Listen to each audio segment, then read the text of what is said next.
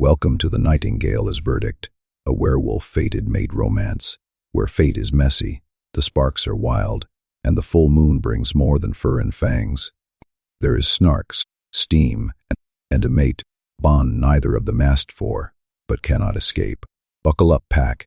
From haunted hearts to ancient curses, you will find stories here that pull you in and do not let go. If you are into tales that twist the real and the unreal, you are in the right place. Nyxen Audiobooks. To my subscribers and listeners, your ears give these stories their second life. Hit that subscribe button, and let us dive in. The cathedral had not seen God in over 100 years. What it had seen, what had soaked into the mortar between its ancient stones and settled there like marrow in old bone, was something else entirely. Something that wore authority the way candlelight wore shadow, not gently, not with apology, but with the kind of certainty that made the air in the room heavier just for being breathed. The nave stretched long and narrow, its vaulted ceiling lost somewhere above the reach of the firelight. Candles lined the stone ledges in uneven rows, their flames barely moving, as though even the drafts that crept through the mountain passes knew better than to make too much noise in this place.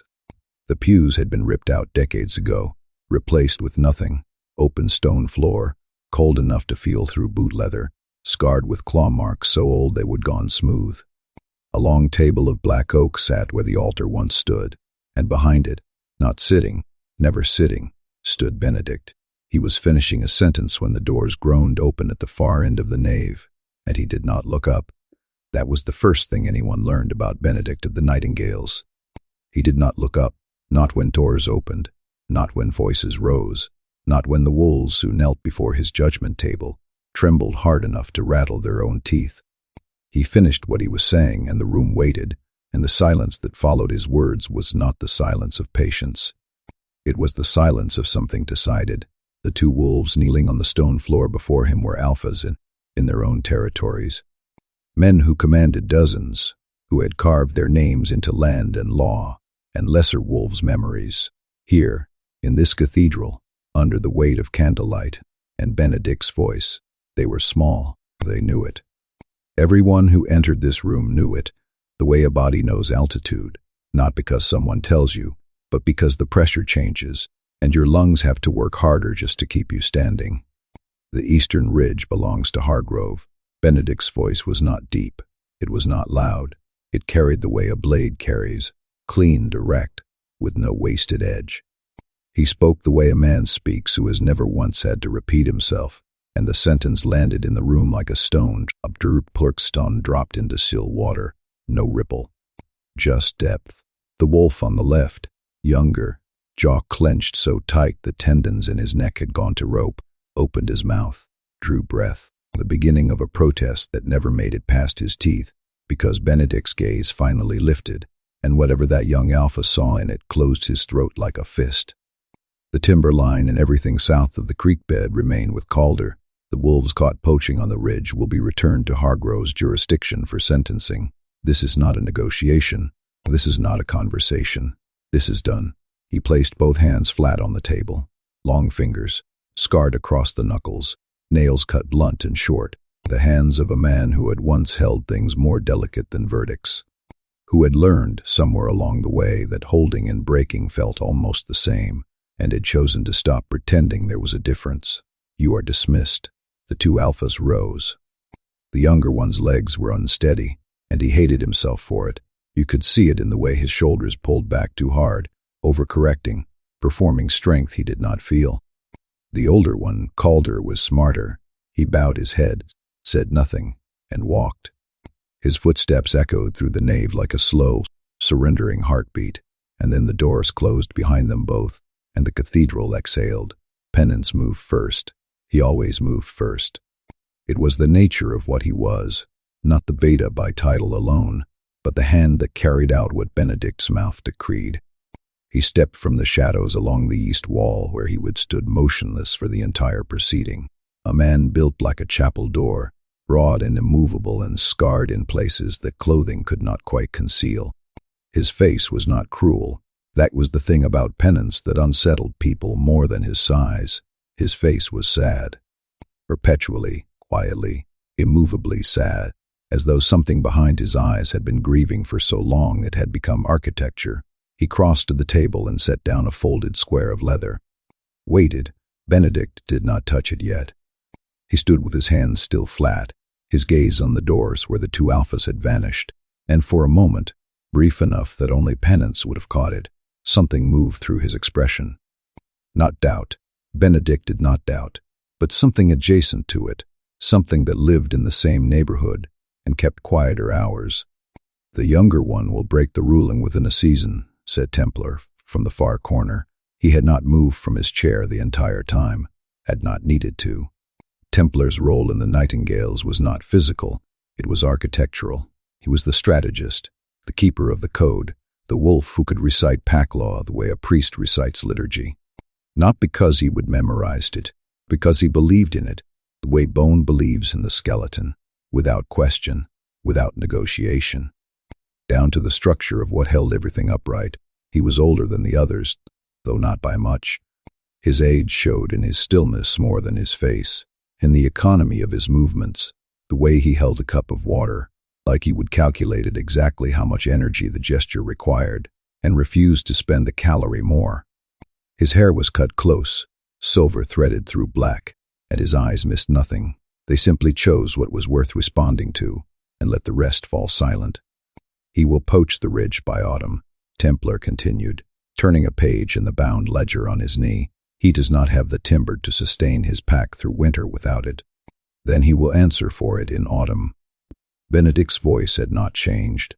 Same weight, same certainty. He picked up the folded leather square Penance had placed on the table and turned it over in his hands.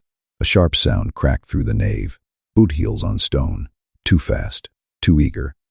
Crusade came through the side door like weather, young, wired tight, carrying his energy in his shoulders and his teeth, a wolf who had not yet learned that silence was louder than noise, and stillness hit harder than speed. He had a jaw that looked built for arguments, and eyes that were always looking for the next thing that needed breaking. "There is a rider at the gate," Crusade said, and the words tumbled out of him the way they always did. Too many of them, too quickly, as though he was afraid a silence would close over him if he did not fill it fast enough. "From somewhere south. Thornfield, I think. He looks half dead, and he is asking for the tribunal. He is asking for the Nightingales," Punnis corrected quietly, and Crusade's mouth tightened at the correction, but he did not push back, not against Punnis. Nobody pushed back against Penance, not because he would hurt you for it, but because the sadness in his face made you feel like you already had. Benedict unfolded the leather. Inside was a single sheet of paper, heavy, watermarked, the kind of paper that packs used when they wanted their words to carry weight beyond the ink. The handwriting was unsteady, not formal script, someone's real hand, shaking, pressing too hard in places, where the pen had nearly torn through. He read it once. His face changed nothing. He read it again, and this time his thumb pressed against the edge of the paper hard enough to crease it, a gesture so small it could have been meaningless. "It was not Thornfield," he said. Templar closed his ledger. The sound was barely a whisper, leather against leather, but in the silence of the cathedral it registered like a door locking. "Thornfield's been dying for years," Templar said carefully. "Border territory. No formal alpha structure left. The last 3 rulings we issued there went unenforced because there was no one left to enforce them. What could they possibly? They are claiming a Vesterborn." The word hit the room like a held breath breaking. Crusade looked to Penance. Penance looked at nothing. Templar's hand, resting on the closed ledger, went very still, the particular stillness of a man recalculating everything he thought he knew about the next 5 minutes. "That is not possible," Templar said, but the conviction had left his voice. What replaced it was something thinner, something that sounded like the code straining under the weight it was not built to carry. The last Vesperborn was documented 3 centuries ago. The bloodline was eradicated, yes. Benedict set the paper down on the table, slowly, the way you set down something that might detonate, according to the texts, according to the law we wrote with their ashes. Silence. Gigundles. Along the stone ledges guttered and then steadied, as though the cathedral itself had flinched. "A wolf born under a dead moon," Penance said, and his voice was low, almost liturgical. who carries the song and the silence inside her. Words came out of him like something memorized in childhood and never forgotten, a prayer or a warning, or the kind of story you tell young wolves to keep them from wandering too far into the dark. The old texts say she must be eliminated before the abilities mature, before the silence becomes a weapon, Templar finished. He was standing now, though no one had seen him rise. Before it becomes something that can still every wolf within earshot, strip the shift right out of them, leave them human and helpless. Crusade's hand had gone to the blade at his hip, not gripping it, resting near it, the way a hand rests near a railing when the ground starts to feel uncertain. So we ride, Crusade said, and there was hunger in it, purpose. The particular brightness that came into his eyes when the world offered him something with edges, something he could press himself against and feel the resistance. We ride, and we end it before. We ride, Benedict said, and the word was the same word Crusade had used, but it sounded nothing alike. Where Crusade's version ran hot, Benedict's was glacial, measured, final in the way that only things can be final while if emicided by someone who understands exactly what finality costs. We ride to Thornfield. We assess. We determine what is there and what it requires. The code is clear, Templar said, not arguing, stating, laying the law down on the table beside Benedict's hands like another document, another verdict already written. The code is always clear. Benedict looked at him. That is the luxury of words on a page. They never have to stand in front of the thing they have sentenced. Something passed between them, the particular kind of tension that exists between men who have bled for the same cause long enough to know exactly where each other's fracture lines run. Templar held Benedict's gaze for a count of 3, then 4, then dropped his chin fraction of an inch. Not agreement, acknowledgement, the beta equivalent of noting which direction the wind had shifted, without yet deciding what it meant. Benedict stepped back from the table, and the candlelight caught the planes of his face, the strong architecture of his jaw, the faint scar that traced the underside of his left cheekbone like a whisper someone had tried to leave there permanently, the eyes that were not cold, but were so controlled that coldness would have been warmer. He looked like a man who had been carved from the same stone as this cathedral, deliberate, load-bearing, built to hold the weight of things that would have crushed anyone with less architecture in their spine, penance, already packing. The big wolf turned without another word and moved toward the east corridor, his footsteps heavy and unhurried, carrying the kind of inevitability that his name had long since stopped being a metaphor for. Templar. I will pull the Thornfield records, what is left of them. He gathered his ledger against his chest like a man holding a hymnal, and followed penance into the shadows. Crusade. The youngest wolf straightened. Every muscle in his body tightened toward readiness, toward the prospect of something that would make the blood in his veins feel less like waiting and more like purpose. Saddle the horses. We leave before midnight. Crusade was gone before the sentence ended, his boot heels cracking against the stone floor like a drumline, and then the cathedral was empty, save for Benedict, and the candlelight, and the folded letter on the black oak table. He stood there. The fire shadows moved across the walls, licking over old law marks and older stains, and the cathedral breathed around him, the way it always breathed, deep and slow and ancient, the lungs of something that had witnessed every verdict he would ever handed down and never once flinched. He picked up the letter again. Read the word one more time. Vesper born, a wolf who carried the song and the silence, a creature the old laws had condemned 300 years before she would take in her first breath. He folded the letter, slid it inside his coat, against his chest, where the paper would warm against his skin during the long ride south. And then he moved, not fast, never fast, but with the kind of forward momentum that had nothing to do with speed and everything to do with gravity, the pull of something that had already begun and could no longer be stopped. The candles guttered in his wake. One by one, the flames leaned toward the door. He would walk through, as though even the light in this place knew better than to stay behind when Benedict of the Nightingales decided it was time to ride. By midnight, the cathedral stood empty.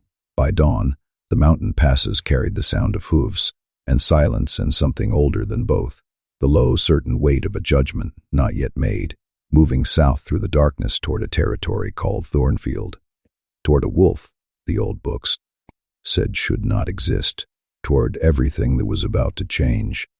They smelled it before they saw it. 3 hours south of the last decent ridgeline where the mountain passes gave way to low country, and the tree line thinned to something sparse and apologetic, the air changed. Not gradually, not the way seasons turn, or territories blend at their borders. It changed the way a room changes when someone in it stops breathing, all at once, completely, with a wrongness that bypasses the mind and goes straight to the marrow. Fear. Oh, fear, layered and compacted, pressed into the soil and the bark and the wind itself, until the whole territory wore it like a second skin. Not the sharp, bright fear of a threat in progress, something a wolf could face, could fight, could sink teeth into. This was the other kind. The low, slow, rotting kind that comes from living with something terrible for so long that the body stops recognizing it as extraordinary and starts building itself around it the way a tree grows around a fence post. Absorbing it, becoming it, Benedict reined his horse to a stop at the crest of the last hill and looked down at Thornfield. It had been a territory once. You could see the bones of it, the cleared fields gone to thistle and scrub, the stone walls half collapsed along property lines that nobody bothered to maintain, the roads that had once connected farmsteads and gathering halls, now narrowed to single tracks choked with wild grass. A river cut through the lowland, glinting dull silver in the fading afternoon light, and along its banks the remnants of what might have been a village sat hunched and quiet, smoke rising from only 3 of the dozen chimneys visible. The rest were dark, empty, teeth missing from a jaw that had stopped trying to chew. Benedict brought his horse alongside and said nothing, which was its own kind of commentary. Worse than the reports, Templar said from behind them. He had the ledger open across his saddle, pages rifling in the low wind, and his eyes moved between the written description and the reality below, with the expression of a man comparing a blueprint to a condemned building. The last census recorded 47 wolves in Thornfield, 12 family units, a functioning council. That was 6 years ago, Penance said quietly. Yes. Crusade's horse stamped and tossed its head, picking up what every animal with any sense was picking up, the wrongness in the ground beneath them, the way the land itself seemed to flinch away from something it could not name. Crusade steadied the animal with one hand and kept the other near his hip, where the blade sat, always near his hip. The boy slept closer to that weapon than he would ever slept to another living thing, and Benedict had long since stopped deciding whether that was discipline or damage. Exodus, Benedict said, without turning. The 5th Nightingale materialized from the tree line like smoke given weight. That was the only word for how Exodus moved, materialized. One moment, the space beside the trail was empty, and that it was not, and the transition between the two states was so seamless that the eye refused to believe it had missed anything. He was lean where Penance was broad, quiet where Crusade was noisy, and he carried no weapon visible to the casual glance because Exodus had never needed one. The land was his weapon. The ground, the air, the particular way a branch bent when something heavy had passed beneath it. These were the texts Exodus read, and he read them with a fluency that bordered on the sacred. He did not speak. He tilted his head toward the valley below, nostrils flaring once, twice, and then his gaze tracked east along the river and stopped at a point where the water bent around a cluster of old willows, their branches trailing in the current like fingers searching for something dropped. Something's been moving through the eastern corridor, Exodus said. His voice was like the rest of him, present only when necessary, carrying no more weight than the information required. Along the water, staying close to the banks. Wolf? Templar asked. Exodus did not answer immediately. His jaw worked once, the muscle tightening and releasing, and when he spoke again, there was something underneath the words that Benedict recognized, because he would heard it only a handful of times in the years Exodus had ridden with them. Uncertainty. The trail reads like a wolf. Bipedal to quadrupedal transitions, territorial marking patterns, and denning behavior near the water, but the geometry is wrong. He paused. Chose his next words with the care of a man setting stones across a river, testing each one's hold before committing his weight. It circles, doubles back on itself. Not the way a hunted animal doubles back. There is no panic in the stride pattern, no acceleration. It moves in loops, deliberate loops. Like something walking the perimeter of a space, only it can see.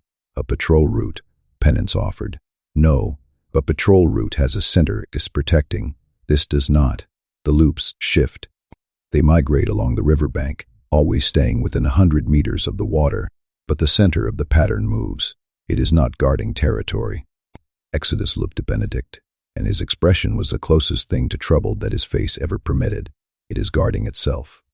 Benedict absorbed this the way he absorbed everything, without visible reaction, without the courtesy of an expression that would tell the wolves around him what he was thinking. He turned his horse toward the descent. We set up at the edge. The old farmstead marked on Templar's map, if it is still standing. We do not enter the village.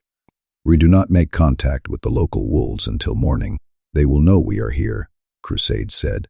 They probably already know. If there are any of them left who still, they know. Benedict's voice closed the sentence like a door. Let them sit with it overnight. Fear is more honest in the morning. Whatever they tell us at dawn will be closer to the truth than whatever performance they would give us tonight. They descended into Thornfield the way a held breath descends into lungs that do not want it, slowly, with the weight of something necessary and unwelcome.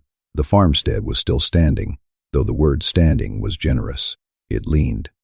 It sagged at the roofline and bowed at the foundation, a structure held together less by its construction than by the stubbornness of the timber to admit it was done.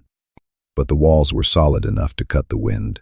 The hearth drew when Crusade shoved enough kindling into it to bully the flue open, and the stable out back had enough shelter to keep the horses from bolting in the night, which, given the way the animals had been twitching since they would crossed in the territory, was not a small concern. They settled in the way the Nightingales always settled, quickly, quietly, with the practiced economy of wolves who had made temporary homes out of worse places than this. Templar claimed the table nearest the window and spread his records like a surgeon laying out instruments. Crusade stopped the rooms, checking sight lines, testing floorboards, burning off the restless energy that accumulated in his muscles whenever he was not moving fast enough to outrun whatever it was inside him that kept pace. Exodus vanished again before the horses were fully unsaddled, drawn back toward the river and the wrong trail and the questions it had pressed into the earth. Penance built a fire. It was a small thing, the act of building a fire, but Penance did it the way he did everything, with his full attention and a gentleness that looked out of place in hands that size. He stacked the wood with precision, not rushing, each piece placed where it would catch the heat from the piece below and pass it upward. The flames grew steady and clean, and the light they threw pushed the shadows back to the corners of the room, and for a few minutes, the farmstead felt less like a place where things had gone wrong, and more like a place where 5 wolves could sit and breathe and pretend the world beyond the walls was not as broken as they knew it was. Benedict did not sit. He stood at the window that faced east, toward the river, and watched the last of the daylight drain from the valley. Thornfield at dusk looked the way grief looks when it stops being acute and becomes geographic, a landscape emptied of the thing that once made it bearable, continuing to exist only because no one had thought to tell it to stop. "Walk with me," he said. Penance was already reaching for his coat. They walked the perimeter together as the sky bled from copper to violet, to the deep bruised gray that mountain country wears just before full dark. Neither of them spoke for the first quarter mile. Their boots pressed into the soft earth, and the grass was wet enough to darken the leather, and somewhere south the nightjar called once, and then went quiet, as though it had reconsidered. The territory's edge was marked by a line of old fence posts, rotting, leaning, strung with wire so rusted it crumbled at the touch. Beyond them, the land dipped toward a copse of black pines that looked less like they would have been planted, and more like they would have been placed there as a warning. The air near them was colder, denser, carrying a mineral scent that did not belong to the soil or the river or anything else that had a right to be in a place like this. Penance stopped walking. He stood with his hands in his coat pockets, his breath clouding in the sudden cold, and he looked at the pine copse the way a man looks at a door he has been told not to open. Ben. The name was a liberty. No one else used it. Not Templar, not Crusade, certainly not Exodus. It belonged to the space between Benedict and Penance alone, to the years that had welded them together in ways that rank and title could not describe and pack hierarchy could not contain. It was the name Penance had used the first time he would knelt before Benedict and offered his throat, the name he would whispered in the aftermath of the worst night either of them had survived. It carried weight. He did not use it lightly. "I read the summons while you were stabling the horses," Penance said. "I read it twice." Benedict's gaze remained on the tree line. The muscle along his jaw shifted once, a tectonic thing, barely visible. "The Thornfield wolves are scared," Penance continued, "genuinely scared. Not of us, of whatever they have been living with." The handwriting in that letter, whoever wrote it was shaking Ben, not from cold, from the kind of fear that lives in the body long enough to become permanent. "I noticed. I know you noticed. You notice everything. That is not what concerns me." Penance drew a slow breath through his nose, held it, let it go. The cloud of it hung between them for a moment, then dissolved. "What concerns me is what happens if it is not what they said it is." Benedict turned his head, not sharply, the way a wolf turns, the eyes first, then the jaw, then the body following like a sentence completing itself. "The summons says Vesper born," Penance said, and the word came out of him carefully, handled like something hot. "The old texts say destroy. Templar says the code is clear. And the code is clear, on paper, from a distance, in a room that smells like candle wax and certainty." He paused. "But we are not in that room anymore, are we? We are standing in a territory that smells like something I have not been able to name since we crossed the border. And the trail Exodus found does not move the way a monster moves, and I need to ask you something I would rather not ask." He waited. Benedict gave him nothing. No permission, no refusal. Just the stillness that meant keep going or stop. "The choice is yours, and either way I will hold it. What is she is just a wolf, Ben. A different kind of wolf. A wrong kind of wolf. A kind the old laws did not know what to do with. So they wrote the worst possible word for her, and called it settled. What if we ride all this way and I put a blade to a throat, and the only thing we find on the other side of it is someone who was born into something she did not choose, and got punished for it, by everyone who should have. Penance. Not brother, not the warmth that Penance had just offered him by using the name no one else was allowed to use. Benedict gave back formality instead, the earned name, the title that was both sentence and mercy, and it landed between them like a door pulled shut. Penance closed his mouth. "We assess," Benedict said. "We determine. We do not speculate in the dark. You always say that, because it is always the dark, and you always speculate." Something that might have been the ghost of a smile passed across Penance's face, gone too quickly to be certain. He looked back toward the farmstead where the fire crusade had built, threw a warm square of light through the window, and Templar's shadow moved behind the glass, still reading, still counting, still trying to make the numbers tell a story that ended the way the code required. "I just need to know you will look at her before you rule on her," Penance said quietly. "That is all. I need to know you will look." Benedict did not answer. He did not answer because the answer was complicated, and because the wind had changed, and because in the space between one breath and the next, something reached across the darkening valley and pressed itself against his hearing like a hand laid flat against a window pane. Down, not a howl, not a cry, not any of the sounds a wolf makes when it wants to be heard or fears being found. This was something else. A single note, sustained, carried on the wind the way smoke is carried, without effort, without intention, simply rising because its nature was to rise. It had no words. It had no melody in the traditional sense, no progression, no resolution. It was one note, held the way a bell holds its tone after being struck, and it filled the valley the way water fills a glass, completely, without gaps, without room for anything else. Every wolf in the farmstead went still. Benedict felt it in the base of his skull first, a vibration, a frequency, that bypassed his ears and went directly to the place where the wolf lived inside his human architecture.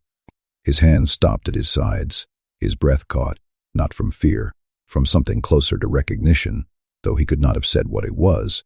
He recognized. The note pressed against his senses the way deep water presses against a diver's chest, vast, enveloping, and absolutely, terrifyingly, calm. Inside the farmstead, the fire cracked and threw sparks. Through the window, Benedict could see Templar frozen at his table, both hands flat on the open ledger, his face turned toward the east with an expression that Benedict had never seen on him before. Not calculation, not analysis, awe. Crusade's silhouette moved in the doorway. His hand was on his blade. His whole body pitched forward like a dog on a scent, every muscle drawn tight, and even from this distance Benedict could see the whites of his eyes catching the firelight. "What the hell is—" "Put it down," Templar's voice, not loud, not sharp, but carrying the particular weight of a man who had just heard something that rearranged every piece of knowledge he would ever held in careful order, and who understood, with the clarity that only Templar's mind could produce in a moment like this, that the next thing Crusade did would determine whether this night ended in blood or in silence. "Put the blade down, Crusade, now." The note held the way the sky holds the last light before full dark, stretched thin, luminous, trembling at the edge of something, and then it faded, not abruptly, not with the cutoff of sound that has been silenced. It receded the way a tide recedes, pulling back slowly, gently, leaving behind a shoreline that would never again look the way it had looked before the water touched it. Penance exhaled. The sound of it was shaky, and he did not try to hide it. Benedict stood motionless, his face turned toward the east, toward the river, toward the willows where Exodus' wrong trails circled and doubled and vanished near water. The last of the note dissolved into the dark, and the valley settled back into its broken silence, and somewhere beyond the tree line and the rusted fence posts and the mineral cold that clung to the black pines, something that was not a monster and was not just a wolf drew breath and continued exist in a territory that had been dying around her for longer than the Nightingales had known her name, which they did not. Not yet. They knew only the sound, the single, sustained, impossible note, and the silence it left in its wake, which was not empty. It was full the way a cathedral is full when the last chord of a hymn fades, and the congregation sits motionless, afraid to breathe, afraid to break whatever fragile thing the music built between the stone walls and the human hearts that were not in that moment entirely human anymore. Benedict's hands hung at his sides. They were perfectly still. He left before the others woke, not because he did not trust them, because he did not trust what the night had done to him, and he needed to stand inside it alone before he could stand inside it in front of anyone else. The note, that single, sustained, impossible sound that had crossed the valley at dusk and pressed itself against every wolf in the farmstead, like a hand laid over a racing heart. It had been hours. Hours since it faded, hours since the silence filled back in behind it, the way water fills a footprint, and Benedict could still feel it, not in his ears, somewhere deeper. Somewhere behind his ribs where the wolf lived in its quiet, watchful architecture, a place that had been still for so long he would forgotten it could be disturbed. It had been disturbed. He moved through the pre-dawn dark the way he moved through everything, deliberately, without haste, with the particular economy of a man who had learned that the body reveals what the face refuses. So he kept his body controlled, shoulders level, stride even, hands loose at his sides. The looseness required more effort this morning than it had required in years. The valley floor was wet with dew, the grass soaking his boots to the ankle within the first 100 yards, and the air tasted like iron and cold water, and something faintly sweet that he could not place. Thornfield at dawn was not the same territory it had been at dusk. The fear was still there. It would take more than sunrise to burn that out of the soil, but the light softened it, gave it dimension, turned it from a presence into a landscape. Something you could walk through and observe rather than something that observed you. He followed the river east, not because Exodus's trail led there, though it did, because his body led there, and he had spent too many years reading the bodies of other wolves to ignore what his own was telling him. Something east, something near the water, something that his conscious mind had not yet named, but his blood already knew, the way the blood knows altitude and weather and danger, Not through thought, but through the older language that thought was built on top of and never fully replaced. The willows appeared first, their long branches trailing in the current like curtains half drawn, and beyond them the river bent south around a low rise where the remains of a stone structure sat against the tree line. Not a farmstead, smaller. The proportions were wrong for domestic use. Too narrow, too tall, with the ghost of an arched doorway still visible in the crumbling facade, and the remnants of a window that had once held colored glass, a few shards still clinging to the frame like teeth in an old jaw. A chapel, or what was left of one.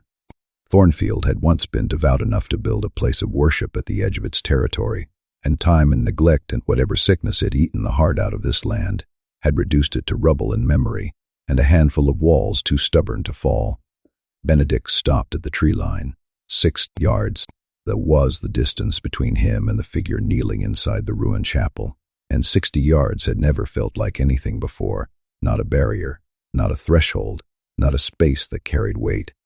He had crossed thousands of distances in his life. He had walked into rooms where wolves twice his size waited with murder in their mouths. He had stood over kneeling men and passed judgment without his pulse changing. Distance was a thing he moved through. It had never been a thing that moved through him. 60 yards. She was kneeling in the wreckage with her hands in the dirt, not digging, not searching. Her palms were flat against the ground, fingers spread, pressing into the earth the way a person presses a hand against a wound, not to fix it, but to feel it, to acknowledge the damage, to say, "I know what happened here, and I have not looked away." Her head was bowed, and her hair, dark, heavy, catching the first gray light of dawn in ways that made it look like something between shadow and water, fell forward over her shoulders and obscured her face. She was humming, low, broken, not the note from last night, not that vast valley-filling world-silencing sound. This was smaller, private, a kind of sound a person makes when they have been alone so long that music has become a form of breathing, something the body does to remind itself it is still alive. It caught in her throat every few bars, faltered, resumed.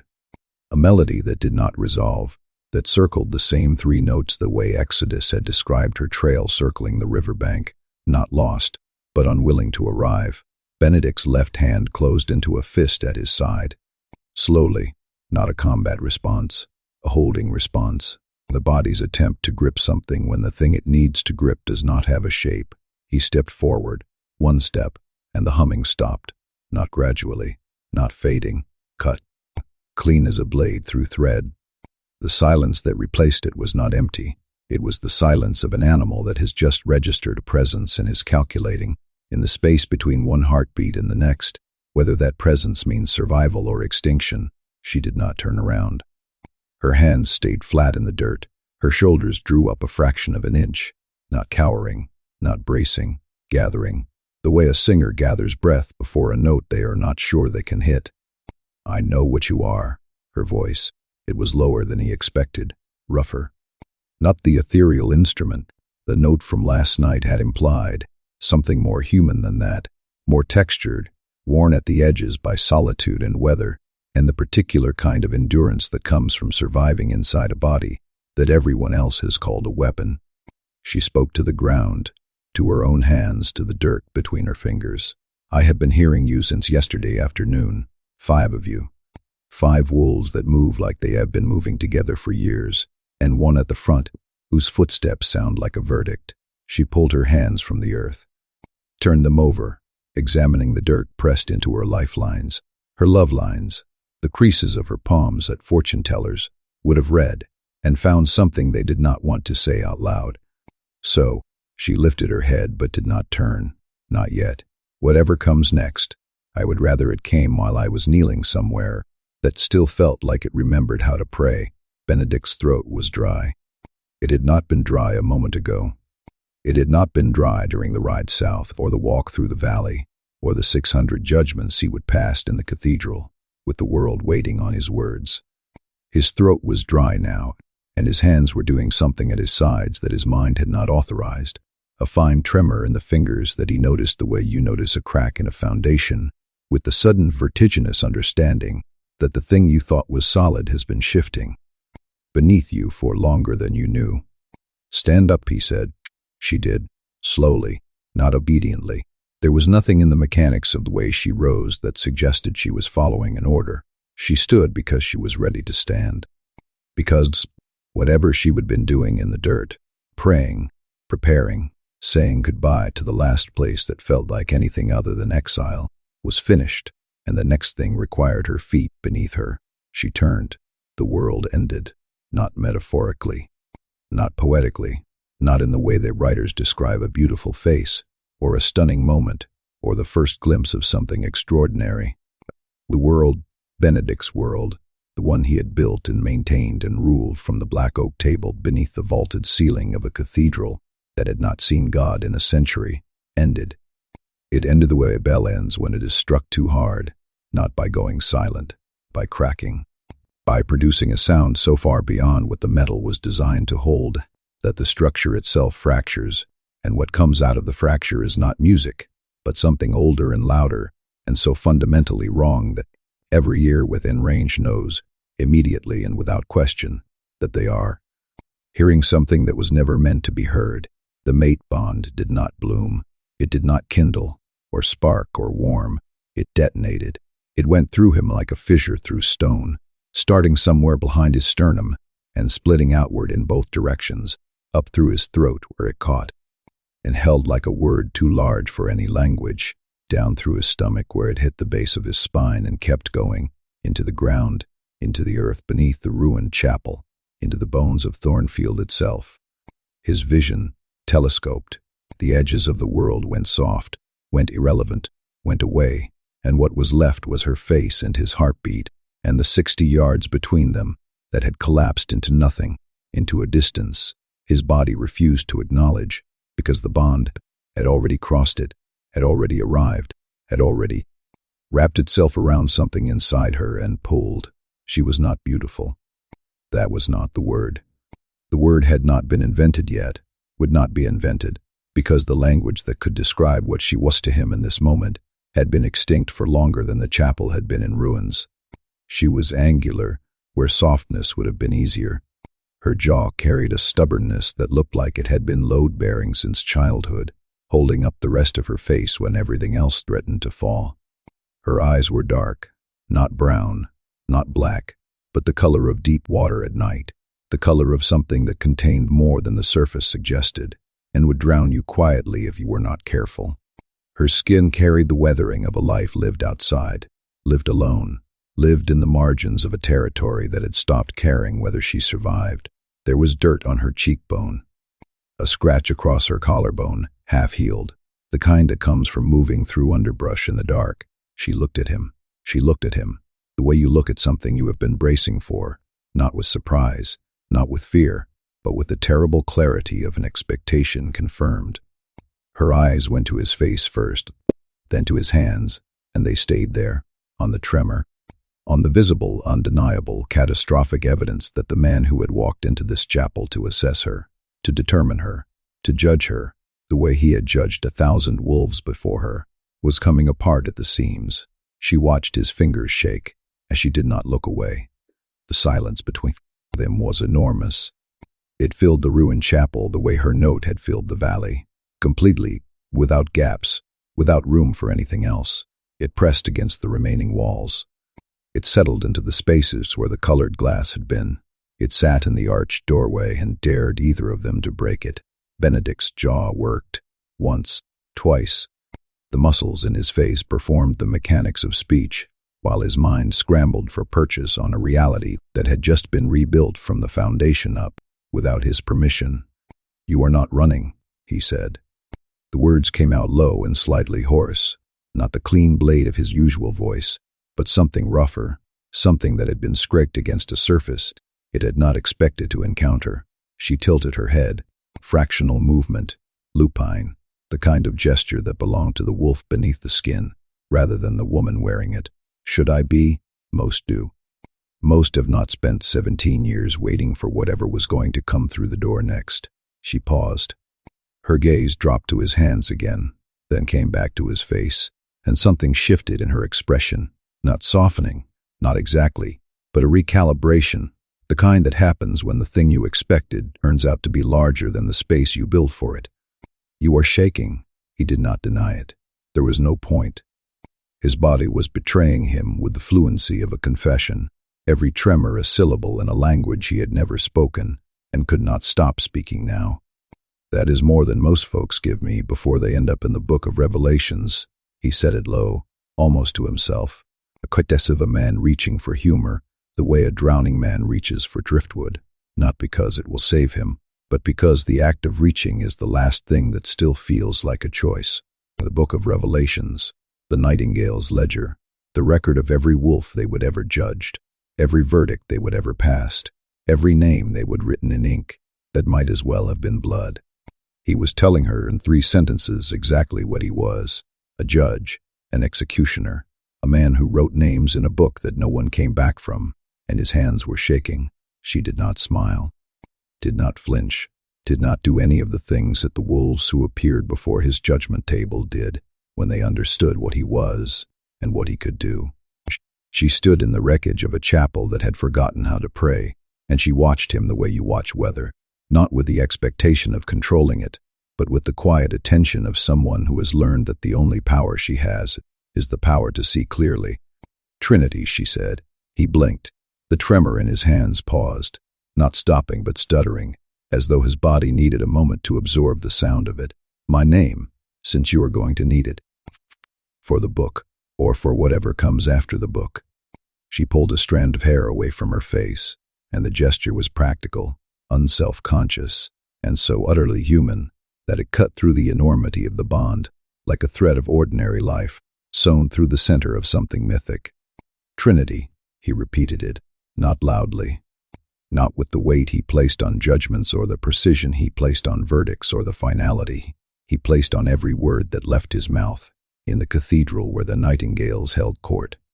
He said it quietly, the way you say a word you have just found in a language you did not know you spoke, tasting it, feeling it against his teeth, against the roof of his mouth, against the back of his throat, where it settled and refused to leave. Trinity. The word sat in his mouth like a prayer he forgot he knew. She watched him say it, watched the way his lips shaped it, the way his jaw softened around the second syllable, the way the tremor in his hands went still for exactly the length of time it took to speak her name, and then resumed, as though the rest of his body understood what his mind had not yet caught up to, that the word was different, that this word had weight he had not carried before, that this word was going to cost him everything he would built, and everything he believed, and he was going to pay it, not because the bond demanded it, but because the woman standing in the ruins that looked at his shaking hands and had not looked away. The dawn light shifted. It came through the empty window frame where the colored glass had been, and it touched her face, the dirt on her cheekbone, the scratch across her collarbone, and for a moment, just a moment, she looked like something that belonged in a window like this, something that belonged in colored glass, not a saint, not a savior, something harder and more necessary than that, a truth maybe, the kind of truth that does not comfort but clarifies, that strips away everything you have built and shows you the structure underneath, and asks you to decide whether the structure is strong enough to hold what comes next. Benedict stood in the arched doorway of a ruined chapel in a dying territory, the edge of everything he would ever known, and his hands shook, and the most feared alpha in the northern territories could not speak. Trinity stood among the wreckage, dirt on her palms, dawn on her face, and waited. She had been waiting for 17 years. She could wait a little longer. She told him none of it that first morning. What she told him was practical. Water source, the bend in the river near the willows, cleanest upstream of the old mill. Shelter, the chapel held better than it looked. The south wall blocked the worst of the wind, and the stones held warmth long after the sun moved. Food, she trapped. Small game. She was good at, not because she would been taught, but because hunger is a patient and thorough instructor, and she would been enrolled in its curriculum since the age of 12, when the last family in Thornfield that had tolerated her proximity decided they could not tolerate it anymore. She said that, part without inflection, the way a person says it rained last Tuesday. Fact, weather, the kind of thing that happened to the landscape of her life, and left marks the way rain leaves marks, visible if you looked, ordinary if you did not. Benedict listened. He stood in the doorway of the ruined chapel with the dawn light behind him, and he listened the way he did everything, completely, with his full attention, with a particular stillness that she was beginning to understand was not calm, but control. A controlled stillness, deliberate, maintained the way a dam is maintained. Not because the water behind it is peaceful, but because the structure was engineered to hold exactly this much pressure, and not a drop more. She did not tell him the rest. Not then. The rest came later, in pieces, in the gaps between his questions, and her silences, and the slow, circling way they moved around each other. Through the days that followed, two animals who had recognized something catastrophic in one another, and were trying to determine, with the care of wolves navigating ice, whether the catastrophe was something to survive, or something to surrender to. She was born during a blackout, not the electrical kind, the lunar kind. A dead moon, the term the old wolves used for the nights when the moon went dark, not because of shadow or phase, but because something between the earth and the sky swallowed the light and held it. Rare, maybe once in a generation, maybe less. The Thornfield elders had spoken of the last dead moon in their grandparents' time, and they spoke of it the way you speak of a flood or a fire. Something that passed through and left damage. Trinity's mother had gone into labor as the sky went black. She knew this the way she knew most things about her own origin, in fragments overheard, pieced together from conversations that stopped when she entered rooms, and whispers that carried further than the whisperers intended. No one had ever sat her down and told her the story of her birth. No one had ever held her hand and said, "This is where you came from. This is what happened. This is why you are the way you are." The story existed in the margins, in the space between what was said and what was meant. In the way the older wolves looked at her and thought she was not paying attention, a look that carried equal parts pity and revulsion, the particular expression of people who feel sorry for a thing that they also wish had never been made. Her mother died in the birthing. That was the fact at the center of everything, that all the water moved around. Her mother, whose name was Honora, a name Trinity had learned not from anyone in Thornfield, but from the chapel itself, from the barely legible carving on the wall behind where the altar had once stood. A.M.T., Honora Morganthorne, scratched into the stone with a nail or a claw, the kind of mark a person leaves when they want to prove they existed and suspect no one else will bother. Her mother had hemorrhaged in the final minutes, and the midwife had been forced to choose, and the choice she made was the one that midwives have been making since, before the wolves were wolves. Save the child. Lose the mother. The child lived. The dead moon passed. The light came back, and Thornfield looked at the baby in the midwife's arms and saw only the cost. They raised her. That was the word they used, raised, as though what they did bore any resemblance to the lifting, the elevation, the upward motion that the word implied. What they did was closer to tolerating. They kept her fed in the way that a community feeds a stray. They kept her sheltered, in the way that a barn shelters a tool no one needs, but no one wants to be seen throwing away. She moved between households the way a debt moves between creditors, reluctantly accepted, minimally serviced, passed along as soon as plausible. She learned to read the temperature of a room before she learned to read words on a page. Could feel the shift in the air when she would stay too long at someone's table, the precise moment when obligation curdled into resentment, and the woman feeding her started placing the plate a little further away, a little closer to the edge, as though hoping that one morning Trinity would take the hint and eat somewhere else, without anyone having to say the words. No one ever said the words. That was the cruelty of it. No one ever looked her in the eye and said, "You are unwanted." They simply arranged the world around the shape of her absence and waited for her to fill it. She filled it. By 12, she lived at the edges. The old mill first, then the chapel. When the mill's roof finally surrendered to the weather, she taught herself to trap because no one offered to teach her. Taught herself to build a fire that would not smoke, because smoke meant visibility, and visibility meant questions, and questions meant the particular tight-lipped concern of wolves who did not actually want to help, but needed to feel like they would acknowledge the problem.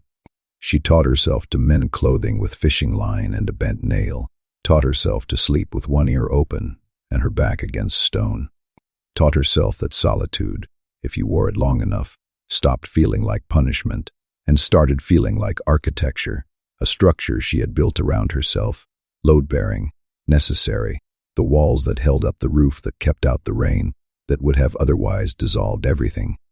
She was into the mud of Thornfield's indifference. The singing started at 14, not the humming. The humming had always been there, the low, private sound she made when the silence got too heavy and her body needed to prove it still contained a living thing. The humming was hers, harmless, as ordinary as breathing. The singing was something else.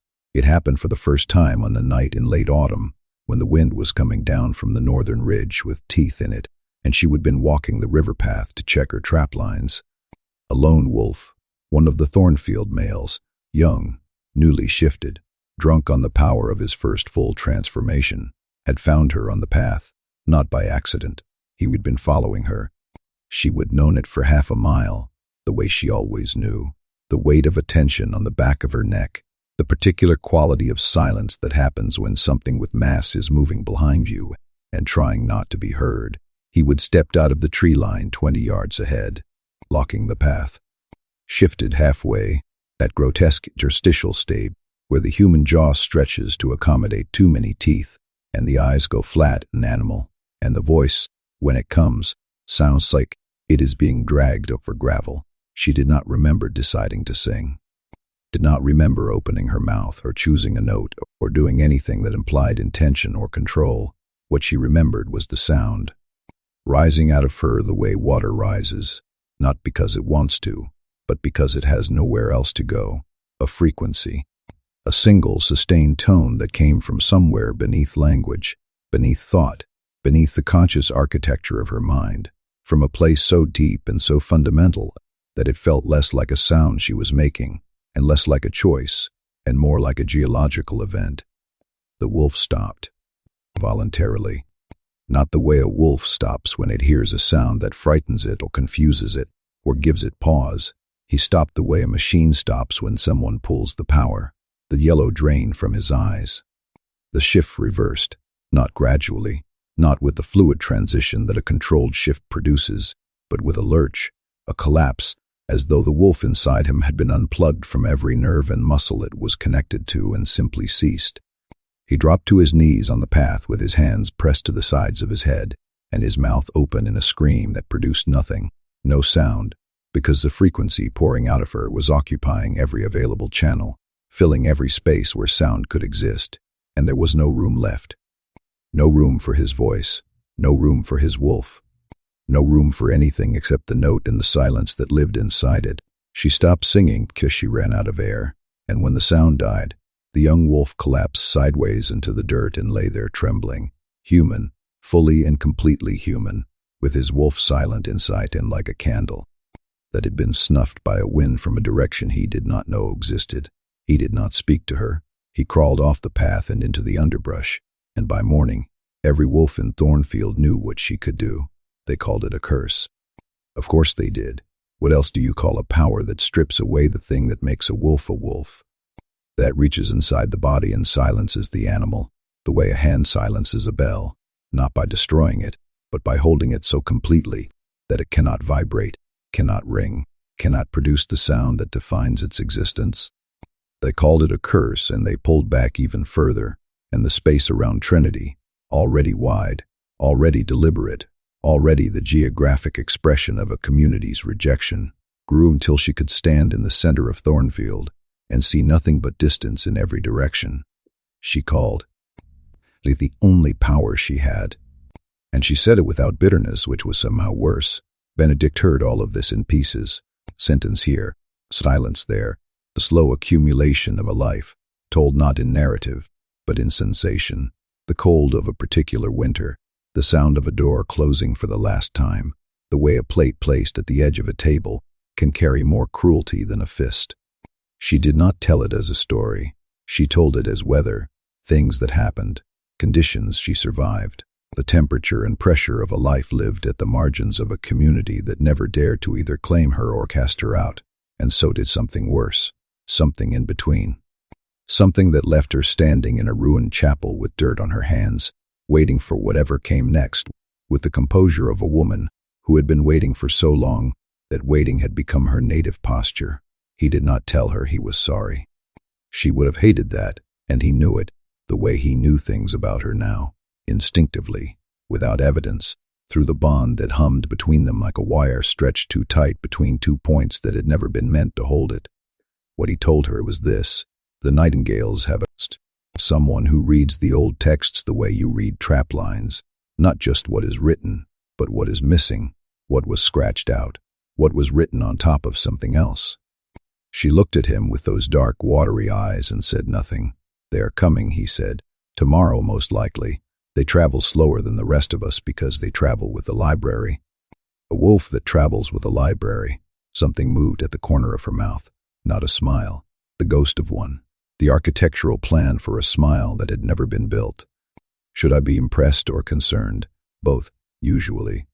Rapture arrived at the farmstead on the 3rd morning, and they arrived the way they always arrived, with an energy that rearranged the room, not loudly. Not with Crusade's crackling restlessness or Penance's heavy, grieving gravity. Rapture entered a space the way ink enters water, slowly, spreading, altering the composition of everything around them, without apparent effort. They were slight where the other Nightingales were broad, angular where the others were built for impact, and they moved with fluidity that belonged to neither masculine nor feminine convention, but to some third grammar that Rapture had written for themselves, and inhabited with the ease of a native speaker. Their hair was long, braided with threads of copper and silver, and their face was the kind of face that shifted depending on the light and the angle and the mood of the person looking at it, beautiful in the way that a stained glass window is beautiful, constructed from pieces that should not cohere but somehow do. Their eyes were the most remarkable feature, pale, almost translucent, the color of ice over dark water, and they missed nothing, absolutely nothing. They catalogued a room that the Templar catalogued law, and Exodus catalogued land, thoroughly, instinctively, with a precision that was less analysis than revelation. They carried 2 satchels, both heavy, both strapped across their chest in the crossbody configuration of a person who had walked a long way and intended to walk further. The satchels contained books, not ledgers, not records, not the administrative documents of pack governance, books, old books. Books that smelled of dust and binding glue, and the particular mustiness of paper that has been touched by more hands than it can remember, and read by more eyes than it deserves. "So," Rapture said, standing in the farmstead doorway with the morning light behind them, at both satchels dripping slightly from the river crossing, "the dead moon made something after all." Their voice was remarkable. It carried the cadence of someone who thought in meter, who processed the world not in prose, but in the rolling, rhythmic structure of verse, and whose speech, even in its most casual register, sounded like it was being performed rather than spoken. Not affected, naturally, the way a bird's call is a performance of its nature rather than a choice. Templar looked up from his records with an expression that was equal parts relief and caution. Relief, because Rapture's arrival meant answers, or at least the possibility of better questions. Caution, because Rapture's answers had a history of dismantling certainties that Templar had spent years constructing. "You have seen the summons?" Templar asked. "I have seen the summons, the secondary correspondence, the Thornfield census from the last 3 decades, and the relevant entries in the 3rd codex." Rapture set their satchels on the table with a weight that suggested they contained more than books. "I have also seen the entries in the 1st codex, which is where it gets interesting, because the 1st and the 3rd disagree." Penance leaned against the wall, arms crossed, watching. Crusade stood by the window, his hand, as always, near his blade, his jaw, as always, set at the angle of a man who understood approximately half of what was being discussed and resented the other half for existing. "Disagree? How?" Benedict's voice from the corner where he stood apart, arms at his sides, face unreadable. Rapture opened the larger satchel and withdrew a book that looked less like a text and more like a survivor. Its cover was warped, all were stained, rebound at least twice in different leathers. The pages, when Rapture opened them, were not uniform, some vellum, some paper, some material that looked older than both, thin and translucent, and covered in handwriting so small it seemed to have been written by someone trying to fit an entire truth into a space designed for a comfortable lie. The third codex, the one we use, the one Templar loves, the one that governs the operational framework of the Nightingales, says this about the Vesper-born. Where Prosper's finger found the passage without searching, they knew these books the way Benedict knew verdicts, by heart, by weight, by the exact pressure each word exerted on the world it described. Born under a dead moon, carries the song and the silence. A corruption of the natural order must be eliminated before the abilities mature, lest the silence spread and consume. That is clear, Templar said, not defensively, factually, the way a man states a measurement. It is clear the way a locked door is clear, Rapture replied, turning pages with a delicacy that contrasted with the sharpness of their tone. Clear about what it wants you to do, silent about why. They opened the older book, The Survivor, and laid it beside the third codex like a defendant beside a witness. The first codex, written 4 centuries before the third, by the wolves who actually encountered the last Vesper-born, the ones who were there, who stood in the presence and felt it and wrote down what they felt instead of what they feared. The room went quiet, not the enforced silence of Benedict's authority. The organic silence of 5 wolves who could feel the ground shifting beneath a certainty they would have been standing on their entire lives. The first codex does not use the word corruption. Rapture looked up from the pages, and the parables moved across the room, landing on each wolf in turn. It uses the word instrument. Instrument, Penance repeated, softly, born under a dead moon, carries the song and the silence, an instrument of the old harmony, tuned to the frequency between. Rapture's voice had shifted, dropping into the lower register where verse lived, where the words stopped being information and became something closer to prayer. That is what the original text says. Not a corruption, an instrument, not something that must be eliminated, something that must be understood. Understood for what? Crusade from the window. The question came out sharp, impatient, the voice of a wolf who dealt in edges and endings, and wanted to know which end of this revelation held a blade. Rapture closed the first codex with a gentleness that looked like reverence. That is the part the old wolves did not finish writing. The entry ends mid-sentence, as though they were interrupted, or as though the answer was something they could not fit into language. Rapture paused, and for the first time since they had entered the room, something uncertain moved through their expression. Not doubt. Rapture did not do doubt any more than Benedict did, but wonder, the particular, destabilizing wonder of a scholar who spent a lifetime reading texts and has just encountered one that reads back. An instrument, but of what? An instrument tuned to what frequency, aimed at what purpose, designed to do what? They looked at Benedict, held his gaze the way only Rapture could, not challenging, not deferring, but meeting, the gaze of an equal in a different discipline, offering a truth, and asking what he intended to do with it. I would very much like to meet her, Rapture said. Benedict took them to the chapel the following morning. Trinity was waiting.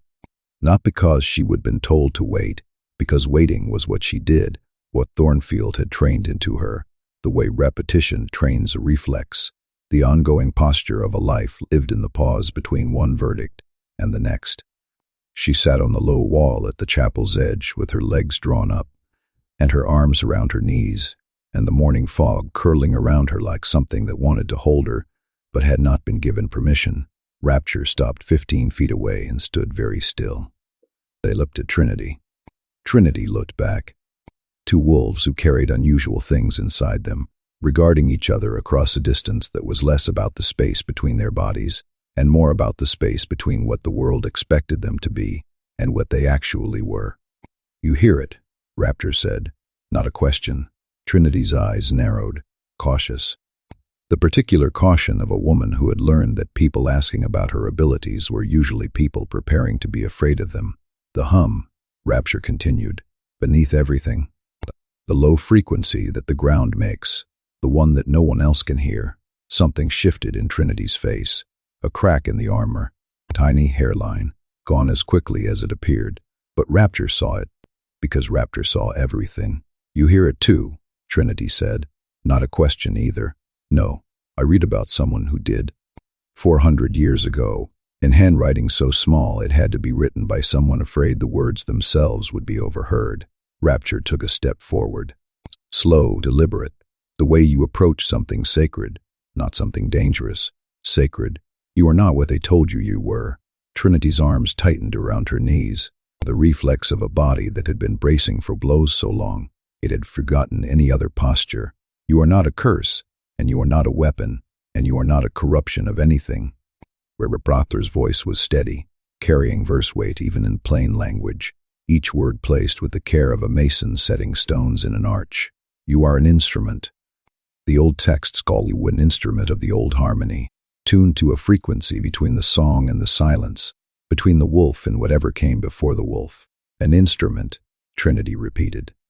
The word came out flat, disbelieving, the tone of a woman who has been called many things, curse, aberration, omen, burden, and is not prepared to add another label to the collection, even if this one comes wrapped in reverence instead of revulsion.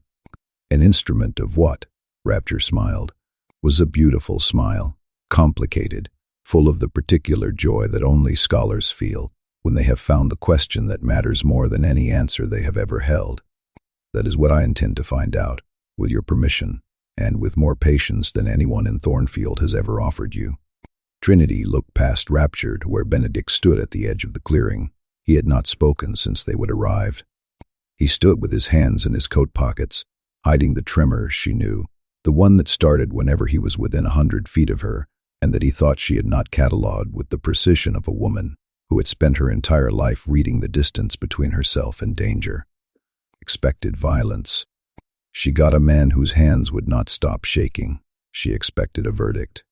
She got a wolf with a library and pale eyes who spoke in verse and looked at her the way no one in Thornfield had ever looked at her, not with pity, not with fear, with interest, with a steady, luminous attention of someone who believed she was worth understanding. Trinity uncurled her arms from her knees, placed her feet on the ground, sat up straighter, and the fog around her shifted, adjusted, made room. Ask your questions, she said, and her voice, when she said it, was not flat, it was not guarded. It was the voice of a woman who had been silent for 17 years and had just been offered, for the first time, the possibility that the silence was not punishment, it was preparation. It started the way fractures always start, not with a blow, with pressure. 3 days in Thornfield, and the farmstead had begun to feel less like a temporary camp and more like a holding cell. The wolves moved through it with the restless energy of predators kept too long indoors. Crusade wearing grooves into the floorboards with his pacing, Templar rearranging his records on the table for the 4th time, Pensant sitting motionless by the fire with the particular stillness of a man who has learned to carry his tension internally, where it does more damage but makes less noise. The air in the room was tight, pressurized, carrying the specific charge that builds when wolves who are accustomed to action are forced into the posture of waiting, and the thing they are waiting for is a decision from a man who has never once, in all the years they have followed him, failed to make one. Benedict had not made a decision.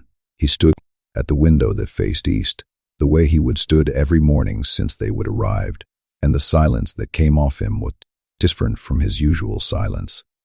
His usual silence was structural, a load-bearing element of his authority, the quiet from which his verdicts emerged the way a blade emerges from the forge, heated, shaped, final. This silence was something else. This silence had no architecture. It pooled around him like water finding its level, shapeless, directionless, and the wolves in the room could feel the absence of structure, the way a building feels the absence of a column. Templar broke first. He did not break loudly. That was not his way. He closed the ledger he would been reading, slowly, with both hands, the gesture carrying the weight of a man shutting a door he intended to lock, and placed it on the table, and folded his hands on top of it, and spoke in the measured, deliberate cadence that meant every word had been weighed before it left his mouth. We have been here 3 days, Benedict. Not a complaint, a measurement. Templar dealt in measurements. He measured time, he measured law. He measured the distance between what was and what should be, with the precision of a man who believed that the gap between those two things was the space in which chaos lived. The summons was clear. The old texts are clear. Rapture's discovery of the first codex is interesting, and I grant that it introduces a complication, but the operative word is complication, not contradiction. The third codex was written to supersede the first. That is what the latter law does. It corrects, it refines. It takes the uncertainty of the original and replaces it with certainty, Benedict said, without turning from the window. Yes, the way we replaced the uncertainty about the Vesper-born with the certainty that they should be destroyed, the way we replaced ambiguity with clarity, the way every legal framework in history has replaced the confusion of its predecessors with Templar. Benedict turned. The light from the window caught the scar beneath his cheekbone, the one that looked like a whisper someone had tried to make permanent, and his eyes met Templar's with the full, undivided weight of his attention. I heard you. I hear you. I'm not ruling yet. The sentence landed in the room like a crack in glass. Hairline, barely visible. But every wolf present knew that hairline cracks are the ones that bring down walls because they spread. Crusade stopped pacing. He stood in the center of the room with his weight on his front foot, and his hand, always there, near the blade at his hip, and his face wore the expression of a young wolf who had just heard something he was not equipped to process. Benedict is not ruling. He is delaying. He is standing in the gap between the summons and the verdict, and refusing to close it. Crusade's entire understanding of how the world worked was built on the assumption that Benedict would always close the gap, that the Nightingales existed to close gaps, to arrive at territories where uncertainty festered and replace it with the clean, cold finality of a judgment made by the only wolves in the northern territories, whose authority no one questioned. With respect, Crusade said, and the words came out carrying none. Rapture's old book does not change what this wolf can do. She silenced a shifter, stripped the wolf right out of him. That is not an instrument. That is a weapon. And the code says, I know what the code says. Benedict's voice was quiet, and the quietness of it was worse than volume. Crusade's jaw closed. I also know what Rapture's old book says. And I know what Exodus's tracking reports say, which none of you have asked about because you have been too busy arguing over texts. Pay attention to the land. The room shifted. Benson crossed his arms. Templar's hands folded on the ledger, tightened fractionally at the knuckles. Exodus. Benedict addressed the word to the room, but the wolf it summoned was not in it. Exodus was outside. Exodus was always outside. He appeared in the doorway within seconds, as though he had been waiting just beyond the frame, listening to everything, choosing the precise moment to be present. Tell them what you have found, Benedict said. Exodus stepped inside. He brought the outside with him, the scent of wet earth and river water, and the cold mineral tang that clung to the eastern border like a stain. He did not sit, did not lean.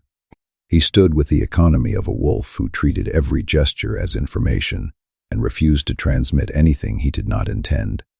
The trail I have been tracking along the river is not Trinity's only anomaly. There are secondary trails, older, deeper. They do not belong to wolves.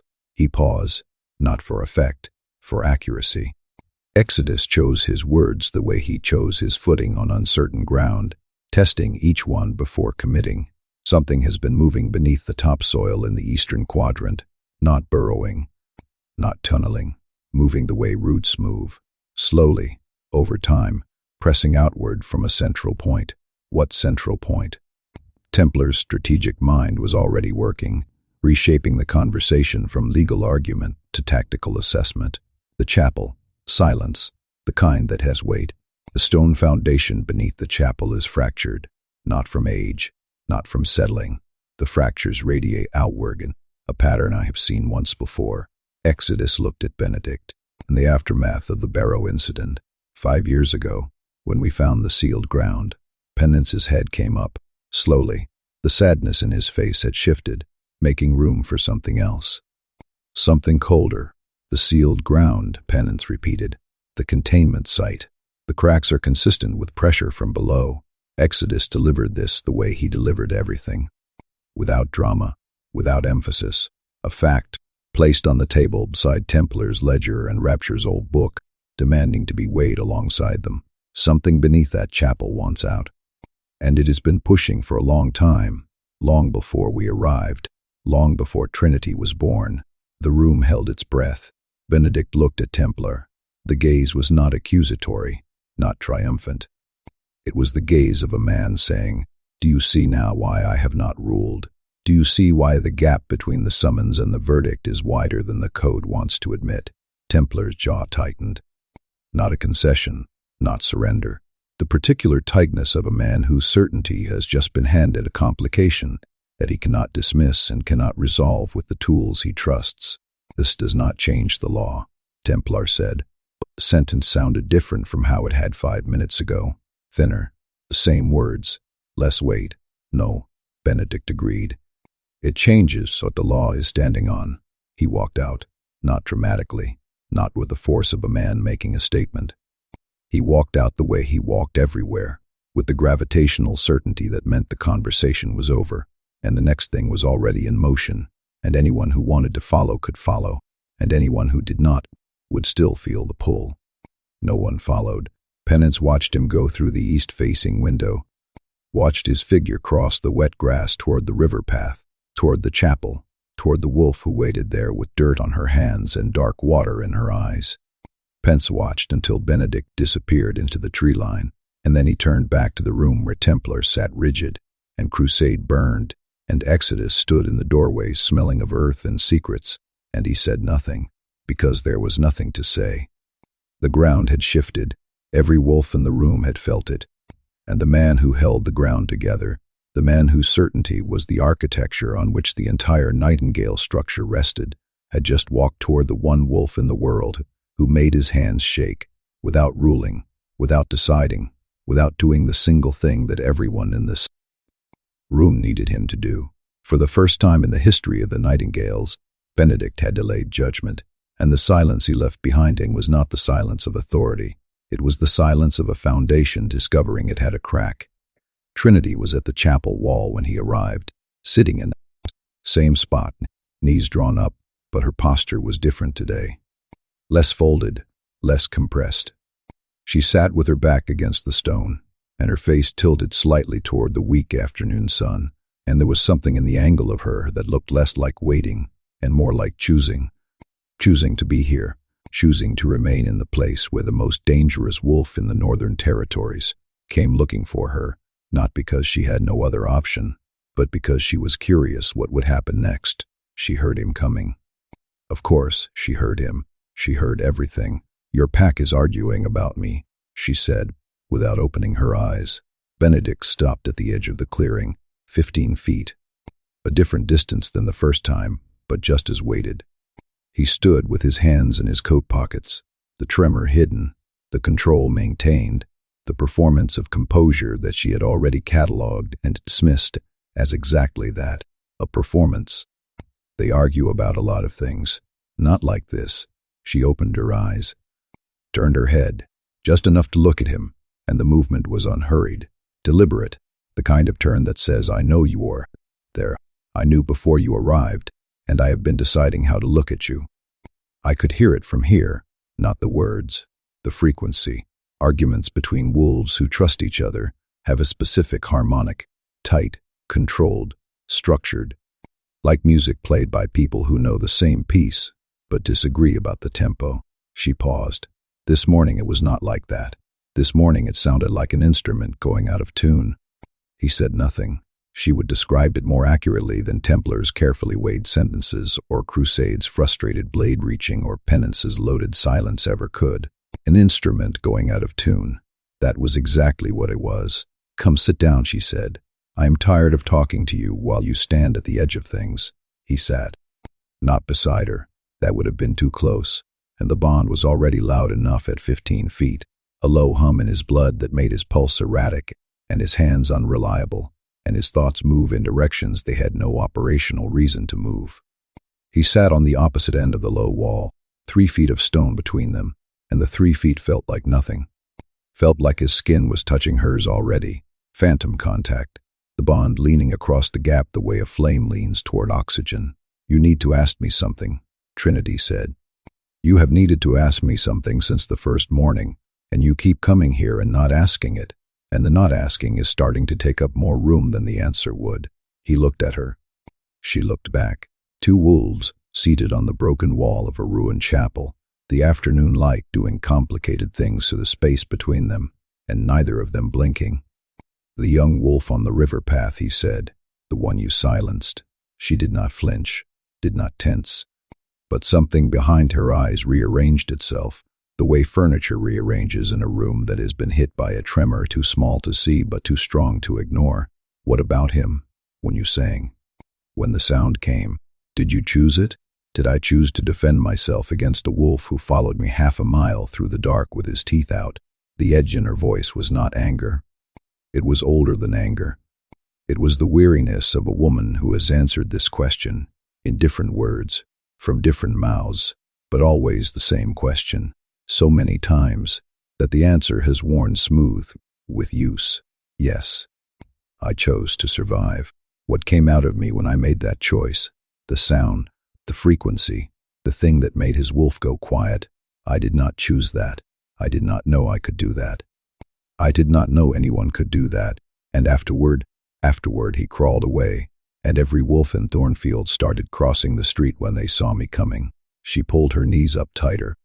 The armor reflex, the body's memory of bracing, which was different from before, only in degree.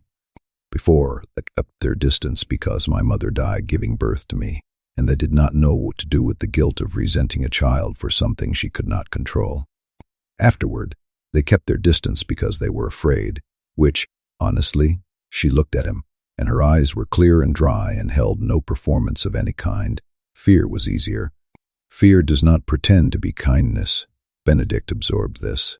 The way he absorbed everything, completely, in silence, without offering the comfort that lesser men would have reached for. Lesser men would have said, "I'm sorry," or "that should not have happened," or "you deserved better." Those sentences would have been true, and they would have been useless, and Trinity would have heard the uselessness in them, and added it to the long list of things people had said to fill the space where actual change should have been. "I have been doing this for years," he said instead. "The Nightingales, the summons, the verdicts. We arrive at a territory. We assess. We rule. I have sat across from wolves who have done things that would make your silence look like a lullaby. I have ruled on wolves who killed their own, who broke bonds, who tortured, who burned. I have looked at every single one of them and known, without hesitation, without doubt, without the luxury of uncertainty, exactly what the verdict was." She watched him, still, attentive. The way prey watches a predator, except she was not prey, and the thing she was watching for was not the strike but the crack. "You came here to kill me," she said. The words were flat, not accusatory. Diagnostic, the voice of a woman taking a measurement. "And now you cannot even look at me without your pulse climbing. Which version of you should I prepare for?" The question hit him in the chest. Not because it was cruel. It was not. It was precise. Surgically, devastatingly precise. Delivered with the calm of a woman who had spent her entire life being assessed, and had learned, out of sheer necessity, to assess right back. He had no answer. He had ruled on 600 wolves. He had walked into every judgment with the law in one hand and his certainty in the other, and he had never once stood in the space between them without knowing which way to fall. He had never hesitated. He had never sat on a broken wall in a failing territory and felt his own heartbeat betray him, felt the pulse in his throat respond to a voice and a face and a pair of dark water eyes that saw him, not the alpha, not the judge, not the Nightingale, but the man underneath all of it, the man whose hands shook and whose certainty had a crack running through it, and who had no answer. "I do not know," he said. 2 words, the most dangerous 2 words that had ever left his mouth. More dangerous than any verdict, any ruling, any sentence he would ever pass in the cathedral with the candlelight, and the cold stone floor, and the weight of the Nightingale name pressing down on every syllable. "I do not know." The alpha who always knew, the judge who never hesitated, the man whose certainty was the architecture on which an entire order rested, sitting on a broken wall saying the one thing he had never said. Trinity looked at him for a long time. long enough for the afternoon light to shift, for the shadow of the chapel wall to lengthen across the ground between them, for the distant sound of the river to fill the spaces where words should have been. "Good," she said quietly. "That is the first honest thing anyone has said to me in 17 years. The silence that followed was not empty. It was not awkward. It was the silence of two people sitting inside a truth that neither of them had expected, and both of them recognized as irreversible. The kind of silence that happens when pretense fails, and what is left underneath it is not comfortable, but is real. And realness, after a lifetime of performance on his end, at a lifetime of invisibility on hers, felt like the most dangerous and the most necessary thing in the world. She unfolded her arms from her knees. Slowly, not an invitation, a decision. She extended her right hand, palm up, and let it rest on the stone between them, not reaching for him, present, available. A hand with dirt still in the creases, calluses across the fingers from years of trapping and building and surviving without help. A hand that had never been held with gentleness and had stopped expecting it and was offering itself anyway, not because she trusted him, but because the honesty of his "I do not know" had earned something that trust had not yet: proximity. He looked at her hand, looked at the dirt in the creases and the calluses on the fingers and the thin scar across the base of her thumb that looked like it came from a trap that had closed too fast.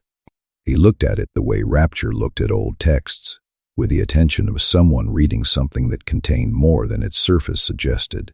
He reached across the 3 feet of stone. His fingers touched her wrist, just her wrist. The inside of it, where the skin is thin and the pulse lives close to the surface, where the body cannot hide what the face can control. His fingertips found the hollow where her heartbeat pushed against the skin, and the contact was light, barely there, the weight of a breath rather than a touch. The bond roared. It went through both of them like a current through water, not the sharp, cracking detonation of the first morning in the chapel, but something deeper, something sustained, something that started where his skin met hers and radiated outward in waves that bypassed thought and nerve and muscle and went straight to the place where the wolf lived. His wolf surged against the inside of his ribs, not fighting, not clawing, but pressing forward the way a tide presses against a seawall, massive, patient, unstoppable. Her breath caught. Her wrist turned under his fingers, not pulling away but adjusting, angling, pressing back. Her pulse hammered against his fingertips, fast, hard, the percussion section of a symphony neither of them had agreed to play, and her eyes widened, and for the first time since he would met her, the armor cracked from the inside. Not fear, not surprise, recognition, the same recognition he would felt in the chapel doorway 3 days ago when the world ended and rebuilt itself around the shape of her. She felt it now. Felt what the bond was doing to the space between them, the way it was dissolving the 3 feet of stone into nothing, the way it was rewriting every distance she would ever maintain between herself and another living creature, the way it was reaching into the architecture of her solitude and loosening the bolts. He held her wrist. She let him. The afternoon light went gold around them, and the ruined chapel hailed its breath, and somewhere inside the farmstead, 300 yards west, Ponant stood at the window and watched the tree line where Benedict had disappeared, and said nothing. Templar sat at his table and read the same page for the 9th time. Crusade stood by the door with his blade hand opening and closing, and Exodus walked the eastern perimeter, pressing his palm to the fractured earth beneath the chapel foundation, feeling the slow, ancient push of something beneath the ground that had been waiting longer than any of them, and his face, when he pulled his hand away, was the face of a wolf who had just realized that the thing they were hunting was not the thing they should be afraid of. 3 feet of stone between 2 wolves on a broken wall, his fingers on her wrist, her pulse against his skin, and the sound the bond made, in the silence between their heartbeats, was not a roar and not a song, but something in between, the exact frequency that Rapture's old text had described, and no living wolf had heard for 400 years, the frequency between. They walked, not with purpose, not toward anything. They walked the way 2 people walk when the act of moving together is the conversation, when the rhythm of footsteps on soft ground becomes a language more honest than anything the mouth can produce, and what the body says through pace and proximity, and the particular distance maintained between one shoulder and another is more truthful than any sentence that has ever been constructed from consonants and vowels. Benedict and Trinity walked the borders of Thornfield in the late afternoons, when the light went amber, and the territory's decay softened into something that looked less like death and more like sleep. The long grass bent under their boots. The river kept pace beside them, glinting in the low sun, and the willows along its bank trailed their fingers in the current, the way they always did, searching, patient, touching the water without ever holding it. They did not touch. After the wrist, after the 3 feet of stone and the single point of contact that had sent the bond roaring through both of them like a church organ struck with both fists, they had retreated to a careful distance, not discussed, not negotiated, observed the way 2 wolves observe territory. She walked on his left, he walked on her right. 18 inches of air between their shoulders, and the 18 inches hummed with the particular electricity of a space that both parties are pretending is neutral, while their bodies scream otherwise. She talked first. She usually talked first, not because he was unwilling, because his silence invited her, made room for her in a way that words from other people never had. Other people's words had always occupied the space she needed. Other people talked at her, around her, over her, about her. Benedict's silence was different. It was architectural. It created rooms she could walk into and furnish with her own voice, her own cadence, her own particular rhythm of speaking that alternated between sharp observation and long circling reflection, the way the trail Exodus had tracked along the river, alternated between straight lines and loops. "I used to think there was something wrong with my ears," she said. They were walking the northern border, where the fence posts had rotted to stumps, and the tree line pressed close, and the air carried the resinous bite of old pines. The late light came through the canopy in broken columns, catching dust and insects and the occasional drifting seed, and Trinity moved through it, the way she moved through everything, with the particular grace of a body that had been navigating hostile terrain for so long that grace had become a survival mechanism rather than an aesthetic. When I was young, 7, maybe 8, before the singing started, before any of it, I could hear something that no one else could hear. This low hum, constant, not loud, not painful. Just there, beneath everything, the way the ground is there beneath everything, so fundamental that most people forget it exists. She pushed a branch aside and held it for him, an unconscious courtesy that made his chest tighten for reasons he refused to examine. It sounded like the earth was singing, not a melody, more like a drone. A sustained note, so low it was almost below hearing, and I would lie on the ground as a child, in the field behind whatever house was tolerating me that month, and I would press my ear to the dirt, and the hum would get louder, clearer, as though the closer I got to the source, the more it wanted to be heard. "You told someone," Benedict said, not a question. He knew, the way the bond was teaching him to know things about her, not through information but through the particular frequency of her voice, when she was approaching a memory that had teeth. "I told everyone. I was 8. I thought it was wonderful. I thought the earth was singing, and I was the only one who could hear it, and that made me special. And I told every wolf in Thornfield about it, with the kind of breathless, idiotic enthusiasm that only a child who does not know they are unwanted can produce." She smiled, and the smile was the saddest thing he would seen on her face, sadder than the flatness and the armor and the dark water eyes that saw too much. Because the smile remembered the child, and the child had been happy, and happiness in retrospect is always sadder than grief. They looked at me the way adults look at children who say things that frighten them. You know the look, the one where the face does concerned, and the eyes do calculate, and the child is too young to know the difference, but old enough to feel it. They dismissed it. They dismissed it the way they dismissed everything about me, not cruelly, carefully, with the practiced gentleness of people who have decided you are a problem, and have also decided that acknowledging the decision would make them feel too much like the villains they suspect they might be. She stopped walking, stood at the border where the pines met the open ground, and the light caught her in a way that made the air around her edges go bright. The hum never stopped, Benedict. I am hearing it right now. I have heard it every second of every day for as long as I can remember. It is louder here, near the chapel, near the river, near the eastern border, where your tracker keeps finding things in the dirt that make his face that quiet, terrified thing. He filed this, connected it to Exodus's reports, to Rapture's old texts, to the fractures radiating outward from the chapel foundation. The strategist in him, the part of his mind that Templar had helped shape over years of collaborative analysis, was assembling a picture that grew more complex with every piece. But the strategist was not the part of him standing in the pine-filtered light listening to Trinity describe a sound that had kept her company when nothing else would. The part of him that was present, fully and dangerously present, was something older than strategy. Something that had no use for pictures or patterns or operational frameworks, and wanted only to keep listening to her voice. They walked on. He talked next. Not because she asked. She never asked. And the not asking was its own form of gift, the silent acknowledgement that whatever he offered was his to give and not hers to demand. He talked because the bond was doing something to the architecture of his reserve, loosening mortar, widening cracks, creating spaces where words could escape that had been sealed behind stone for years. I made a wrong judgment once. The sentence came out of him the way her humming came out of her, not chosen, not planned, rising because it had been held below the surface for so long that the surface could no longer contain it. Trinity did not slow her pace, did not turn her head.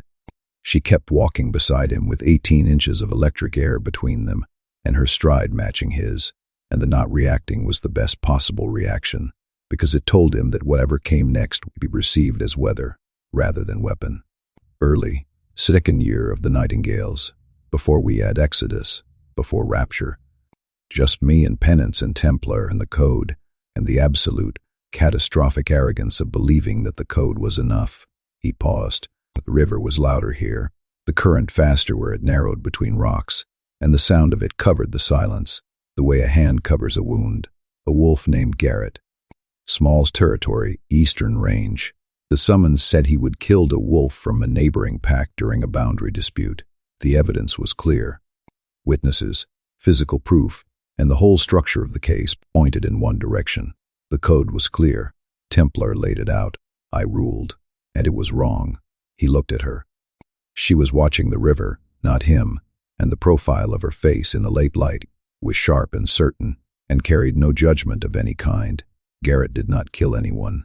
His beta did. Garrett took the blame because the beta had a mate, had pups, and had a family that would have been destroyed by the verdict. Garrett was alone. No mate, no children, no one who would be shattered by his absence. So he walked into my judgment room, and he knelt on the stone floor, and he let me pass a sentence that was not his, because the alternative was watching a family come apart. He stopped walking. The river rushed past them. The light shifted. I found out 3 months later. Penance found out. He tracked the inconsistencies because that is what Penance does. He carries the weight of every verdict, and he checks the seams, and he noticed that the witness testimony did not quite hold, and the physical evidence had been arranged rather than found. Benedict's jaw tightened. The scar beneath his cheekbone caught the light, a thin silver line that suddenly looked less like a whisper and more like a sentence. But 3 months was too late. Garrett was already dead. The sentence had already been carried out. By me, the word dropped between them, not loud, final. Trinity stopped. She turned to face him, and the 18 inches of air between them felt like the distance between a question and an answer, a wound and a hand, a crime and a confession. Does Penance know? Penance knows everything. That is his particular curse. He knows, and he stays, and the knowing and the staying are the same act for him, the penance that gave him his name. Does Templar know? Templar knows the Code was followed. That is enough for Templar. The Code being followed means the system worked, even when the system killed a man who was guilty of nothing but love. Something moved through Benedict's face, not the controlled stillness, not the architecture of authority, but the raw material beneath it. The stone before it was carved. Garrett sits behind my ribs, Trinity, right here. He pressed his fist against the left side of his chest, not gently, the way way you press against a bruise to confirm it is still there. Every judgment I have passed since then, I feel him, not his face, not his name, the weight of him, the specific weight of a life taken by certainty that turned out to be wrong. She did not say, I am sorry. She did not say it was not your fault. She did not say any of the things that people say when they want to sand the edges off someone else's guilt and make it fit more comfortably in the room. She looked at his fist pressed against his chest, and she looked at his face, and she did not flinch. Is that why your hands shake? She asked. When you look at me? Because I am another judgment you are not sure about, and Garrett is sitting behind your ribs, reminding you what it costs to be wrong. The precision of her, the surgical, unblinking, completely unflinching precision. She had listened to his worst confession, and metabolized it in real time, and reflected it back to him, not as absolution, and not as condemnation, but as understanding. Pure, clean, structural understanding.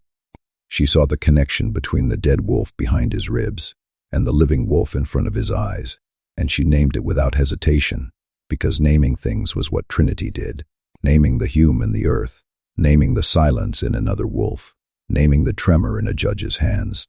Yes, he said, partly, and the other part, he looked at her, really looked. The late light had shifted again, dropping lower, turning the air between the pines to liquid gold, and it caught her face at an angle that made the sharp lines of her jaw soften, and the dark water of her eyes deepen, and the scratch across her collarbone, nearly healed now, a faint silver line that matched his scar the way a rhyme matches a rhyme, catch the light like something placed there deliberately. She stood in the golden hour with the river behind her, and the pines around her, and the hum of a singing earth beneath her feet, and the light did not just illuminate her, it edged her, drew a line of brightness around her silhouette that was sharp enough to look like it could draw blood, luminous and lethal at once, radiant and razor-thin. A woman who glowed like something holy and cut like something that would make you bleed while you were still admiring the light.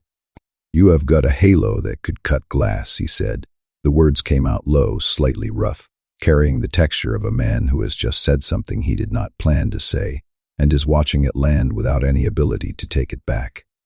It was not a compliment exactly, it was a diagnosis, an observation made by a wolf that spent his life assessing threats, and had just identified one that he had no defense against, no protocol for, no entry in the code or the ledger or the book of revelations that could tell him what to do with a woman who was simultaneously the most beautiful and the most dangerous thing he had ever stood in front of.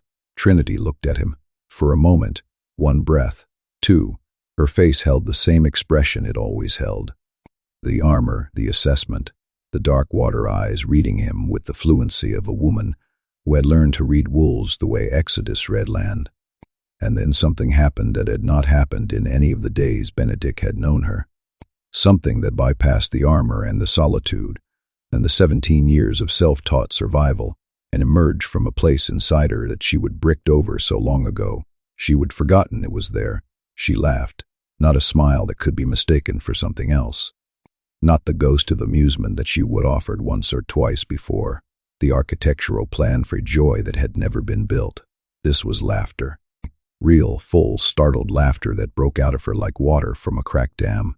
Sudden, uncontrolled, slightly wild, carrying the particular breathlessness of a body that has not made this sound in so long that the muscles involved have forgotten the choreography and are improvising. Her head tipped back, her shoulders shook. The sound of it filled the space between the pines, bright and rough and real, and it scattered the birds from the nearest branch and rippled across the river and landed on Benedict's ears, like the first warm day after a winter that had gone on so long he would stop believing warmth was a thing that existed. She laughed, and it was the first time he had heard joy that did not sound forced. Every laugh he would ever heard in the cathedral, the careful social laughter of wolves who wanted to seem at ease in his presence, the nervous laughter of wolves trying to diffuse their own terror, the strategic laughter of alphas who understood that humor was a tool and wielded it accordingly. All of it had been constructed, built for purpose, engineered to achieve an effect. Trinity's laugh was not engineered. It had no purpose beyond itself. It existed because the sentence had surprised her, because a wolf who held death in his hands and certainty in his jaw and a dead man behind his ribs had looked at her in the late light and said something absurd and beautiful and completely unpredictable, and her body, not her mind, her strategy, not her armor, had responded the way bodies respond to joy. Without permission, without architecture, without control. A halo that could cut glass, she repeated, and she was still laughing, the sound tapering now into something breathless and warm, and she pressed her hand to her mouth the way people press their hand to their mouth when they are trying to hold something in and realizing that it is already out, already free, already hanging in the air, between two people who are looking at each other like they have just discovered something neither of them expected. That is the most ridiculous thing anyone has ever said to me. It is the most honest. She stopped laughing, not abruptly, gently. The way the note she would sung across the valley had faded, pulling back like a tide, leaving the shoreline changed. Her hand came away from her mouth, and her eyes, wet, not from sadness, from the particular moisture that laughter leaves behind when it is genuine, found his, and what he saw in them was not the armor, and not the assessment, and not the dark water reading him for threats. What he saw was the woman, underneath all of it, the woman who heard the earth singing and thought it was wonderful. 8-year-old who told everyone, the child who did not know she was unwanted and loved the world with breathless, idiotic enthusiasm. She was still in there. Behind the solitude, behind the colossus, behind the survival architecture, and the dark water eyes, and the frequency that could silence a wolf at 50 paces. She was still in there, and she was laughing, and the sound of it was the most dangerous thing Trinity had ever done to him. More dangerous than the note, more dangerous than the bond, more dangerous than the surgical precision of her questions, because it made him want to hear it again. Made him want to spend the rest of whatever life remained to him finding ways to make that sound come out of her. And that wanting was not the bond talking. That wanting was him, Benedict, the man who had built an entire existence on the principle that wanting was a vulnerability, and vulnerability was a crack, and cracks brought down walls. He wanted, and the wanting did not feel like a crack. It felt like a door. The light faded around them, gold to amber to the deep bruised violet of a thornfield dusk, and they stood in the pines with the river behind them, and the hum of the earth beneath them, and the laughter still hanging in the air, like the last note of a song that had finally, after 17 years, found someone who could hear it. 3 miles east, Exodus crouched at the far border of the territory. He had been here since mid-morning. Tracking a trail was not a trail. Not in the way he understood trails. Not in any configuration his years of reading the land had prepared him for. What he was following was less a path and more an impression, a series of disturbances in the undergrowth that were too regular to be natural and too subtle to be intentional. Bent stems, displaced stones, a thin, viscous residue on the underside of leaves that looked like it had been left by something pressing through the vegetation without quite touching it. Something that moved the way heat moves, the way pressure moves. Something that displaced the world around it without making direct contact. The tracks, if they could be called tracks, led along the far border, where Thornfield met the unclaimed land beyond. Open ground out there, marshy, treeless, a no-man's land that even the most territorial packs left unclaimed, because the ground was too soft, too wet, and too empty to hold anything worth defending. Exodus had walked this border twice already, and found nothing. Today he found something, indentations in the soft earth, not footprints, not paw prints. Something between the two, elongated, 5-pointed, deeper at the front than the back, as though whatever made them had been leaning forward, pressing toward Thornfield. Pressing toward the border, the way a face presses against glass, trying to see inside. He counted them, 12 sets. 12 distinct impressions, spaced at intervals that suggested not a single creature but a group, moving in formation, patient, deliberate, stationed along the border, the way sentries station themselves along a perimeter, watching. He pressed his palm flat against the nearest indentation and held it there. The earth was cold. Colder than the air, colder than the ground around it, carrying a temperature that had no business in soil at this latitude in this season. The cold moved up through his hand and into his wrist, and he pulled away, not quickly. Exodus did nothing quickly, but with the controlled withdrawal of a wolf who has just confirmed a suspicion he wished had been wrong. He stood, looked east, across the marshy ground, into the gray distance where Thornfield's world ended, and something else's began. "How long?" he asked, aloud, though no one was there to hear. The question was for the land, for the indentations in the earth, and the residue on the leaves, and the cold that had no business being cold. "How long have you been standing here? How long have you been watching?" The land did not answer, but the indentations in the soft earth were deep, and the edges had begun to harden the way edges harden when pressure is sustained. At Exodus, who read the land the way others read faces, and who understood time the way the soil understands it, not in hours and days, but in compression and erosion, and the slow, patient accumulation of weight, knew that the answer was a long time, longer than the Nightingales had been in Thornfield, longer than the summons, longer than Trinity. He turned back toward the farmstead, walking with purpose for the first time in days, and the expression on his face, if anyone had been there to see it, was the expression of a wolf who had just discovered that the hunt he thought he was on was not the only hunt happening.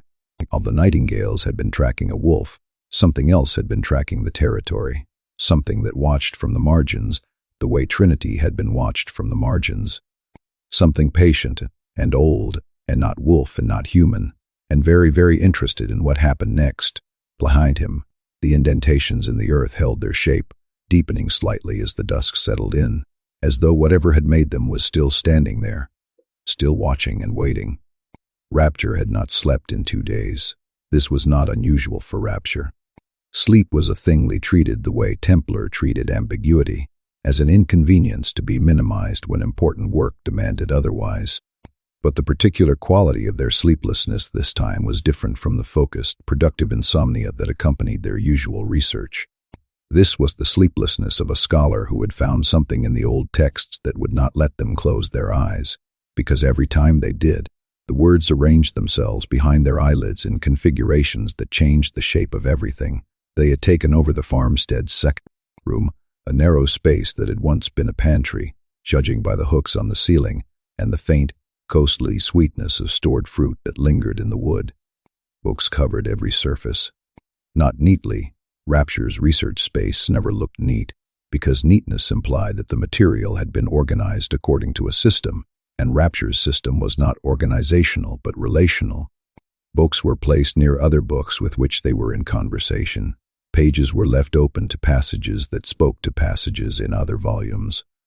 Threads of copper wire, pulled from Rapture's own braids, a habit they would had since childhood, connected notes pinned to the wall in a web that looked like madness and functioned like revelation. It was into this room that Benedict walked on the morning of the 7th day. Rapture did not look up. They were sitting cross-legged on the floor with the first codex open in their lap, and the smaller, older text, something Benedict did not recognize, bound in what looked like animal skin so dark it was nearly black, propped against their knee. Their lips were moving, reading aloud, but so quietly that the words were inaudible, a private liturgy between the scholar and the page. "You have found something," Benedict said, not a question. He could see it in the set of Rapture's shoulders, in the way their fingers held the pages, not with their usual reverence, but with urgency, pressing the vellum flat, as though the words might rearrange themselves if they were not held down. "I have found everything," Rapture said, and their voice was strange, thick, carrying the weight of a discovery that was too large for the room and possibly too large for the language it had been written in. "Call the others, all of them, Templar, especially." They looked up, and their pale eyes were bright with something that existed in the borderland between exhilaration and terror, and bring Trinity. A farmstead's main room was too small for 7 wolves, and the truth Rapture was about to lay on the table, but it held them anyway. Pence stood at the back wall, arms crossed, his bulk taking up the shadow the way it always did. Templar sat at the table with his ledger closed in front of him, his hands resting on the leather cover, with the particular tension of a man who suspects he is about to hear something that will make the contents of that ledger irrelevant. Crusade stood by the door, his weight on his front foot, his hand near his blade, his jaw tight. Exodus leaned against the window frame, still carrying the scent of the eastern border, his face holding the quiet gravity of a wolf who had already seen part of the picture and was waiting for the rest to fill in around it. Trinity stood near the hearth, not touching anyone, not leaning against anything. She stood the way she always stood, self-contained, weight-balanced, occupying exactly the amount of space her body required, and not an inch more. Her eyes moved across the room, reading each wolf's frequency the way she read everything. Not what they said, but what they held, the vibration beneath the surface, the harmonic content of their silence. Benedict stood in the center, not behind the table, not at the head of anything. In the center, the way a conductor stands in the center of an orchestra, not because the music comes from them, but because every line of sound must pass through the space they occupy. Rapture entered carrying 3 books. They placed them on the table beside Templar's closed ledger, and the visual was deliberate, the old texts beside the operational code, the original beside the revision, the question beside the answer that had been wrong for 400 years. The first codex entry on the Vesperborns is incomplete. Rapture began. I told you that. It ends mid-sentence, as though the writer was interrupted. What I did not tell you, because I had not yet confirmed it, is that the entry was not interrupted. They opened the smallest book, the one bound in near black animal skin. It was continued. In a separate volume, a private journal kept by the wolf who wrote the first codex entry. A wolf named Meridian. They let the name settle. It meant nothing to Crusade, who shifted impatiently. It meant nothing to Exodus, who remained still. It meant something to Templar, whose fingers tightened on the ledger cover, a micro-gesture, invisible to anyone who had not spent years reading the particular language of Templar's restraint. Meridian, Templar said, the founding codifier, the wolf who wrote the framework that the Nightingales were built on. Yes, the same wolf who later wrote the third codex. The same wolf who, in the third codex, changed the word instrument to corruption and the word understand to eliminate. Rapture's voice was steady, but beneath the steadiness ran a current that Benedict recognized, the current of someone who is angry at a dead person for a decision made 4 centuries ago that is still killing people today. Meridian met the last Vesperborn, witnessed what she could do, documented it in the first codex, with accuracy and wonder.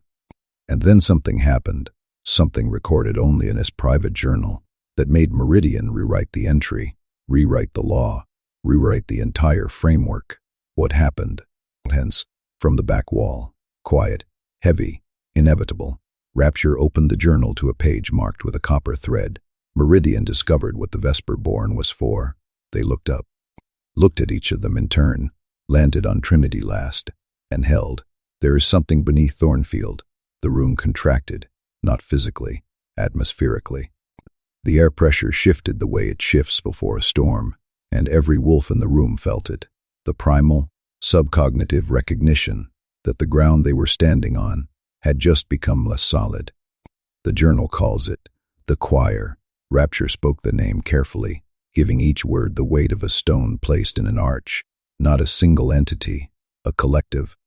Hundreds of spirits, older than the packs, older than the territories, older than the shift itself, bound beneath the earth, centuries before the wolves ever settled this land. Bound by a harmony, a frequency woven into the bedrock that held them below the surface, the way a seal holds water in a vessel. Bound by whom? Templar's voice, stripped of its usual measured cadence, raw, the voice of a man whose framework was cracking in real time. By a wolf. Rapture turned to Trinity. By a wolf who could do exactly what you can do. A wolf born under a dead moon, who carried the song and the silence inside her, the last Vesper born before you. The one the history books say was destroyed. Their pale eyes held Trinity's dark ones, and the space between them vibrated with something that had nothing to do with the bond, and everything to do with recognition. Scholar to subject. Witness to the witnessed. She was not destroyed. She sang the barrier into the earth. She wove her frequency into the bedrock of this territory, and sealed a choir beneath it, and she gave her life doing it. The song consumed her. She sang until there was nothing left, and the barrier held, and the spirits stayed buried, and the wolves who came after built their settlements on top of a sealed grave and never knew what was under their feet. Silence, the kind that has pressure behind it, the kind that pushes against the walls and the ceiling and the skin. That was 400 years ago, Rapture continued. Meridian documented it, understood it, and then made a decision that has haunted every Vesper-born since. They picked up the journal, and for the first time, their hands were not gentle with it. They held it the way you hold evidence, the way you hold proof of a crime. Meridian was terrified, not of the Vesper-born, of the power, of the idea that one wolf could hold back something that vast, that old, that hungry. Meridian looked at the sealed ground and the dead Vesper-born, and the barrier humming in the bedrock, and decided that the power was too dangerous to ever exist again. So Meridian rewrote the codex, changed instrument to corruption, changed understand to eliminate. And the Nightingales, our order, our code, our entire operational identity, was built on a lie told by a frightened wolf who could not live with the implications of the truth. Templar stood up. The motion was sudden, uncharacteristic, driven by something deeper than the strategic mind that governed his usual movements. He stood the way a building stands when its foundation has just shifted, upright, but uncertain about how long upright is going to last. You are saying the code is based on a falsification. I am saying the code is based on a terrified revision of an original truth. Meridian was not lying in the way a criminal lies. Meridian was lying in the way a parent lies when they tell a child the dark is not real because they cannot bear to explain what actually lives in it. Rapture set the journal down. Their voice dropped, losing the scholarly cadence, becoming something rawer and more personal. The Vesper-born was never meant to be destroyed. She was meant to be protected, nurtured, trained. Because the barrier she sings is the only thing between the mortal world and the choir, and the barrier is not permanent. It needs to be renewed by a wolf who carries the same frequency. By the next Vesper-born, every eye in the room moved to Trinity. She stood by the hearth with her arms at her sides, and her face perfectly still, and if the revelation was destroying her, and Benedict could feel, through the bond, the seismic reorganization happening inside her, she gave the room nothing. Not a tremor, not a crack. She held her composure the way she held everything, alone, without help. With the particular discipline of a woman who had learned that showing the inside to the outside was an invitation for the outside to break it. The barrier is failing, Exodus said, from the window. The words were quiet, precise, carrying the particular authority of physical evidence. He had been waiting. He had been holding this since the eastern border, since the indentations in the soft earth, since the cold that had climbed up through his hand, and confirmed what his gut had been telling him for days. That is what I have been tracking, not just Trinity's trail. The land itself is compromised.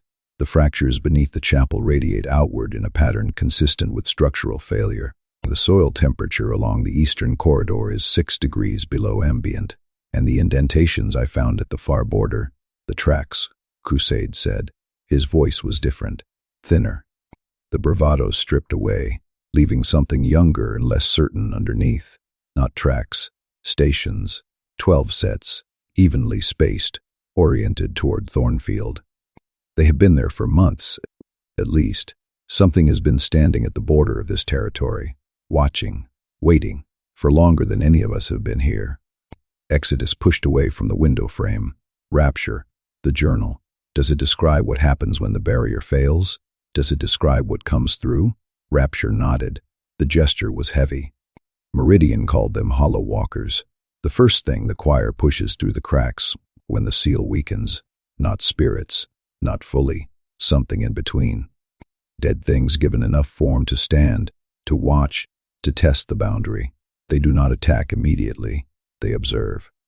They gather at the edges, pressing against the weak points, waiting for the breach to widen enough to allow the rest through. The rest, Penance said, the choir itself, hundreds of spirits. Old, hungry, bound for 4 centuries beneath ground that is losing its hold. Rapture's voice had gone very quiet. The verse cadence was gone. What remained was the plain, unadorned voice of a person stating facts that they wished were not facts. If the barrier fails, The choir rises. And there is nothing in the third codex, the first codex, or any text I have ever read that describes a way to stop them once they are free. The room held its breath. Benedict watched Templar. Watched the strategist stand at the table with his closed ledger beneath his hands, and the entire framework of his belief system dismantled in the space of a single briefing. Templar's face was doing something Benedict had never seen it do. It was reorganizing. The certainty, the bone-deep, structural, load-bearing certainty that the code was right, and the law was clear, and the Nightingale's purpose was unambiguous, was cracking, and what was emerging through the cracks was not doubt. It was grief. The particular grief of a man who discovers that the thing he has devoted his life to was built on a foundation that someone laid in fear rather than truth. Templar's hand opened on the ledger. His fingers spread, pressing against the leather, and then lifted, not closing the book, releasing it. "The code sent us here to kill her," Templar said. His voice was stripped, clean, carrying nothing but the weight of the sentence and the unbearable precision of a man who could finally see the shape of his own error. "We came to kill the one wolf who might be able to save this territory, to save everything around it," Rapture corrected gently. "The barrier does not just protect Thornfield. It protects every territory within range. If the choir rises, the dead will not stay in this valley. They will spread. Hollow Walkers first, then the rest, the territories to the north, the eastern settlements. Eventually everything," Exodus said. Crusade sat down. It was the most telling thing he would done since they would arrived in Thornfield. Crusade, who never sat, who carried his energy in his shoulders and his teeth in the constant, restless readiness of a wolf, who defined himself by his willingness to act. He sat on the floor by the door, his back against the wall, his blade hand flat on the stone beside him, and for the first time since Benedict had known him, the hunger in his eyes had been replaced by something else. Not courage, not purpose, fear, the real kind, the kind that does not sharpen you, it softens. It makes you young again, makes you the wolf you were, for the name and the blade and the performance of readiness. And the wolf Crusade had been, before all of that, was a boy who was afraid of the dark. He looked afraid of the dark now. Benedict let the silence hold for 3 heartbeats, for long enough for every wolf in the room to feel the full weight of what had been laid on the table, long enough for the revelation to stop being information and start being reality, the particular, gut-level, body-knowledge reality that changes how you stand and how you breathe and what you see when you look out the window at the soft green valley that has been, unbeknownst to every wolf who ever lived here, a sealed grave. Then he stepped forward, not toward the table, not toward the books or the journal or the ledger or any of the text that had brought them to this moment. He stepped into the center of the room, into the space between all of them, Templar at the table, Penance at the wall, Crusade on the floor, Exodus at the window, Rapture among their books, Trinity by the hearth, and he stood the way he had stood in the cathedral on the night the summons arrived. Hands at his sides, shoulders level, eyes carrying the weight of a decision that had already been made, not in this moment, but in every moment that led to it, every step he would taken through this territory, every evening walk along the border, every word Trinity had spoken, and every silence she would held, and every tremor his own hands had produced in her presence. "Trinity is under my protection." The sentence filled the room the way her note had filled the valley, completely, without gaps, without room for interpretation, equivocation, or the particular species of legal maneuvering that Templar's mind was built to perform. It was not a ruling in the traditional sense. It was not a verdict derived from the code, sanctioned by precedent, supported by the operational framework of the Nightingales. It was something older than the code, something that predated the ledger, the third codex, the first codex, the entire bureaucracy of pact justice that Meridian had built on a foundation of fear. It was a declaration. "Anyone who moves against her moves against me." 8 words, delivered without volume, without emphasis, without the theatrical gravity that a lesser alpha would have used to sell the moment. Benedict did not sell anything, he stated, the way a wall states, the way a mountain states. The way a geological formation states its presence, not by announcing itself, but by being so fundamentally, immovably there, that the world has no choice but to organize itself around it. Templar looked at him. The look was long, complicated, full of the particular pain that exists between men who have spent years building something together and have just discovered that the thing they built was standing on a lie. There was no anger in it, no betrayal, something quieter, the sound a bridge makes when it lets go of the far bank, not a crash, a release. Templar said nothing. His hand rested on the closed ledger, and his fingers did not tighten, and his jaw did not set. And for the first time in all the years Benedict had known him, Templar's silence was not the silence of a man calculating his next move. It was the silence of a man who had run out of calculations and was standing, for the first time, in the open air, beyond the architecture of his certainty, and was discovering that the air, while terrifying, was breathable. Crusade looked at the floor. His blade hand lay open on the stone, palm up, empty, not reaching for the weapon, not reaching for anything. A young wolf, sitting on the ground, looking at his own open hand and trying to understand what it was for, if it was not for the thing he would always believed it was for. Exodus nodded. Once. The gesture was small, precise, carrying exactly the weight it intended and nothing more. Agreement. Not passionate, not reluctant, factual. The tracker had read the land, and the land had told him everything Rapture's books had confirmed, and the agreement was between Exodus and the earth itself, as much as between Exodus and his alpha. Rapture closed the journal. The gesture was gentle, reverent, the hands of a scholar returning a sacred text to its rest. They looked at Benedict with those pale, ice-over-dark-water eyes, and something moved through their expression that might have been gratitude, and might have been sorrow, and was probably both. Trinity stood by the hearth. She had not moved, had not spoken, had watched Benedict step into the center of the room and place himself between her and every wolf who might have done her harm, including the wolves who had ridden south with the code in their saddlebags and the certainty that she was an abomination in their blood. She had watched him dismantle the operational framework of his own order in 8 words.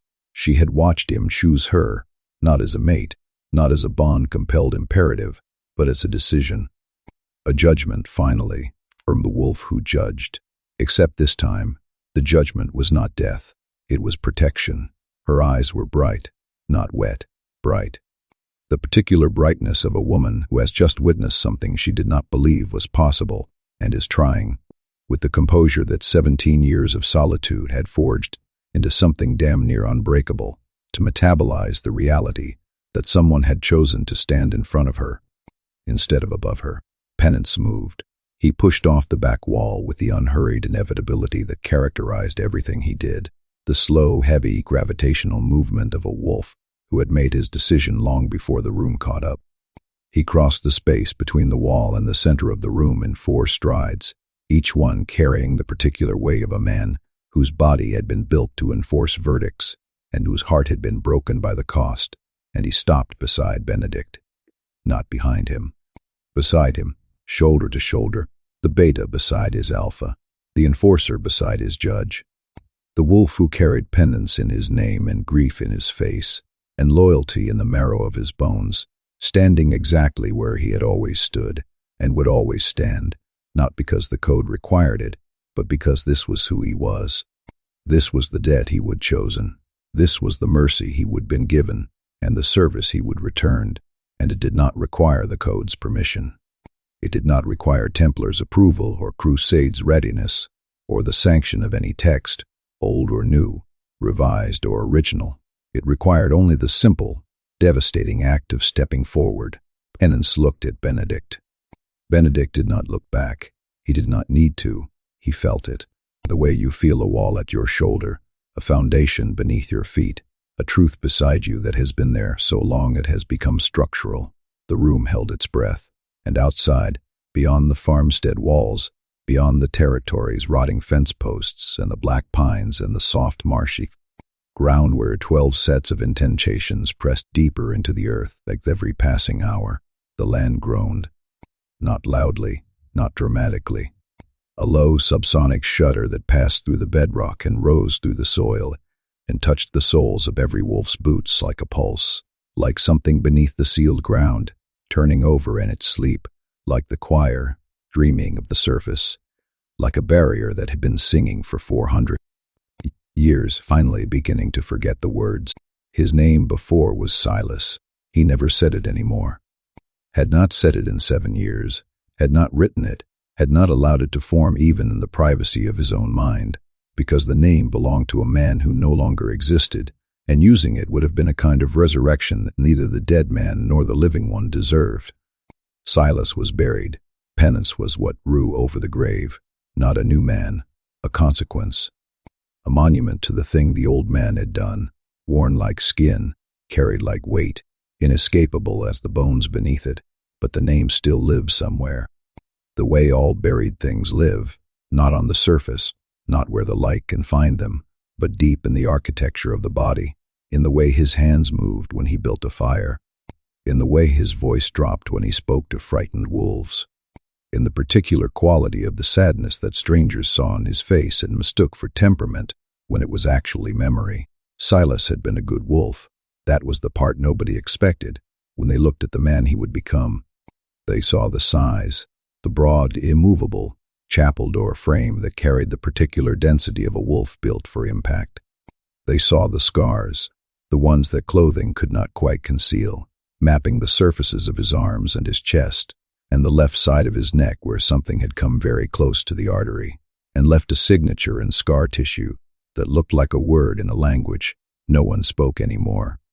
They saw the sadness, and they assumed that the sadness was the result of the damage, that the scars had come first and the grief had followed, the way rain follows a wound in the earth.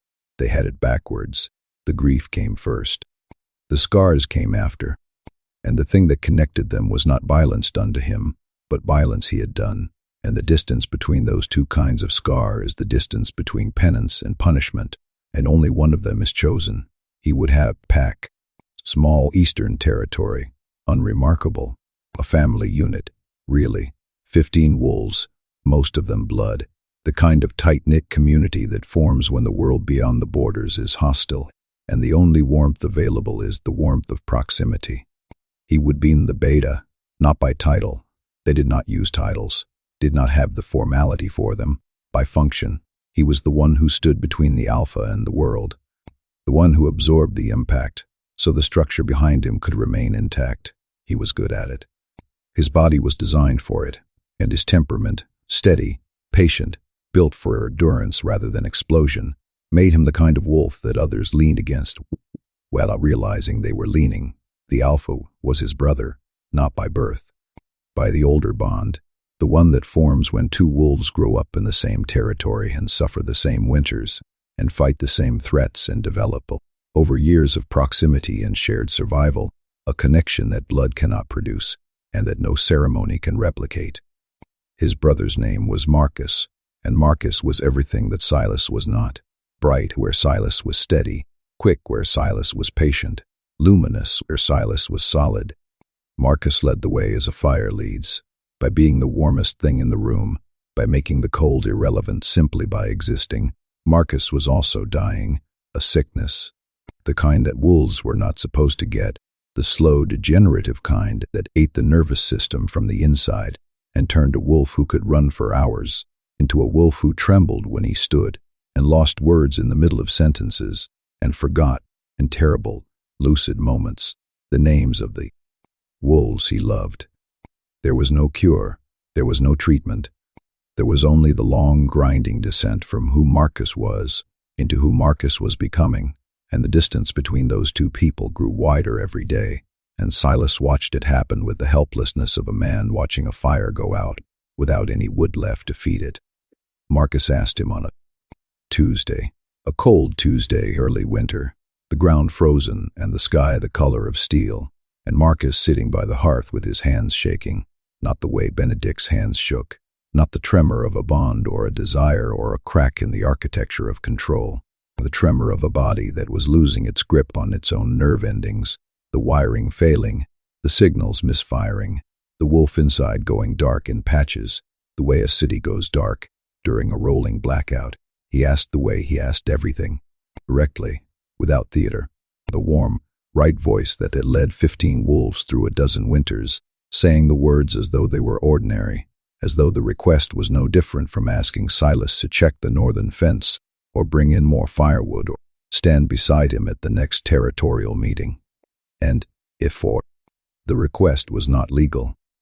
It was not sanctioned by any code, any law, any framework that governed the behavior of wolves in the territories. It was a man asking his brother to do the hardest thing either of them would ever do, because the alternative was harder, and because Marcus, bright, quick, luminous Marcus, would rather leave on a Tuesday with the ground frozen and his brother's hands steady than wait for the sickness to take the last of what made him himself. Silas said no, and then the winter got worse, and Marcus forgot his own name for 12 hours, and the trembling spread from his hands to his legs to his voice. And one night, Silas sat beside him while Marcus wept, not from pain, but from the terror of feeling his own mind disassemble, and the weeping went on for hours, because Marcus could not remember how to stop, and Silas held him the way you hold a building that is coming down, knowing you cannot hold it, knowing the weight will take you with it, holding anyway. Silas said yes on a Thursday. The pack found out. Not because Silas tried to hide it. He would never try to hide anything in his life, and the idea of concealing what he would done felt like a second betrayal, a lie stacked on top of a mercy, and he refused. He stood in front of his pack, his family, the 15 wolves who had leaned against him their entire lives, and he told them what Marcus had asked, and what he had done, and why. They cast him out, not violently, quietly, with the same careful, gentle cruelty that Trinity knew so well, the kind that never raises its voice, never makes a scene, simply rearranges the world around the shape of your absence, and waits for you to fill it. One by one they stopped meeting his eyes. One by one they turned away, not because they did not understand, because they understood too well, and the understanding was unbearable, and the easiest way to survive it was to make the person who caused it disappear. He walked east, for weeks, eating what he could find, sleeping where the ground permitted, carrying the weight of Marcus in his body, the way Benedict would later carry Garrett behind his ribs, not as a memory but as a mass, a physical thing that occupied space inside him and would never be removed, because removing it would mean the pain had ended, and the pain ending would mean he would healed, and healing would mean he would forgiven himself, and forgiveness was not something he was entitled to. He found the cathedral on night in late February. He did not know what it was, did not know about the Nightingales, the tribunal, the code. He walked through the doors because the doors were open, and the wind was at his back, and the candles were burning, and a man was standing behind a black oak table, with the stillness of someone who had been waiting, though they both knew he had not. Benedict looked at the wolf who walked through his door, massive, scarred, carrying grief in his face like architecture, and did not speak, did not ask who he was or what he wanted or how he would found this place. He waited, the way he waited, completely, with the full, terrifying patience of a man who understood that some things could only be said after the silence had gotten heavy enough to hold them. Silas told him everything, not strategically, not in the careful, structured way that wolves addressed the tribunal.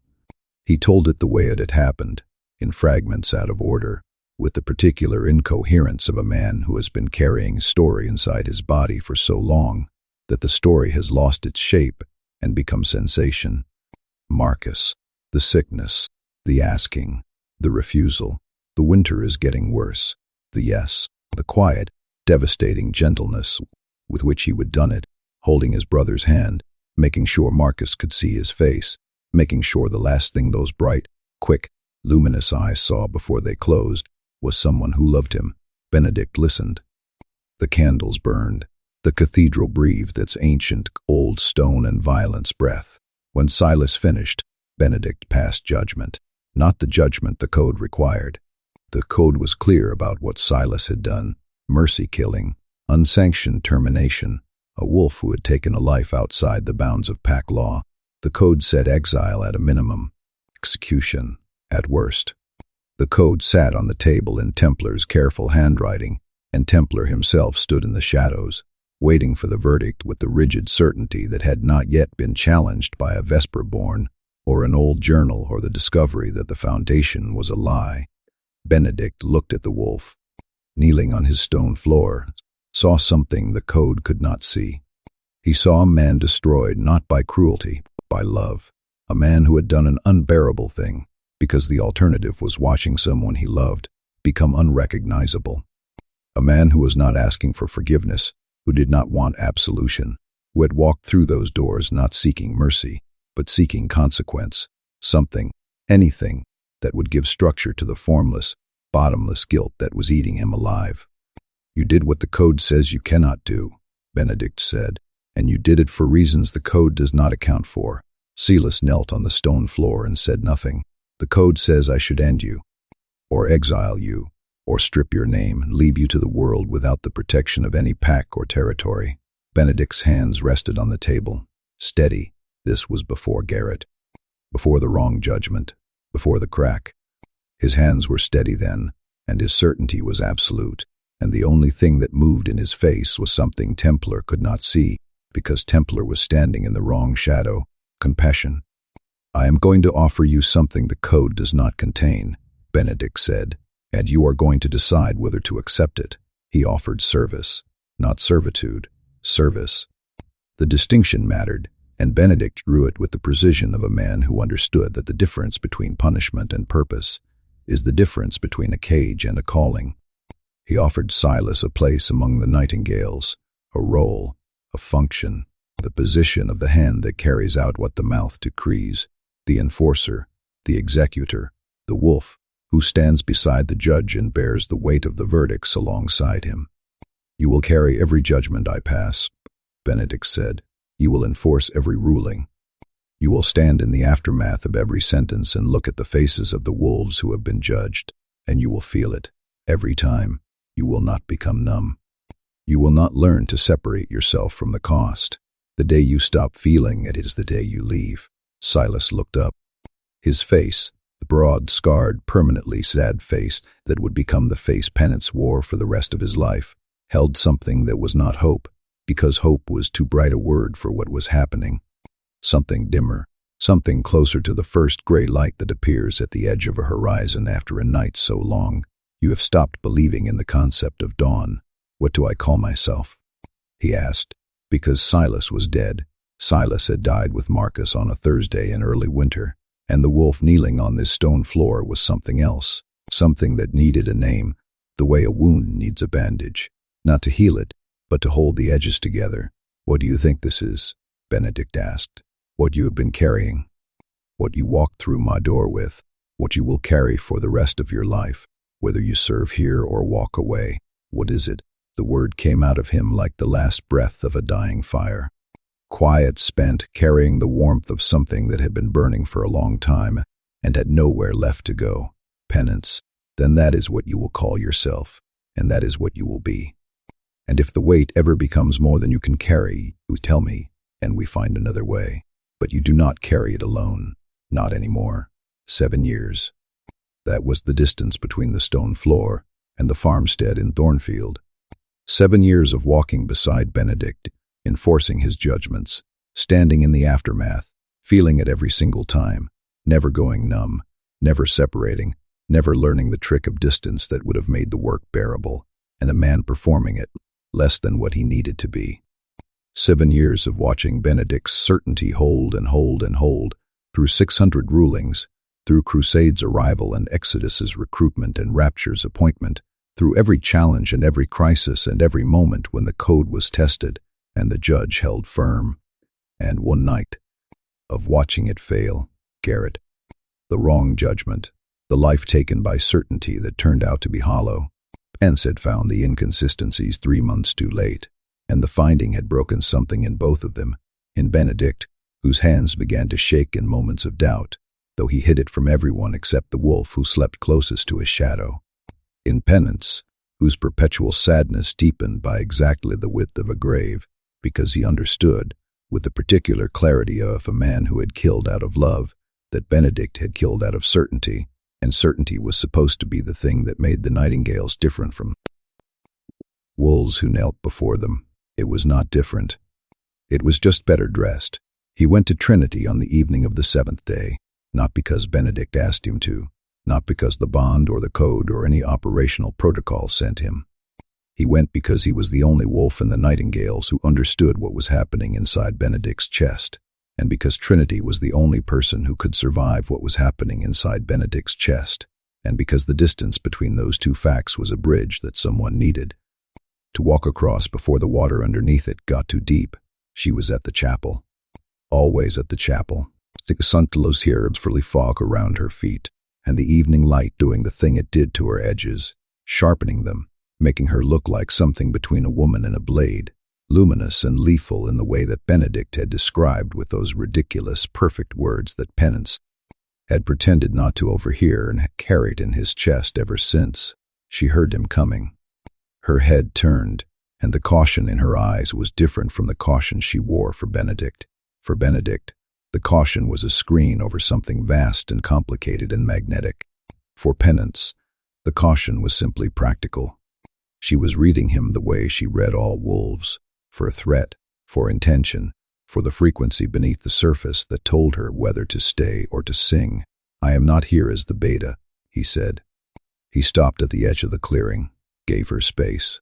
The kind of space that means I know what you are, what you can do, and I respect both.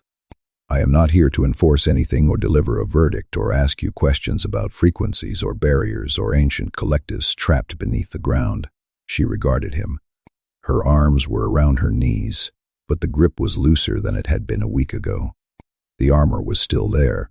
It would always be there, built too deep and worn too long to dismantle in days, but it sat differently now, less like a cage and more like a coat. Something she could choose to wear rather than something she was trapped inside. "What are you here as?" He considered the question. Considered giving her one of the honest, simple answers that his vocabulary was built for. Decided that this moment required more than simplicity. "I am here as the only wolf who has ever seen Benedict afraid," he said, "and the only one who understands that what he is doing right now has nothing to do with the bond." Trinity's expression did not change, but her frequency did. Penance could not hear it the way she could hear things. He lacked whatever instrument lived inside her that translated the world into sound. But he could feel it, a shift in the air around her, a tightening, the way a string tightens when it is being tuned. "He declared me under his protection," she said, carefully, testing the words. "In front of his entire pack, he put himself between me and the code he has spent his life enforcing. He did, because of the bond. No." The word came out of him with a weight that surprised them both. Penance was not a man of emphatic speech. He delivered information the way he delivered everything, steadily, with the heavy gravitational patience of a wolf, who understood that most truths do not need to be thrown. They just need to be set down, but this truth needed weight. This truth needed to be heavy enough that a woman sitting on the wall with her arms around her knees and 17 years of solitude in her bones would feel it land and know that it was not just another word in the long, meaningless procession of words that people had aimed at her throughout her life. "The bond is there," Pence said. "I will not pretend it is not. I have watched it hit him. I watched it take him apart in the chapel that first morning, and I have watched him try to put himself back together every day since, and the trying is the most human thing I have ever seen him do." He paused and chose his next words with the same care Benedict used when passing judgment, and Rapture used when handling old texts, and Trinity used when deciding whether to stay or to run. But the bond did not make that declaration. Benedict made that declaration. The bond does not stand in the center of a room full of wolves who have followed you for 7 years and dismantle the operational framework of your own order. The bond does not have the authority for that. Only the man does. Charity's arms loosened around her knees. A fraction. The body listened before the mind decided what to do with what it heard. "He is not protecting you because of the bond, Trinity." Pence looked at her, and his eyes, those perpetually, quietly, immovably sad eyes, held something that was not sadness. Something that had been living behind the sadness for 7 years, growing in its shadow, sustained by proximity to a man who had saved him on a stone floor in a cathedral, and then carried him every day since. He is protecting you because you are the first thing he has believed in since he stopped believing in himself. The sentence landed between them, not like a stone, like a key.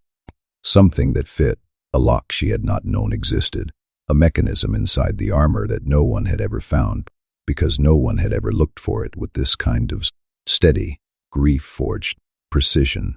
Trinity's eyes went bright. Not wet, bright.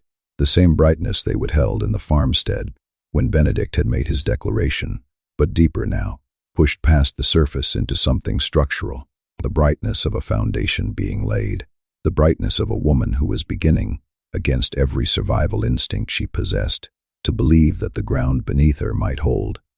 "Why are you telling me this?" she asked.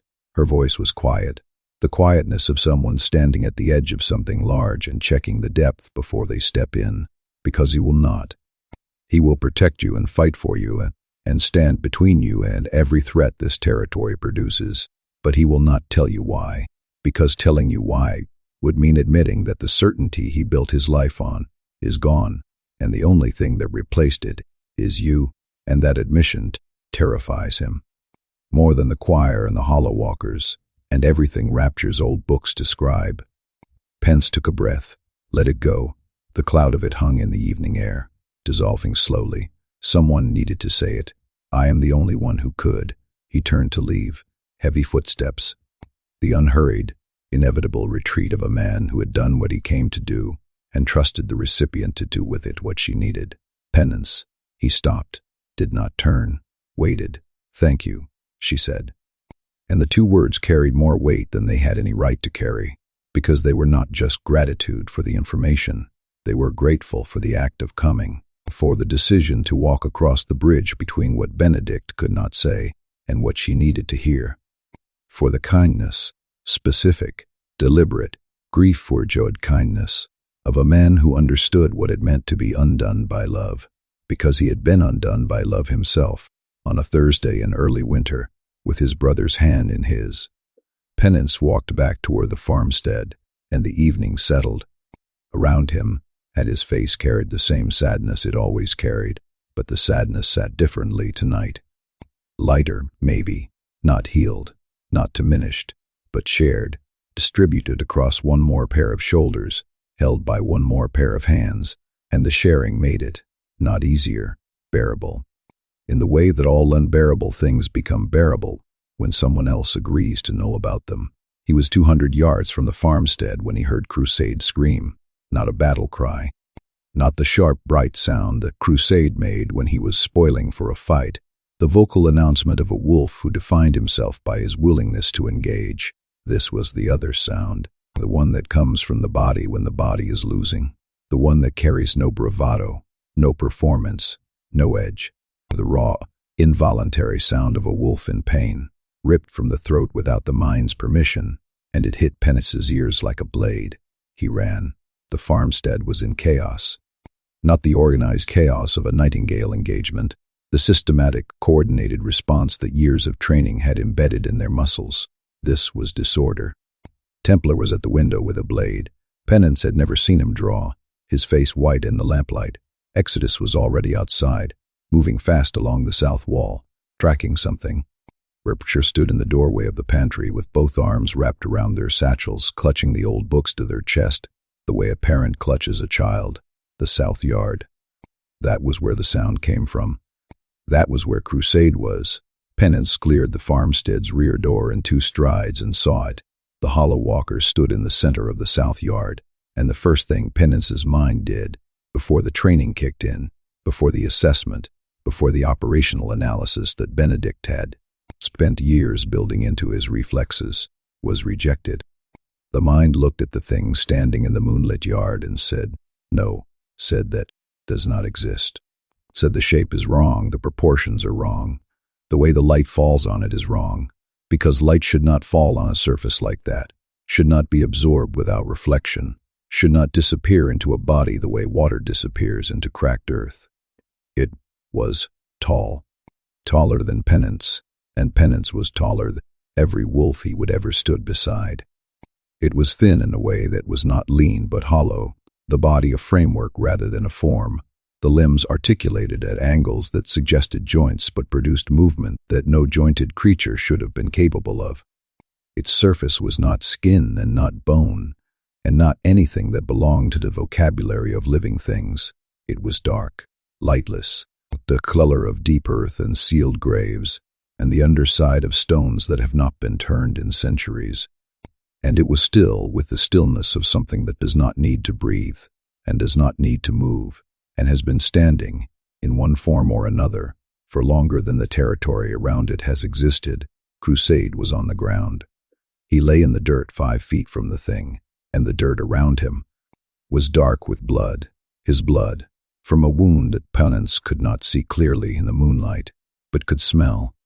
Iron and copper, and the specific sweetness that comes from tissue that has been opened, deep past the skin, past the muscle, into the architecture beneath. Crusade's blade was in his hand, still gripping.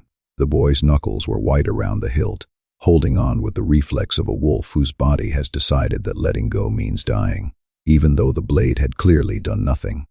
Clearly, whatever Crusade had thrown at this thing, his speed, his hunger, his volatile, eager blade-first approach to everything, had been met with something that did not care about speed or hunger or blades.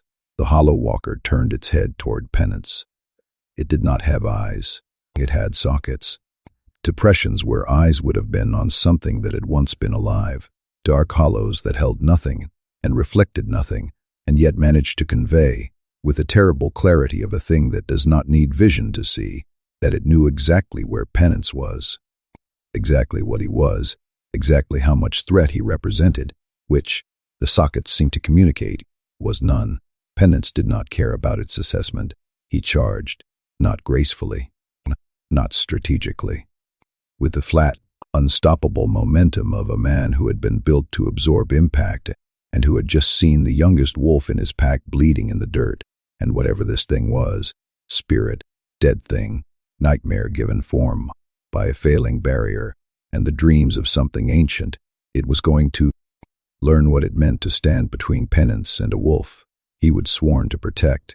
He hit it low, shoulder to its midsection, if the hollow space between its ribs could be called a midsection.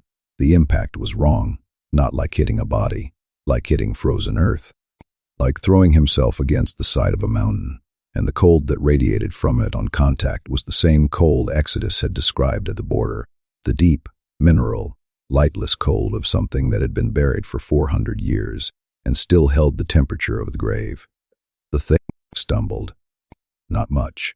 A single step backward, the elongated limbs adjusting with a fluidity that made Pence's stomach turn, because nothing built like that should be able to move like that. Its arm came up, not swinging, not striking, but pressing, the way the earth presses, the way depth presses, and Penance felt the force of it against his chest, like a wall falling sideways. He went down hard. The ground knocked the air from his lungs, and the cold followed, seeping through his clothing, through his skin, into the muscle beneath. Exodus came from the east wall, silent, fast, carrying a weapon that Penance had not known he owned, a long-handled blade with a curve to it that suggested it had been designed for something other than wolves. He did not aim for the body. He aimed for the legs. The blade connected with the hollow walker's left limb at what should have been the knee joint, and the thing buckled, not from pain, not from damage, but from physics. The joint compromised, the structure failed, and the hollow walker went down on one side with a sound that was not a cry, not a crack, but something between the two, a low, grinding vibration that Penance felt in his teeth. Benedict was there. Penance had not seen him arrive, but he was there, because Benedict was always there when the ground shifted, materializing at the center of the crisis, the way he materialized at the center of a room, not because he moved fast, but because the crisis arranged itself around him. He stood over the downed hollow walker with the blade in his hand, and his face carrying an expression that Penance had seen only once before, in the cathedral. On the night, Penance had knelt on the stone floor and told him about Marcus, the expression of a man looking at something terrible and seeing beneath the terribleness the shape of a truth he cannot ignore. The hollow walker dissolved. Not dramatically, not with a scream or an explosion or any of the theatrical endings that stories attribute to monsters. It came apart the way the earth comes apart when the thing holding it together withdraws, slowly, grain by grain, collapsing into the soil it had been made from, returning to the ground the way a wave returns to the ocean. And the cold went with it, and the darkness went with it, and what was left in the moonlit yard was a depression in the dirt and the smell of deep earth and 3 wolves breathing hard. One wolf bleeding in the silence. Pence reached Crusade first. He gathered the boy, and he was a boy, had always been a boy. The blade and the bravado and the jaw set for arguments. Just the costume a frightened child had built to make the world feel less enormous, and he pressed his hand against the wound in Crusade's side, and the wound was deep, and the blood was warm, and Crusade's eyes, when they found Penance's face, were wide and young, and absolutely terrified. "It went through me," Crusade whispered. "I hit it. I know I hit it. Egg went through me like I was nothing." "You are not nothing," Penance said, and his voice was steady, and his hands were steady, and the sadness in his face had made room for something else. Something fierce and protective and as old as the grief it lived beside. "You are hurt. That is different. Hold still." Crusade held still. He held still because Penance told him to, and because the hand pressed against his wound was the largest, saddest, most unshakably present thing he had ever felt, and because the boy underneath the blade and the bravado and the name he had not yet earned, understood, in the moonlit yard with his blood in the dirt, that the wolf holding him together was doing it the same way he did, everything's, with his full attention, without flinching, carrying the weight because that was what penance meant, not punishment. Service, the particular, devastating, freely chosen service of a wolf who had learned, on a stone floor in a cathedral, that the only response to having taken a life was to spend the rest of his own holding the lives of others together. The moonlight held, the yard settled, and the depression in the dirt where the hollow walker had dissolved steamed faintly in the cold air, a thin wisp of vapor rising from the earth like a breath from something that had been buried for 4 centuries and was, very slowly, learning to breathe again.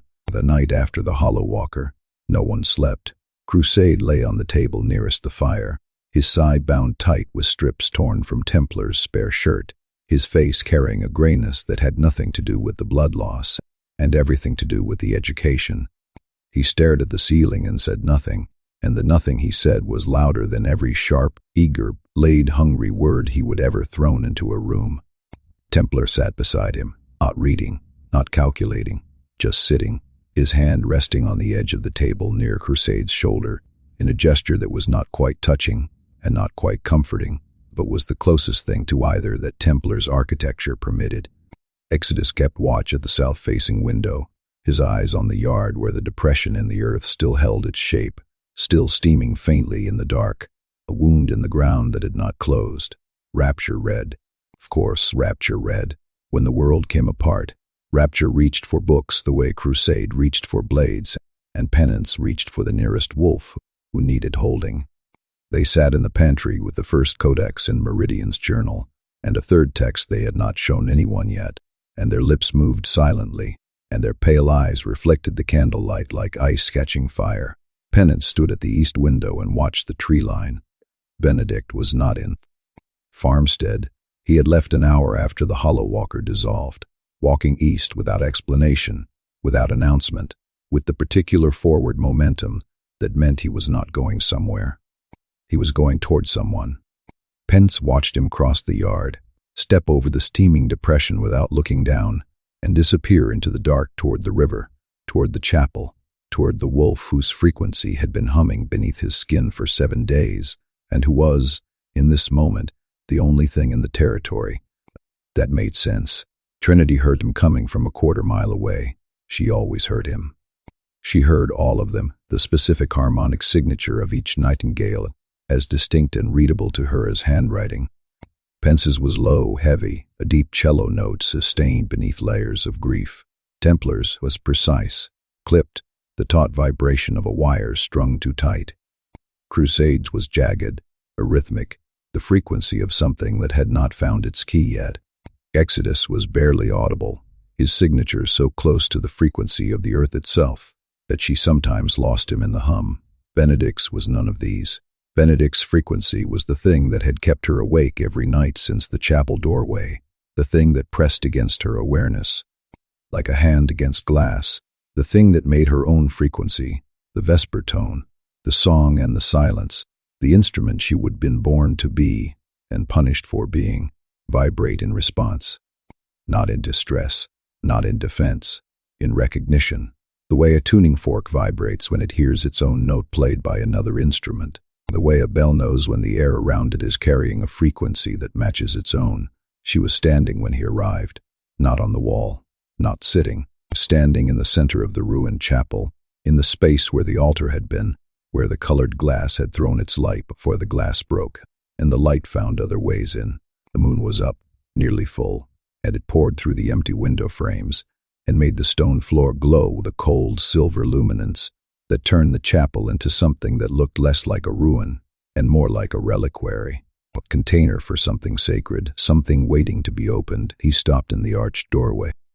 The moonlight caught the planes of his face, the scar beneath his cheekbone, the jaw that carried the weight of 600 judgments and one terrible wrong, and the particular, devastating honesty of the words, "I do not know." He looked at her standing in the silver light, and his hands were at his sides, and they were shaking, and he had stopped trying to hide it. She saw the tremor, the way she always saw it, not as a weakness, as evidence. The visible proof that the man standing in the doorway was feeling something too large for the architecture he would build to contain it, and the architecture was failing, and the failure was the most human and the most beautiful thing about him. "The Hollow Walker nearly killed Crusade," she said. "I know. More will come. Rapture's texts say they test the boundary first. Scouts, sentries, the 12 at the far border, the one tonight. They are mapping the weak points, finding the cracks." She paused. The moonlight moved across her face as a cloud passed, shadow and silver, the play of light on features that he had memorized without deciding to, the way the body memorizes breath. "The barrier is failing, Benedict. I can hear it, the hum beneath the ground. It has been getting thinner, losing its complexity. When I was a child, the hum had layers. Harmonics stacked on harmonics like a chord. Now it sounds like a single note holding on, one voice where there used to be a chorus." He stepped into the chapel, crossed the threshold from the doorway to the interior, from moonlight into moonlight, from the space where the judge stood into the space where the man stood, and the distinction, the distance between those two identities that had been narrowing since the moment her name sat in his mouth like prayer, collapsed. "Rapture says the original Vesterborn sang the barrier into the earth," he said, "wove her frequency into the bedrock, gave her life doing it. I know what Rapture says. Do you know what I say?" She looked at him. The challenge in her eyes was different tonight, less sharp, not softer, deeper. The challenge of a woman who has stopped testing whether this man will hurt her and has started testing whether he can hold what she is about to show him. "Tell me," she said. "Sit with me." They sat on the stone floor of the chapel, in the center, where the altar had been, not facing each other, side by side, shoulders closed but not touching, the space between them charged with the particular electricity that exists between two bodies that have been fighting a pull of their own gravity for days and are running out of reasons to keep fighting. The stone was cold beneath them. The moonlight was steady now, the clouds having moved on, and the chapel held the light the way a cupped hand holds water, carefully, knowing it will slip through. "I have spent my entire life being certain," Benedict said. His voice was lower than usual, stripped of the clean blade edge, carrying instead the rougher texture of a man speaking from underneath the performance. "Certainty was the thing I gave the Nightingales, the thing I gave every wolf who knelt on my floor and waited for a verdict. The thing I gave penance when he walked through my door carrying a dead man inside his chest. I looked at every situation, every wolf, every impossible tangle of guilt and innocence and gray, and I found the line. I always found the line, until you did not. Until I killed a man named Garrett, who was guilty of nothing but love." He turned his head, looked at her profile in the moonlight, the strong jaw, the dark, watery eyes, the line of her throat where the pulse moved beneath the skin, and after that the certainty was not gone. That is the thing nobody understands. The certainty was still there. It just stopped being trustworthy, like a compass that still points north, but you have learned that north is not where you thought it was. The needle moves.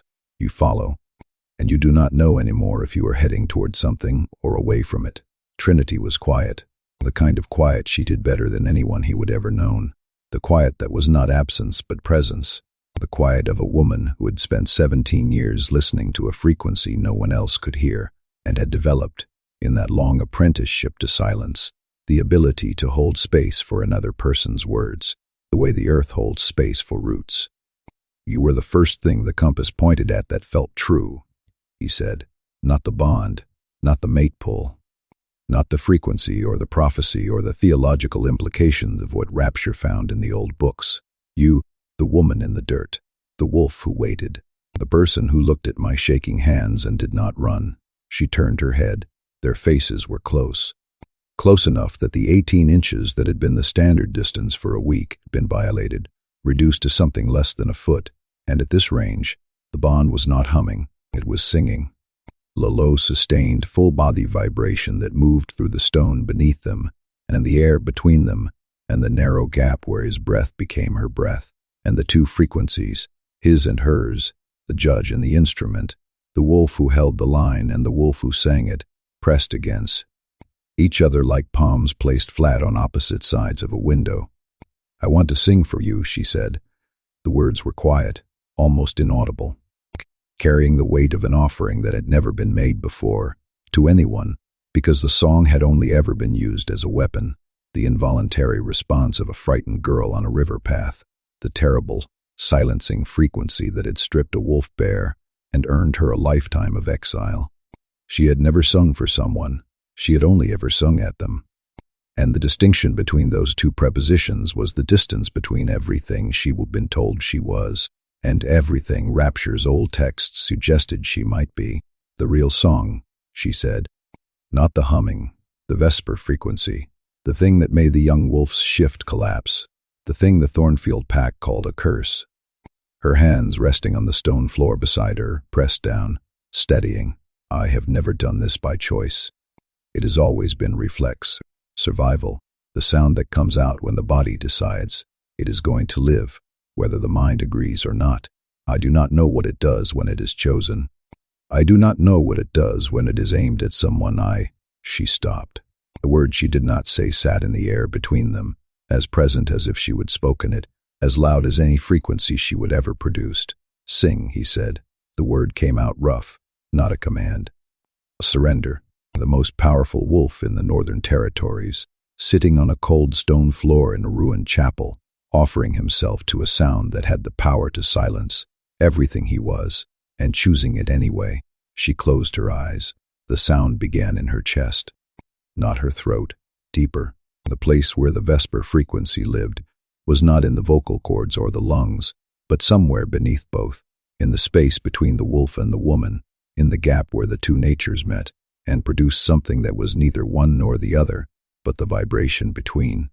It rose through her body the way groundwater rises, slowly, inevitably, filling every available space, through the cavity of her chest, up through her throat, where it thickened, gaining texture, past her lips which parted to let it out, the way a door opens to let in light.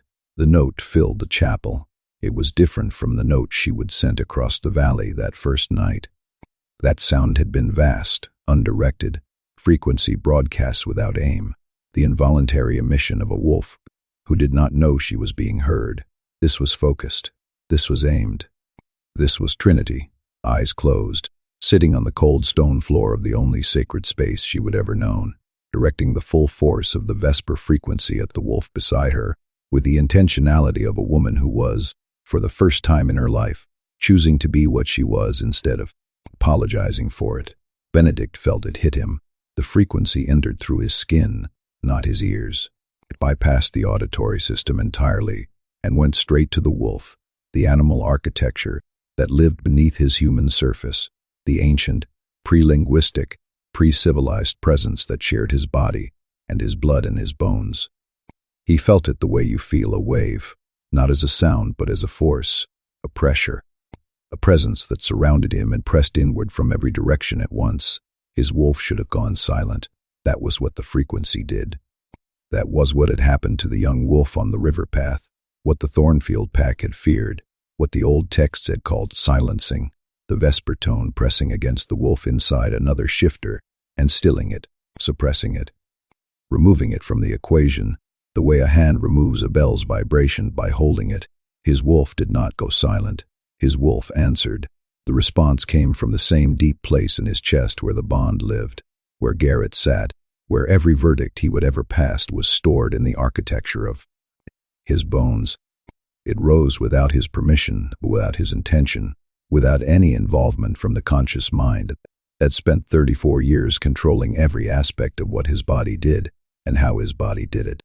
It rose because it had been called, because the frequency Trinity was producing was not a silencing frequency, not for him, not aimed at him, not when directed with intention rather than defense. It was a key, was what tuning fork struck at the precise pitch of the instrument that lived inside him, and the instrument heard it, recognized it, and sang back. The sound that came from his throat was not a howl, it was not a human sound. It was something between the two, a deep, sustained vibration that matched Trinity's note not in unison, but in harmony. A third below, or a fifth above, or some interval that did not exist in any musical system, because it belonged to a scale that had been silent for 400 years, written into the bedrock of a dying territory by a wolf who gave her life to hold the darkness down. Trinity's eyes opened. Her singing did not stop, but the texture of it changed, the note widening, making room, adjusting its frequency to accommodate the sound that was pouring out of the wolf beside her.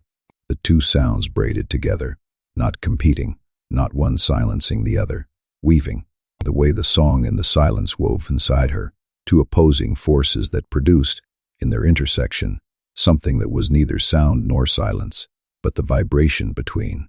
The chapel resonated. The stone walls, which had stood for centuries holding nothing but weather and memory, began to vibrate at the frequency of the two voices. The remaining shards of colored glass hummed in their frames.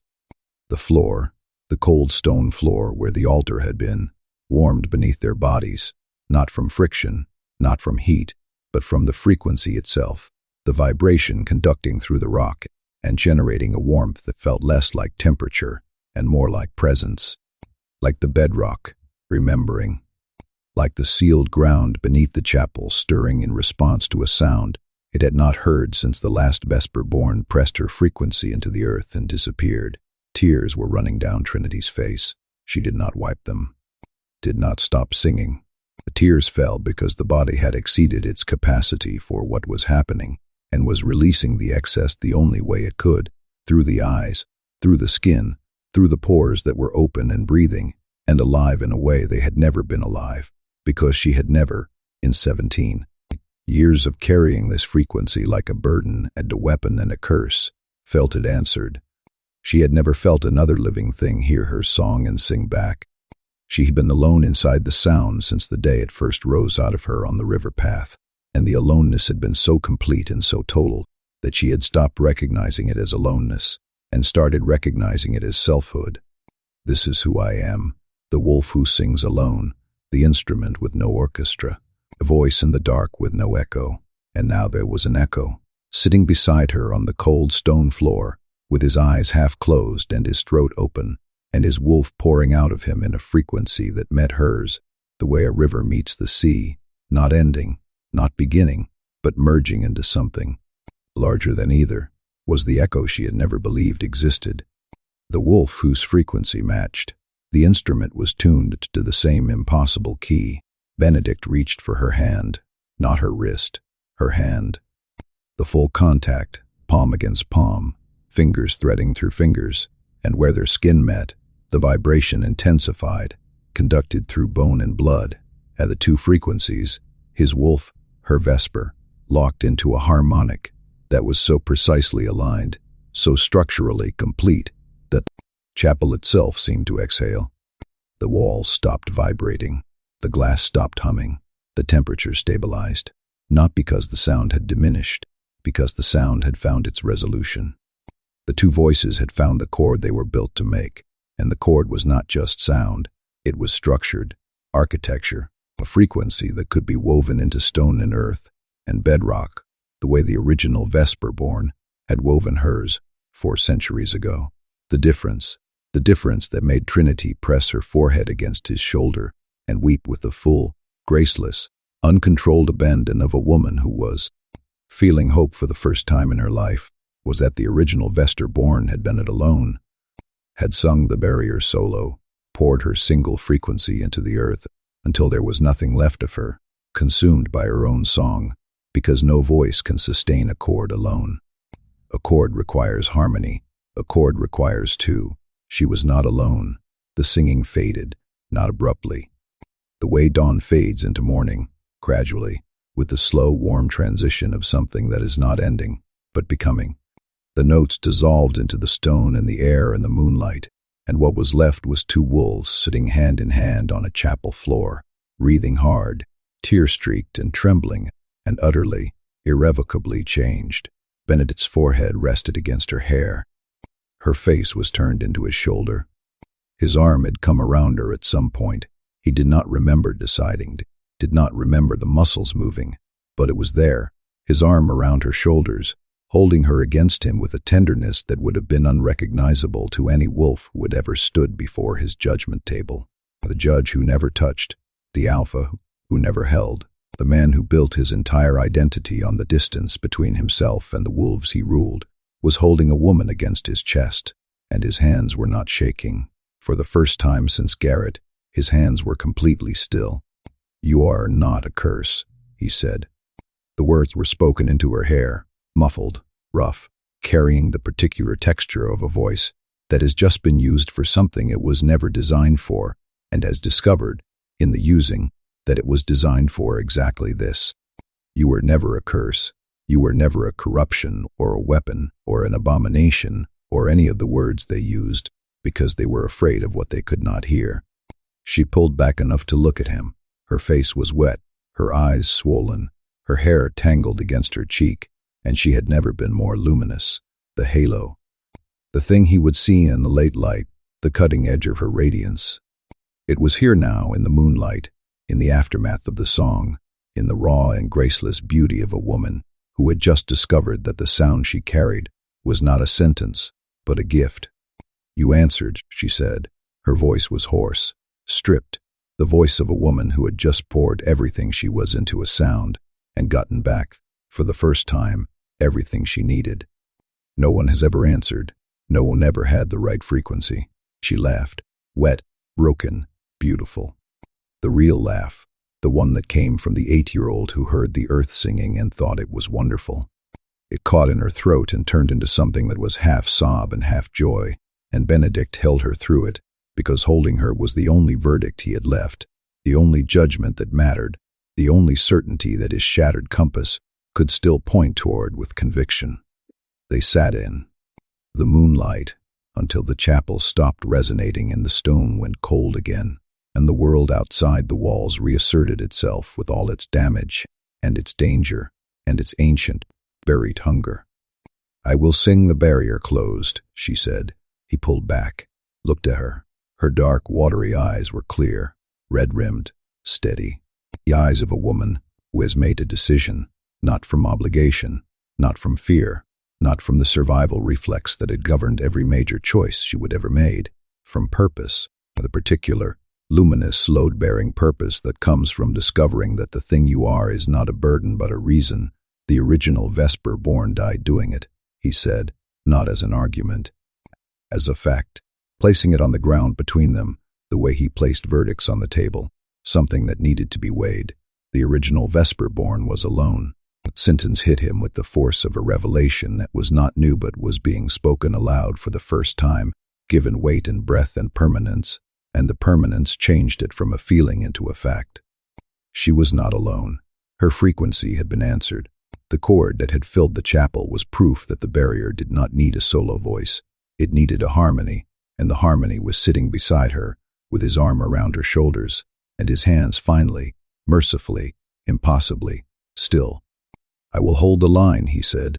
"Whatever comes through while you sing, whatever the choir pushes up through the cracks, the nightingales will hold. I will hold. I know." 2 words. Simple, certain, carrying more trust than any sentence she had ever spoken.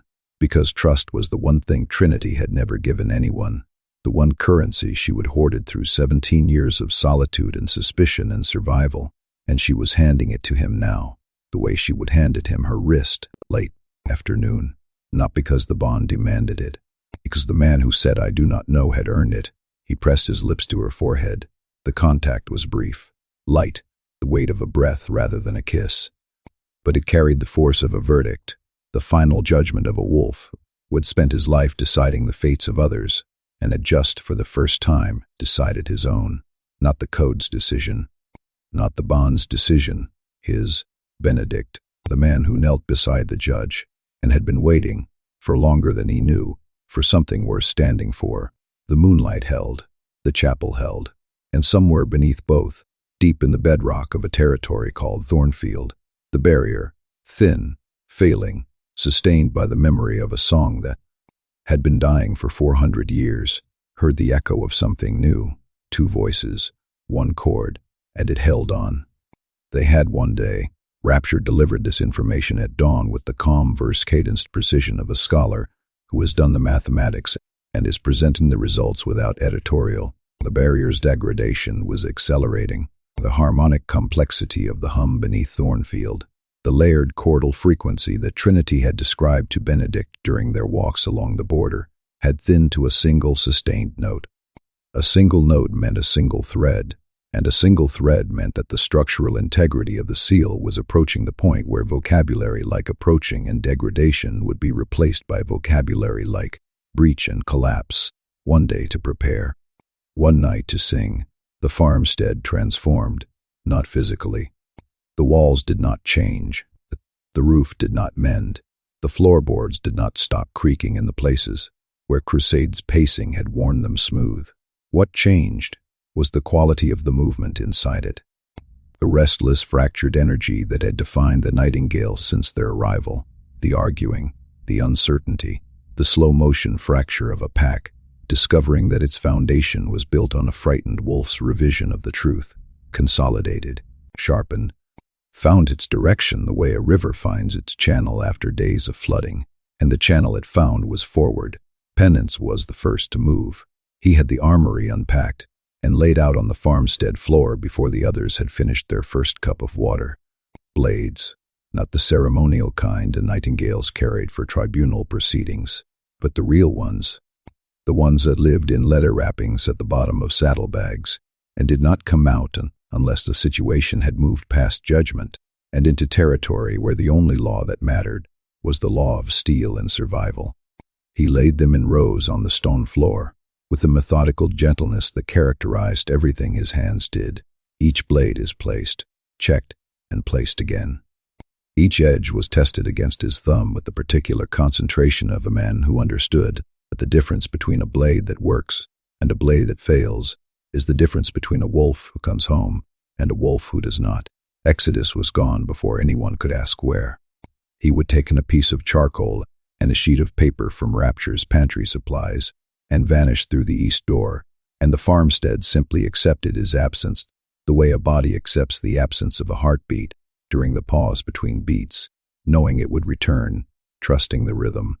He came, but 2 hours later with a map, not a cartographic map, not the kind of clean, scaled, aesthetically considered document that Templar would have produced. This was a tracker's map, rough, kinetic, drawn by a hand that was translating the language of the earth into lines and circles and arrows that only made sense if you could read the land the way Exodus read it. It showed Thornfield from above, but the Thornfield it showed was not the surface territory. It was the underlayer, the fracture network beneath the chapel, radiating outward in a pattern that looked, from this angle, like the root system of a tree that had been growing downward for 4 centuries. He pinned it to the wall beside Templar's window. 6 primary breach points, he said, tracing the fracture lines with a charcoal-stained finger. 3 along the eastern corridor, 2 beneath the chapel itself, one at the far border where the indentations were. His finger moved with the fluency of a wolf who was speaking his native language, translating ground into information, earth into strategy. The hollow walkers will come through the path of least resistance. The eastern corridor fractures are the widest. That is where the pressure from below is strongest. That is where the pressure. And the chapel? Templar's voice. Steady again, or something close to steady. The strategist's mind engaged, doing what it was built to do, not arguing law anymore, but reading the terrain, assessing the threat, finding the angles. The chapel fractures are different, narrower, more controlled. They are not breach points.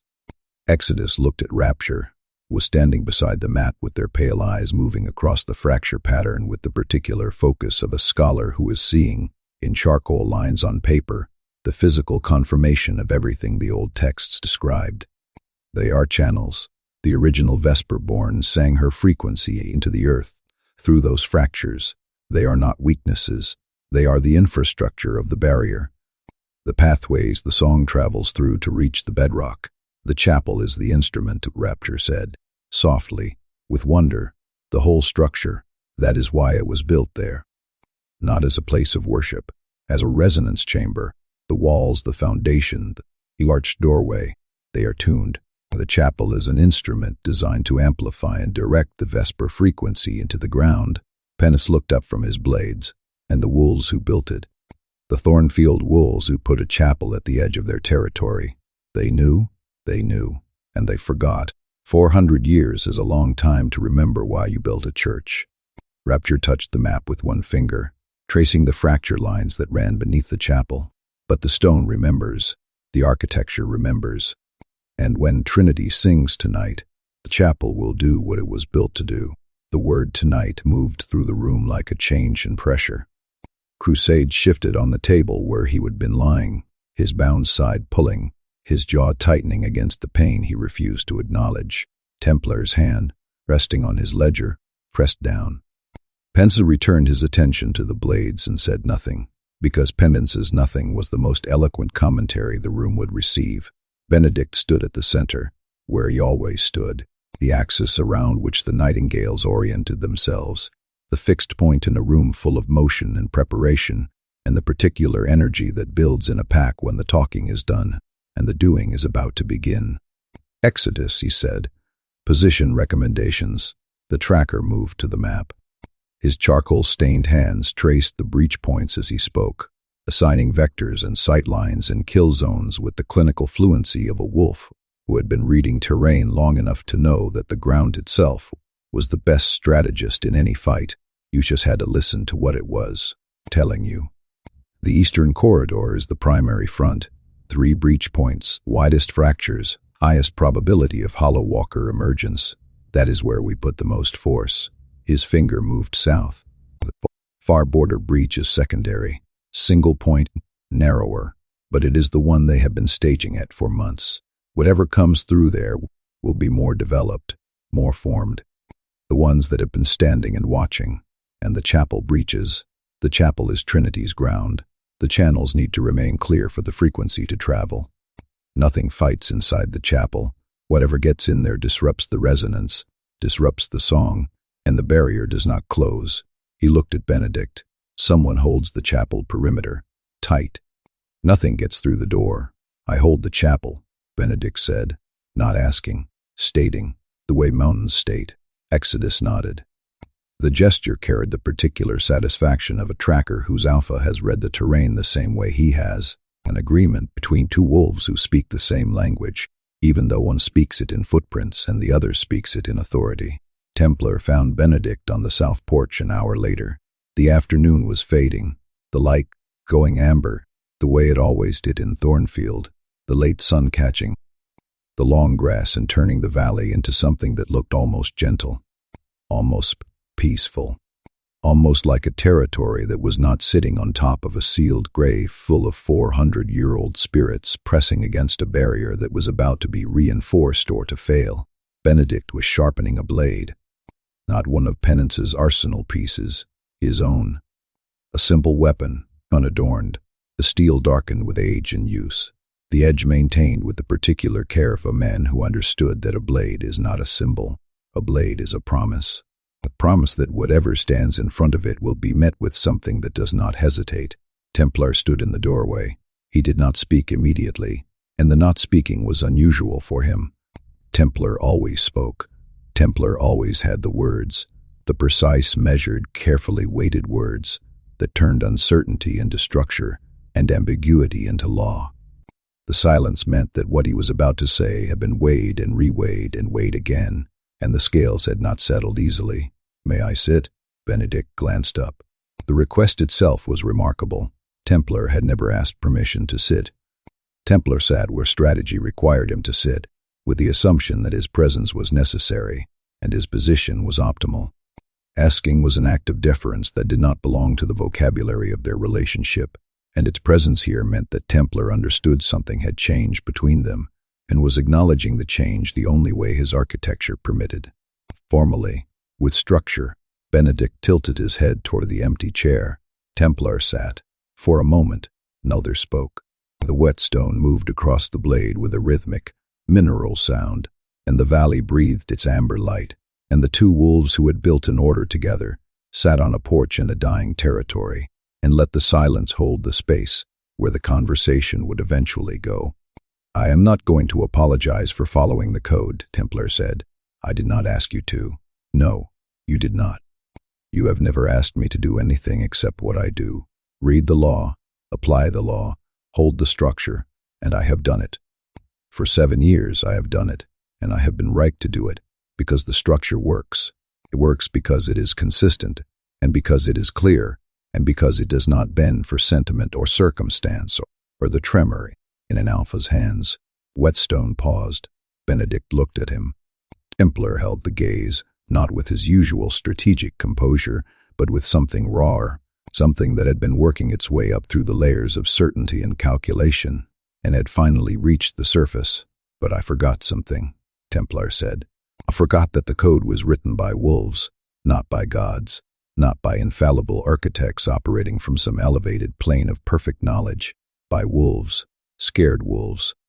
Wolves who saw something that terrified them and responded the way scared wolves respond, by building a wall, by writing a law that said destroy what you do not understand, because destruction is simpler than comprehension, and simplicity is the thing that scared wolves need most." He paused. His hands resting on his knees were not folded in their usual precise configuration. They were open, palms up, the posture of a man who has set something down and is showing you that his hands are empty. Meridian was scared. I understand that now. Rapture's journal makes that clear. Meridian saw the Vesper-born's power and could not live with the uncertainty of it. So Meridian did what I have spent 7 years doing, found a line and drew it. Clean, clear, final. And the line was wrong, Benedict. The line killed wolves who should not have been killed. And I defended that line because defending lines is what I do, and I never once stopped to ask whether the wolf who drew it was drawing from wisdom or from fear. The amber light moved across the porch. The valley below held its breath. "I am not apologizing for following the code," Templar repeated. "I am apologizing for forgetting that the code was written by wolves who were also afraid, and for not being the strategist who saw that the strategy itself was the problem." He looked at Benedict with an expression that was, for the first time in 7 years, unguarded. "You saw it, before Rapture's books, before Exodus's maps, before any of us caught up. You saw it the moment your hands started shaking. The compass moved, and you followed it, and the rest of us were still reading the old map." Benedict set down the whetstone, set down the blade, gave Templar the full, undivided attention that he gave to verdicts, to judgments, to the moments when the weight of a decision required every ounce of his presence. "The code is not wrong, Templar. The code is incomplete. There is a difference. And the difference is the space where wolves like you do your best work, not defending the structure, but rebuilding it, making it large enough to hold the things it was too afraid to hold before." Something moved through Templar's face, not the crack from the briefing room, not the fracture of certainty. Something quieter, something that looked like the first tentative keystroke of a new structure being built on the foundations of the old one, not replacing it, expanding it, the way a cathedral expands, not by tearing down the walls, but by adding chapels, adding alcoves, adding space for the things the original architects did not know they would need to shelter. Templar extended his hand. Benedict took it. The grip was firm, brief, carrying between its pressure the full, unspoken weight of 7 years of shared work, and the particular, fragile hope that the next 7 years might be built on something truer. Inside the farmstead, Crusade was trying to stand. Penance watched him from the doorway. The boy, and Penance would think of him as the boy, until the day one of them stopped breathing, because the blade, the bravado, and the jaw set for arguments could not disguise the fundamental youngness that lived beneath all of it. Had his teeth clenched, and his good hand braced against the table and his injured side pulled so tight with fresh bandaging that the muscles in his neck stood out like cords. "Do not," N said. "Do not what?" Crusade's voice was thin, stripped of its usual sharp edges by pain and something else. Something quieter that Penance recognized, because he would heard it in his own voice once, a long time ago, on a stone floor in a cathedral. The sound of a wolf who has just discovered that the thing he thought defined him's not enough, and is trying to figure out what is. Do not stand up. Do not pretend the wound is less than it is. Do not perform readiness when your body is telling you to rest. I am not staying behind. The words came out fierce, but the fierceness had a different quality than Crusade's usual aggression. Less heat, more weight. The particular stubbornness of a wolf who is choosing to stand not because he does not feel the pain, but because the pain is less important than standing. That thing went through me like I was nothing, Penance. Like everything I am, every hour of training, every blade I have ever held, every fight I have ever picked and won, was nothing. And tonight it is going to come back, and there are going to be more of them, and I am going to be there. You will slow us down, then I will slow you down from behind you. I will slow you down holding a flank. I will slow you down standing at the chapel perimeter, making sure nothing gets through the door while Trinity sings, but I will be there. He got his feet under him, swayed, caught himself on the table edge and held, and the holding was an act of will that Penance respected, even as the protector in him wanted to push the boy back down and tell him that survival was more important than pride. But this was not pride. Penance could see it, could read it in the set of Crusade's jaw, which was different tonight, not the jaw of a wolf looking for a fight, but the jaw of a wolf who had found something worth fighting for and was refusing, with every fiber of his battered body, to be absent from it. "You stay behind me," Penance said, "my left side. You do not advance ahead of me. You do not engage alone. And if I tell you to fall back, you fall back. Not later. Not when you are ready." Immediately, Crusade's face did something unexpected. It softened. Not much. A fraction. The particular softening of a young wolf who has just been told no by someone who means yes, and who understands, perhaps for the first time, that the no is not a cage. It is a hand on his shoulder. A structure around his courage that will keep the courage from getting him killed. "Behind you," Crusade said. "You are left." Good. The chapel, Rapture had been working since midday, and the work they had done was not construction, it was restoration. Not of the physical structure. The ruined walls were still ruined, the empty window frames still empty, the arched doorway still holding its shape through stubbornness rather than engineering. What Rapture had restored was the intention, the purpose, the original function that the wolves who built this place had known, and that 4 centuries of forgetting had buried as deeply as the choir itself. They had cleared the debris from the center of the floor, exposing the bare stone where the altar had stood.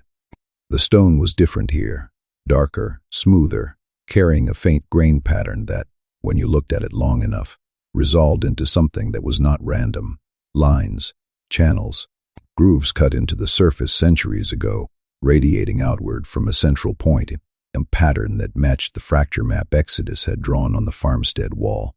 The channels were the conduits, the pathways through which the Vesper frequency would travel from the singer to the bedrock, from the voice to the earth, from the instrument to the seal.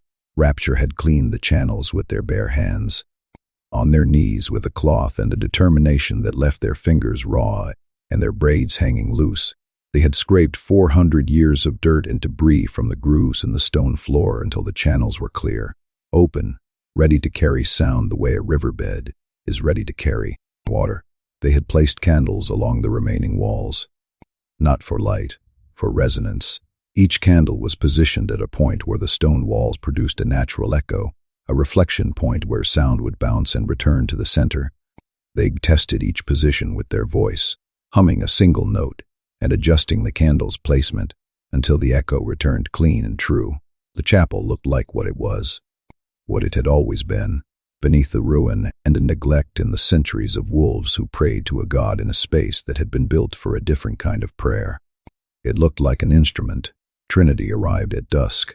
She came alone, walking from the river along the path that her own looping, circling trail had worn into the grass over years of solitary patrol.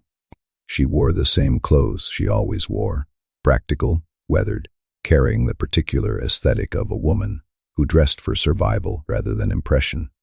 Her hair was loose, dark against her shoulders, and her face was calm. Not the enforced calm of the armor she would worn for 17 years, a different calm, the calm of a woman who knew what she was about to do, and had chosen to do it, and was walking toward the choice, with the particular steadiness of someone whose feet had finally found the ground they were built to stand on. She stopped in the arched doorway. The chapel interior glowed with candlelight, the flames steady in the windless air, their light catching the grooves in the stone floor and turning the channel network into a map of gold lines, radiating outward from the center where she would stand. Rapture had stepped back, standing near the east wall, watching her with the reverence of a scholar who has spent their life reading about sacred things and is now witnessing one. The Nightingales were there, all of them, standing along the walls in the doorway, at the positions that would become their battle stations when the night arrived and the choir began to push. Templar at the south wall with his new silence and his open hands.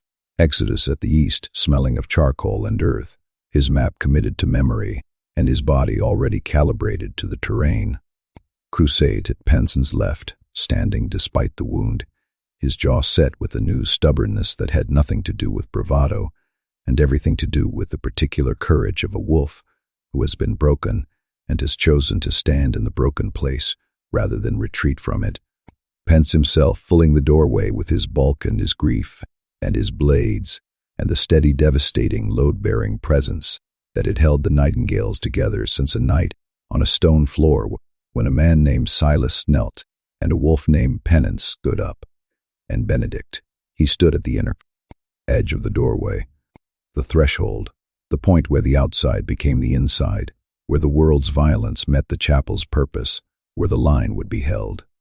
He stood the way he had stood in the cathedral on the night the summons arrived, the way he had stood in the farmstead when he made his declaration, the way he had stood in every room he would ever entered. Not because he was the largest or the loudest or the most visible, because he was the most certain.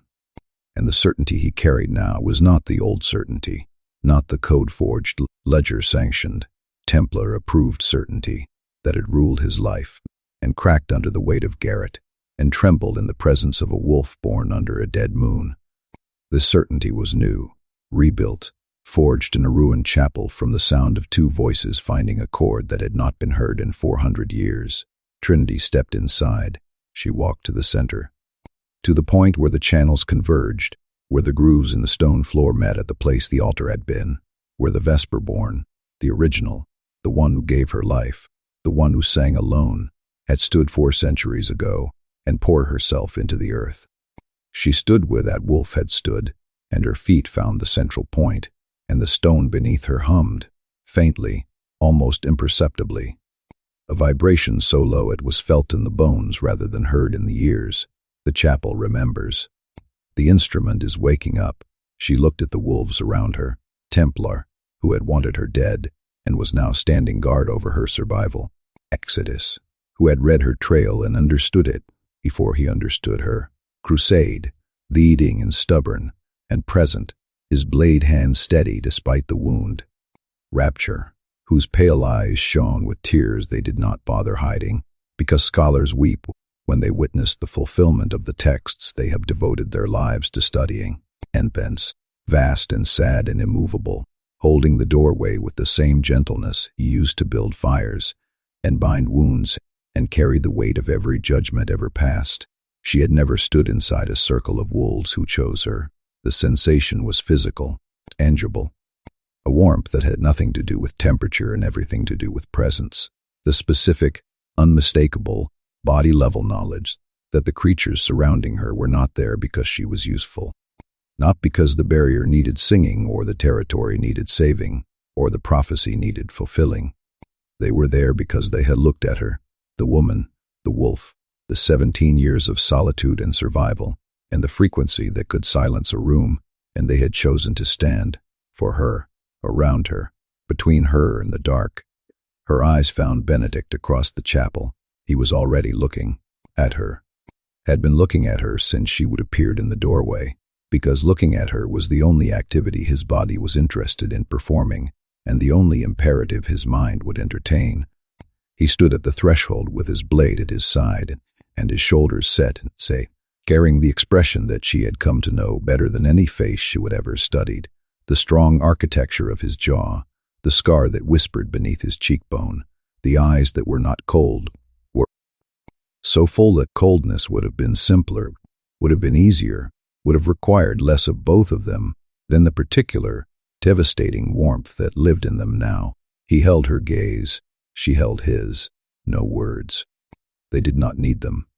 The frequency between them, the bond, the harmony, the chord that had filled this chapel the night before, and would fill it again tonight, louder, deeper, with the weight of a world pressing down and the strength of a world pushing back. The frequency said everything. Said, I am here. Said, I will hold. Said, the judge has made his final verdict, and the verdict is you, and the verdict is us, and the verdict is this chapel and these wolves and this night, and whatever comes up from the dark will find us standing. The candles burned. The channels in the stone floor glowed gold. The chapel hummed its low, ancient, structural hum, warming up the way an instrument warms up, the way a voice warms up, the way a heart warms up when it finally finds the thing it was built to beat for. Trinity closed her eyes.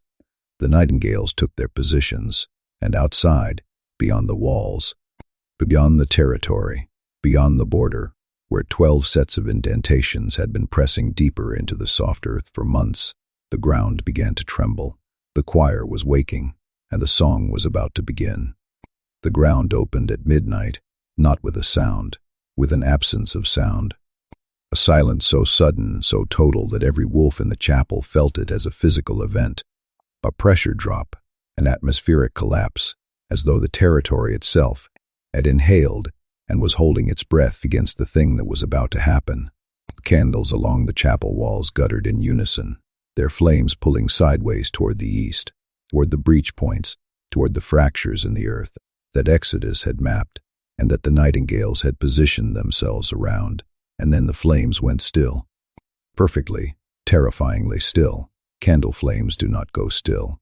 They move because air moves, and air moves because the world is alive, and the stillness of those flames meant that for one impossible moment, the world stopped being alive. Then the ground screamed, not a sound that any throat could produce. A vibration, a frequency that came from beneath the bedrock, from the sealed space where the choir had been dreaming for 400 years, and it pushed upward through the soil and the stone and the foundations of the ruined chapel with a force that buckled the earth along the eastern corridor and sent cracks racing through the hard-packed dirt like lightning, laid horizontal.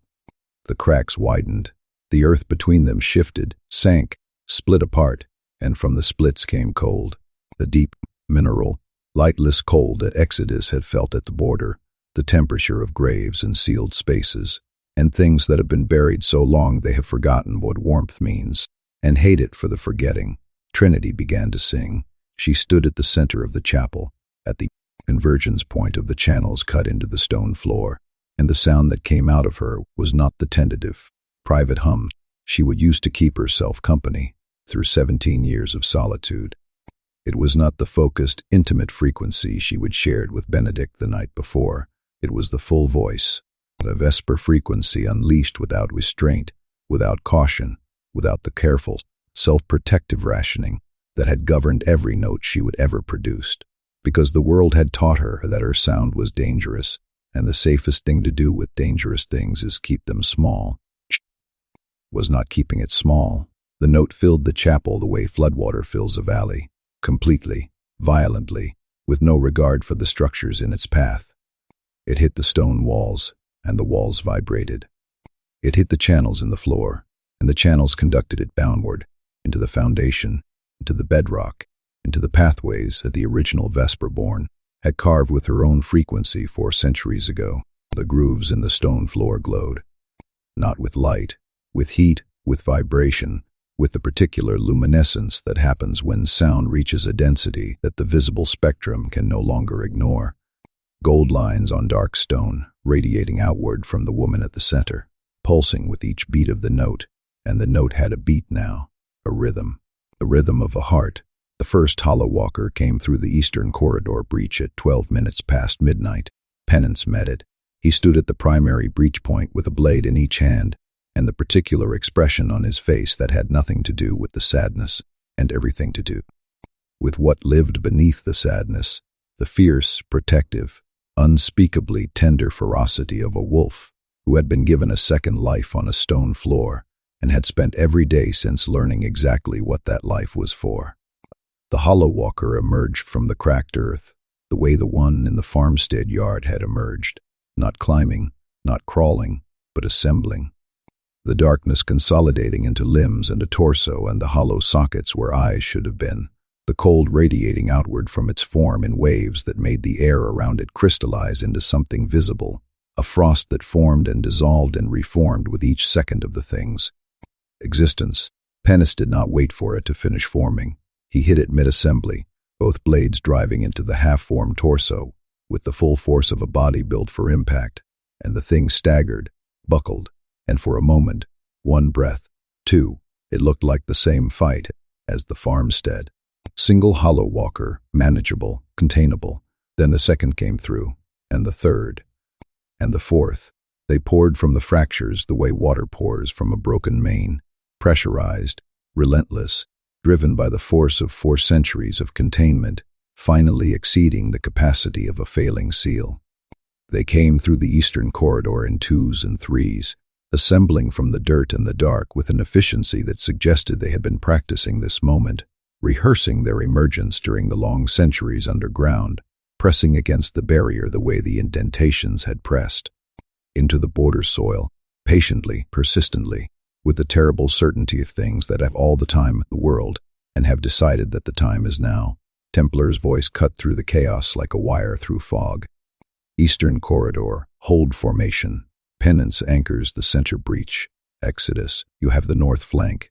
Crusade, south flank. Stay behind Penance. Do not advance. The strategist was back. Not the man who had sat on the porch with his hands open and his certainty in pieces. The wolf who had spent 7 years turning chaos into structure, who could read a battlefield the way Exodus read the ground and Rapture read texts, whose mind converted disorder into geometry and geometry into survival. His voice carried the particular authority of a man who has set down his doubts and picked up his function, and the function was this: keep the wolves alive, keep the formation intact. Hold the line long enough for the song to do its work. Pence fought from the center. 2 blades, constant motion, the big wolf moving with a precision that belied his size, each strike targeted at the structural weaknesses that the farmstead encounter had taught him, the joints, the points of articulation, the places where the hollow walker's form was thinnest and most vulnerable. Description. He did not try to kill them. You cannot kill something that was never alive. He disrupted them, broke their form, forced them to dissolve and reassemble, buying time, buying seconds, buying the incremental delay that would allow Trinity's frequency to travel through the channels and reach the bedrock and begin the work of resealing what had come apart. Exodus fought the way Exodus did everything, silently, efficiently, with the curved blade that he would brought from wherever wolves like Exodus keep the things they do not show anyone until the night requires them. He held the north flank alone, and alone was where Exodus functioned best, his body calibrated to the terrain, his footwork reading the ground beneath him for the subtle tremors that preceded each new emergence. He felt them coming before they came, zitchened himself above the fracture point and struck as they assembled, catching them in the vulnerable moment between earth and form, before the darkness had fully consolidated into something that could fight back. Crusade burned. He burned the way young wolves burn when the fear and the pain and the purpose converge into something incandescent, something that bypasses the strategic mind and operates from the place where courage lives, not in the head, not in the hands, but in the gut. He held the south flank at Penance's left, exactly where he would been told to stay, and for the first time in his life, the staying was not a cage, it was a discipline. He fought within the formation, if they will, in the structure, and the structure made him better, each strike cleaner, each movement more efficient, the blade in his hand finally doing what a blade is supposed to do. Not performing readiness, being ready. His side opened on the third engagement. The wound beneath the bandage, not fully healed, it was tearing under the strain of combat, and the blood came hot and immediate, and Crusade felt it, did not stop, did not slow, did not look down. He adjusted his guard, compensated for the compromised side, and kept fighting with the particular savagery of a wolf who has decided that bleeding is an acceptable cost of being present, and that being present is not negotiable. Inside the chapel, the song built. Trinity's voice climbed. Not in pitch, in density.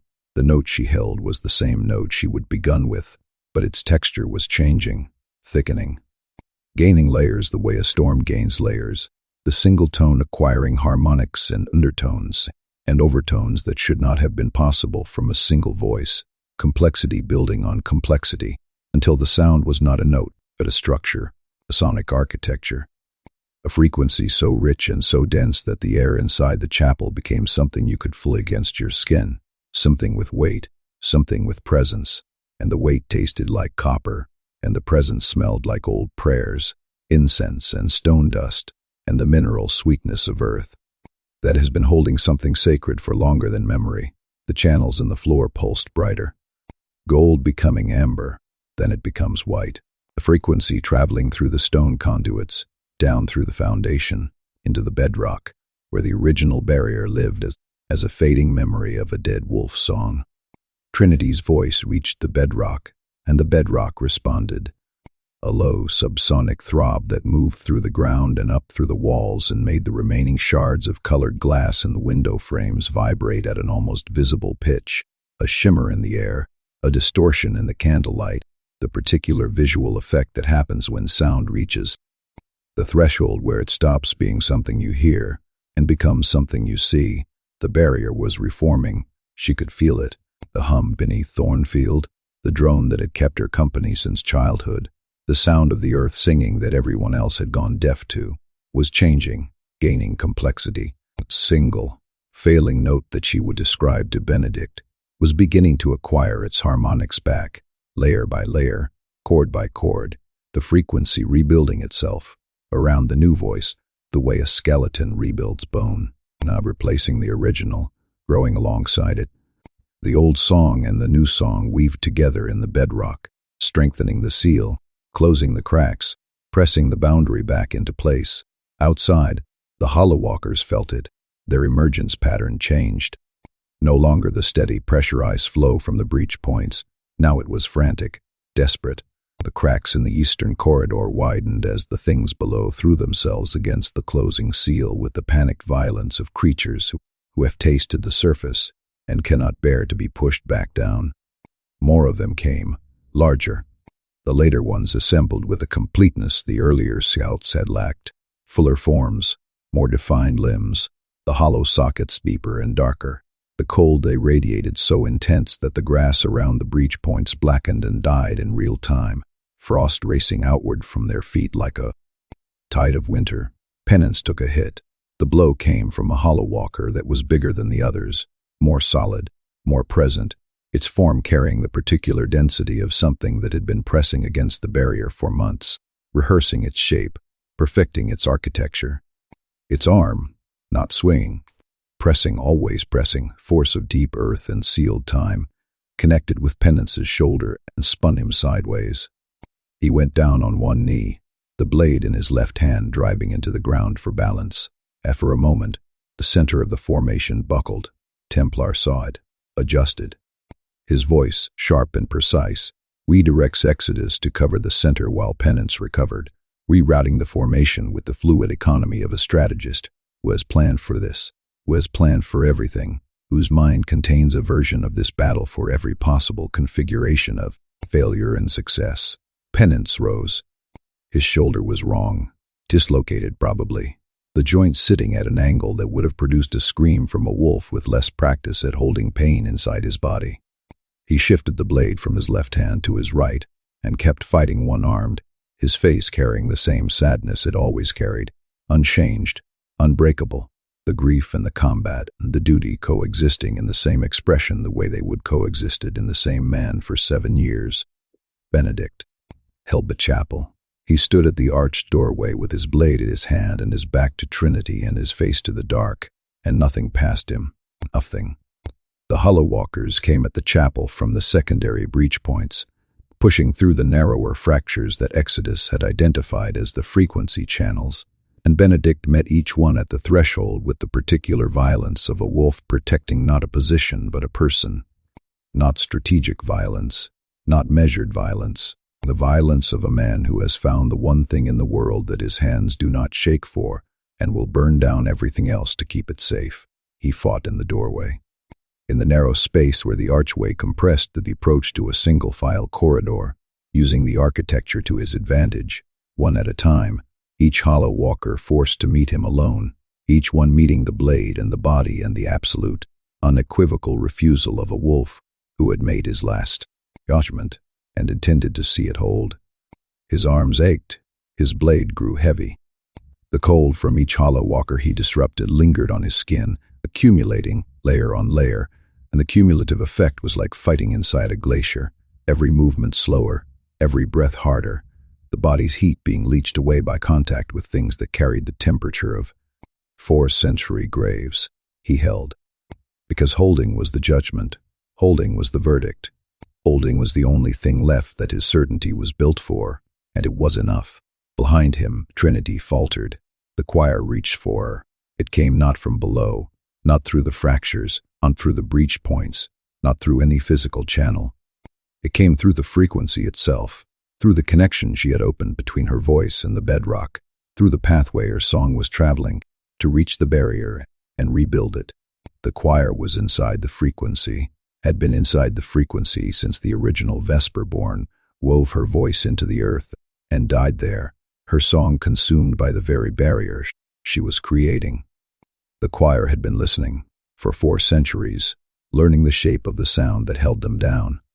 And now that a new voice was traveling the same pathway, they reached for it with the desperate, suffocating hunger of things that have been starving in the dark and have just smelled something alive. Trinity felt it as a pulling, not physical, harmonic, a counter-frequency rising through the channels to meet her note, wrapping around it, pressing against it the way a vine presses against the tree it is climbing, not silencing her, absorbing her, trying to pull her voice into the collective, to make her song part of the choir's harmony, to consume the instrument the way it had consumed the original 4 centuries ago. Her note wavered, the density thinned. What cold light in the channels flickered, and the ground beneath the chapel shuddered as the barrier, half-reformed, incomplete, held together by a single voice fighting against a chorus of hundreds, trembled at the edge of failure.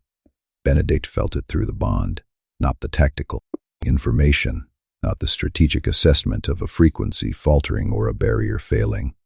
The feeling, the raw, unfiltered, body-level sensation of Trinity being pulled, of her voice, her extraordinary, impossible 400 years in the making voice, being dragged into something vast and dark and hungry that wanted to swallow it whole. He felt her fear. Not the armored fear she would worn for 17 years, but the naked primal fear of a woman who has just discovered that the thing she thought was her greatest power might be the thing that destroys her. He felt her reaching for him through the bond. Not with words, not with intention, with frequency, the harmonic signature of his name inside her chest, the vibration that meant Benedict, the way a tuning fork means the note it was forged to produce. He did not think. For the first time in his life, the alpha who always thought, who always calculated, always assessed, always found the line before he crossed it, did not think. His body turned from the doorway, turned from the hollow walkers still pressing at the threshold, turned from the fight and the blade, and the cold and the formation, and he moved toward Trinity, toward the center of the chapel where she stood with her eyes closed and her face contorted with effort, and the golden channels flickering around her feet. He dropped the blade. It clattered against the stone floor, steel on stone, and the sound of it was the sound of a weapon being abandoned, because the wolf who held it had found something that mattered more than steel. He stepped into the sound. The Vesper frequency hit him like a wall, like a current, like the deep water pressure that crushes divers who descend too fast. The pressure was not just physical, it was harmonic. The frequency pressed against his wolf, pressed against the animal architecture of his body, and for a moment, one terrible, eternal moment, he felt what the young wolf on the river path had felt, the silence, the absolute, void black silence of a wolf being stilled, the shift suppressed, the animal nature going dark. And then his wolf answered. The response came from the place it come from the night before, the deep, pre-linguistic, pre-civilized place where the bond lived and Garrett sat, and every verdict he would ever passed was stored. It rose through the silence and the pressure and the crushing harmonic weight of the Vesper frequency, and it did not fight, it harmonized.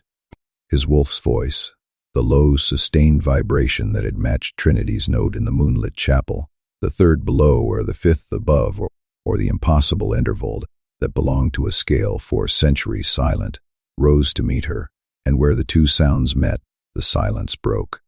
He wrapped himself around her, his arms, his body, his chest against her back, his hands finding her hands, his fingers threading through hers, the way they had in the chapel floor the night before, his chin against her temple, his breath against her hair, the full, unguarded, unconditional contact of a man who had spent his life maintaining distance and had just abandoned every inch of it because the woman in his arms was drowning in her own song, and the only lifeline he had was his body and his voice and the frequency that lived inside them. Both, the bond opened, not the crack of the first morning, not the roar of the wrist touch, not the chord of the night before. The bond opened the way a dam opens, completely, structurally, with the total commitment of a barrier that has decided to let the river through. His frequency poured into hers. Her frequency poured into his. And where they met, where Benedict's wolf and Trinity's Vesper intertwined, inside the harmonic architecture of the chapel's resonance chamber, the sound that emerged was not two voices. It was one chord, one frequency, unsustained, impossible, world-altering tone that was neither the song nor the silence but the vibration between, the exact frequency that the original Vesper-born had never achieved, because she had been alone, because the chord requires two, because the barrier was never meant to be sung by a single voice to dying bedrock. It was meant to be woven by two frequencies, two wolves, two instruments tuned to the same impossible key, producing together what neither could produce alone. The chord hit the bedrock like a hammer. The channels in the stone floor blazed white. Not gold, not amber, white, the pure, blinding luminescence of sound that has exceeded the visible spectrum and is now operating in territory that light itself cannot follow. The frequency poured through the conduits, down through the foundation, into the earth where the original barrier lived as a memory and a prayer. And it did not reinforce the old seal, it remade it. The barrier was rebuilt from the bedrock up. New architecture, a new frequency woven into the stone and the soil and the sealed ground, stronger than the original because it was harmonized, because it was complete, because the chord held the thing that the single note had always lacked, the structural integrity of two voices carrying the weight instead of one. The sealed ground, which had been fracturing and failing and forgetting for 400 years, sang. It sang with the combined frequency of a judge and an instrument, an alpha and a Vesper born, a man who had found his certainty and a woman who had found her purpose, and a song was not a seal, it was a lock, The choir screamed. The counter-frequency, the pulling, absorbing, consuming force that had been reaching for Trinity through the channels, recoiled, withdrew. The cord was too strong, too complete, too precisely calibrated to the architecture of the barrier for the spirits beneath to find purchase. They pulled back the way flame pulls back from water, and the pulling back was not voluntary. It was physics. The frequency of 2 was a harmonic that the choir could not penetrate, could not absorb, could not consume, because consuming a chord requires consuming both notes, and the notes were not separate. They were woven together at the molecular level, at the frequency level, at the level where sound stops being vibration and becomes matter.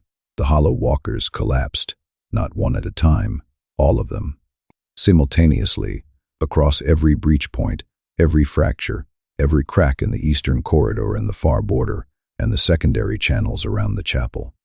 The dark forms, the assembled, herbal ancient things that had been pressing against the boundary for months and pouring through it for hours, came apart, dissolved, returned to the earth the way rain returns to the ground.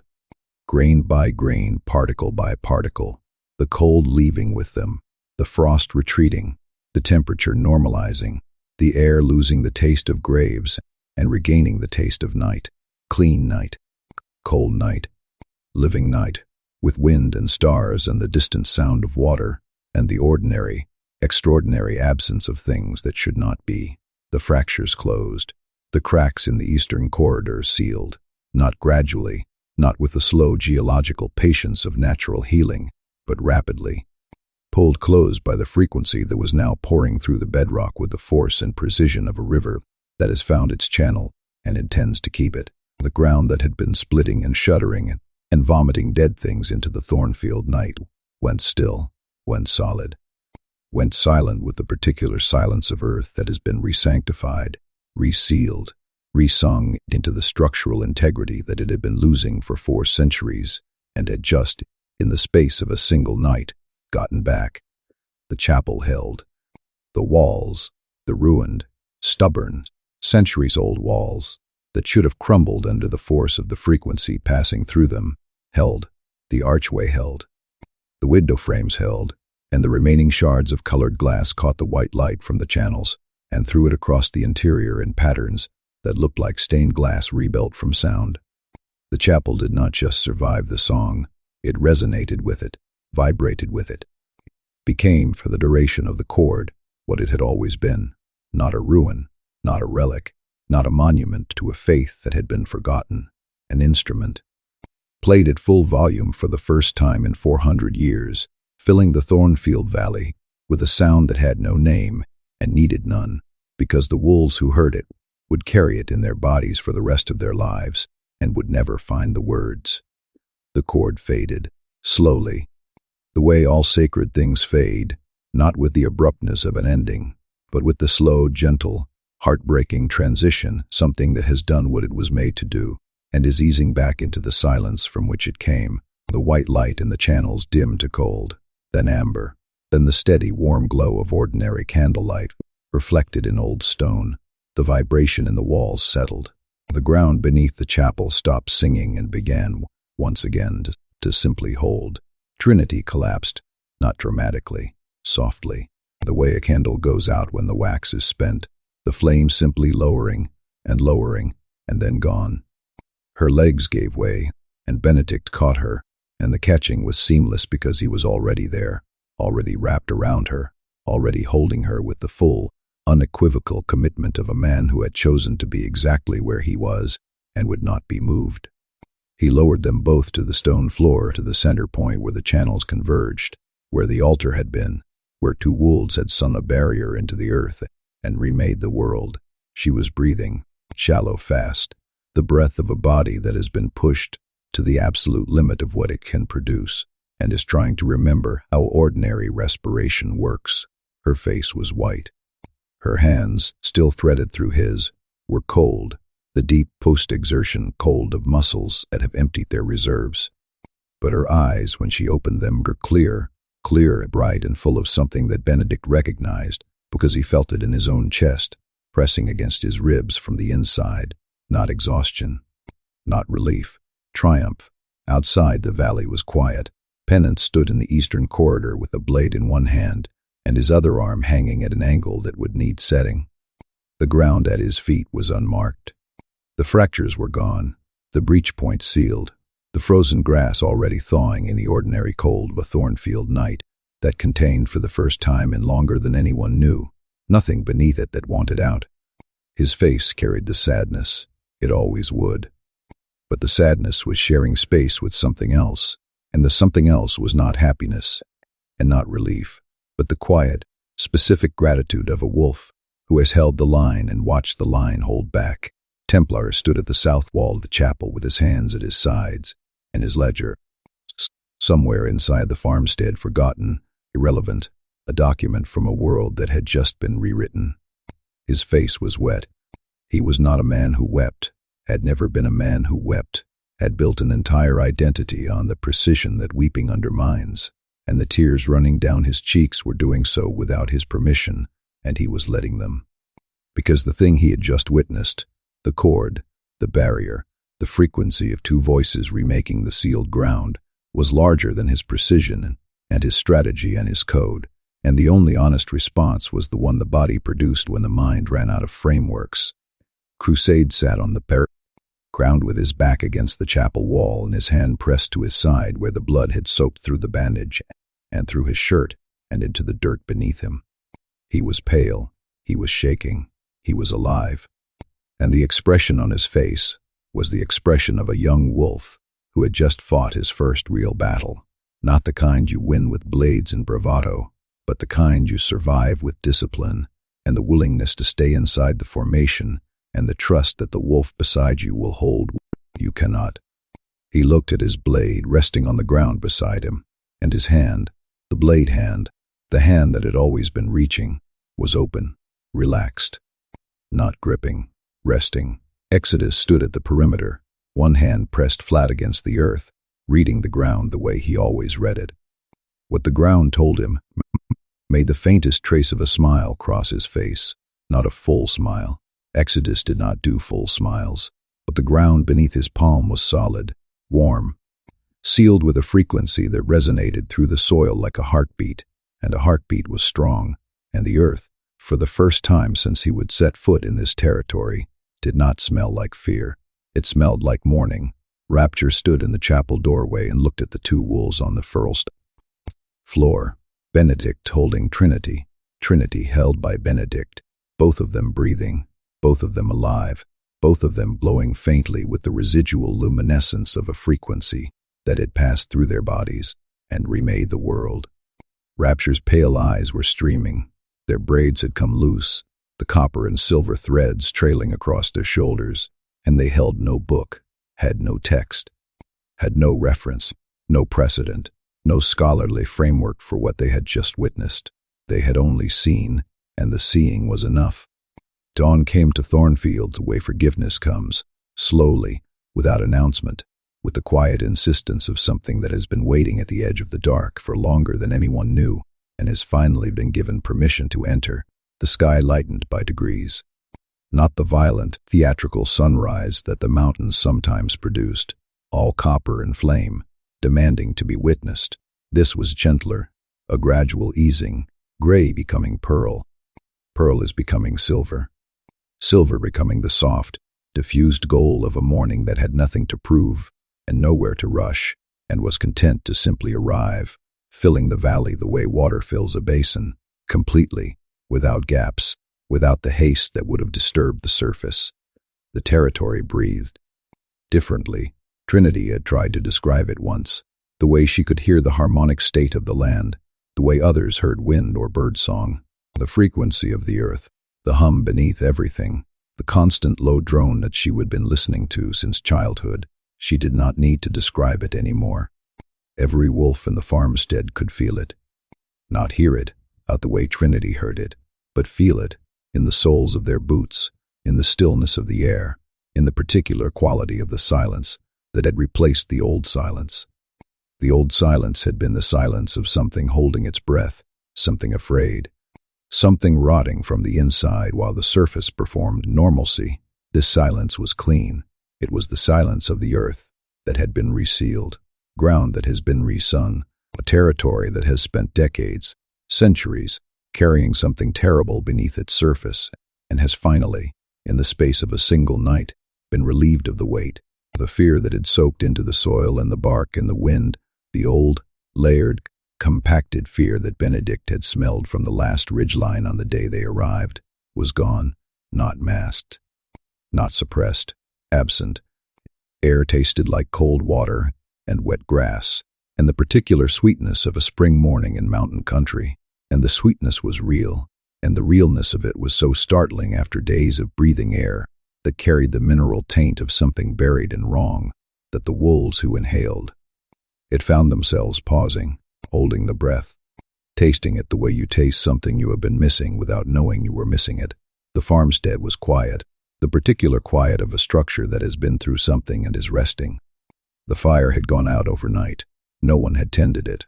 No one had been inside to tend it, and the hearth held only ash and the faint warmth of coals that had given everything they had and were content to cool. Templar's ledger sat on the table, closed, its leather cover catching the first light through the window. The blades Penance had laid out on the floor were gone, cleaned and wrapped, and returned to the saddlebags with the methodical care that Penance applied to all aftermath. The map Exodus had pinned to the wall. The charcoal rendering of the fracture network beneath Thornfield was still there, but the lines it depicted were history now. The fractures were sealed. The breaches were closed.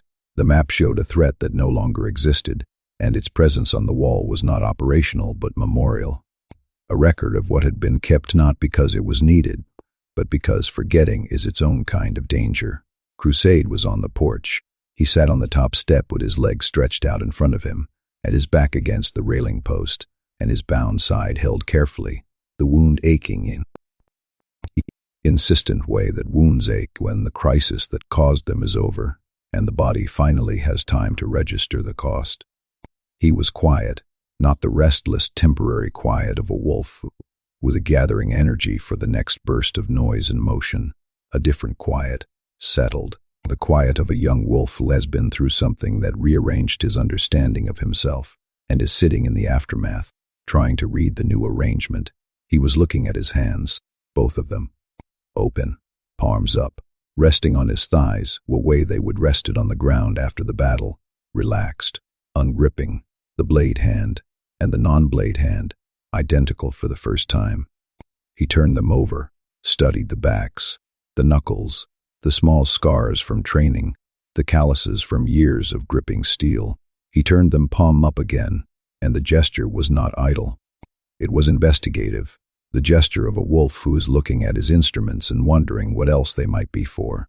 He would always known what his hands were for, since the day he would earned his name or taken it, because Crusade was a name he would claim to rather than been given, reaching for it the way he reached for everything, hunger and urgency, and the absolute conviction that the reaching was the point. His hands were for blades, for fighting, for the sharp, right edge first engagement with the world that had defined him since he would walked into the cathedral and told Benedict that he wanted to be a Nightingale, because the Nightingales were the wolves who made things final, and finality was the thing Crusade craved the way other wolves craved territory or warmth. The Hollow Walker had gone through him like he was nothing. He would told Penance that in the farmstead yard with his blood in the dirt and his eyes wide, like I was nothing. And the nothing had been devastating, because nothing was the opposite of everything. Crusade had built himself to be. The blade had not worked. The speed had not worked. The hunger, the eagerness, the volatile burning readiness that he carried in his shoulders and his teeth, none of it had mattered. The thing from the earth had met his best and found it irrelevant, and the irrelevance had cracked him open the way the bond had cracked Benedict open, and what was inside the crack was nothing. It was a boy who had joined the Nightingales because the Nightingales gave him a structure to prove his fear inside, and the structure had a name, and the name was courage, and he would been performing courage so long he would forgotten it was a performance. The Hollow Walker had stripped the performance away the way Trinity's songs stripped the wolf from a shifter, not by destroying it but by silencing it, by reaching into the architecture and stilling the vibration that sustained it. And what was left, when the performance stopped, was not the strong, volatile, blade-ready wolf he would build. It was the boy who was afraid of the dark, and the boy had fought anyway. Had stood at Penance's left with his side bleeding and his blade hand steady, and his new, quiet post-performance courage holding him upright through a battle that the old courage, the loud, hungry, performing kind, would not have survived. The old courage would have charged, would have broken formation, would have died in the eastern corridor with a blade in its hand, and its name on its lips, and absolutely nothing to show for either. The new courage stayed. Crusade looked at his hands in the morning light, and did not yet know what they were for, and the not knowing was the most honest thing his hands had ever held. Inside the farmstead, Templar stood at the table with the Book of Revelations open before him. The Book of Revelations, the Nightingales' record, every wolf they had ever judged, every verdict they had ever passed, every name written in ink that might as well have been blood. The book was thick, heavy, bound in black leather that Templar had maintained with the same care he maintained the code, polished, preserved, treated as sacred, because the record of judgment is sacred, and the wolves whose names lived inside its pages deserved the dignity of a document that would outlast the men who wrote in it. Trinity's entry was near the back, recent, written in Templar's precise hand on the night the summons arrived, before they would ridden south, before Thornfield, before the chapel and the bond, and the frequency and the chord that remade the world. The entry was brief, economical, the vocabulary of condemnation distilled to its minimum effective dose. Trinity, Thornfield territory, Vesper-born, status, condemned. Rapture stood beside him. They had brought a pen, not the standard issue instrument that the Nightingales used for official correspondence. A different pen, older, the kind that required an inkwell and a steady hand, that particular patience that comes from believing that the words you are about to write matter enough to warrant the inconvenience of writing them beautifully. Templar looked at the entry, looked at the word condemned, 4 syllables, 9 letters, the entire weight of a terrified wolf's 400-year-old lie, distilled into a single word and aimed at a woman who had spent 17 years waiting for it to arrive. He picked up Rapture's pen. The crossing out was deliberate. Not a slash, not a scribble. Single, clean line through the word condemned, drawn with the same precision the Templar applied to everything, because even the act of undoing an error deserved the care that the error itself had received. The line was straight, even, the kind of line a man draws when he understands that what he is doing is not just editing a record, but rewriting a framework, and the framework is not just a page in a book, but the structure his life has been built on, and the rewriting is an act of courage that no code prepared him for. Beside this crossed-out word, in the space that the margin provided, Rapture wrote the replacement, consecrated. Their handwriting was different from Templar's, more fluid, more ornate, carrying the verse cadence that lived in everything Rapture produced, even their penmanship. The word sat on the page as a song sits in the air, present, luminous, taking up exactly the amount of space it needed, and not an inch more. Templar looked at it. Rapture looked at it. Neither of them spoke, because the moment did not require speech.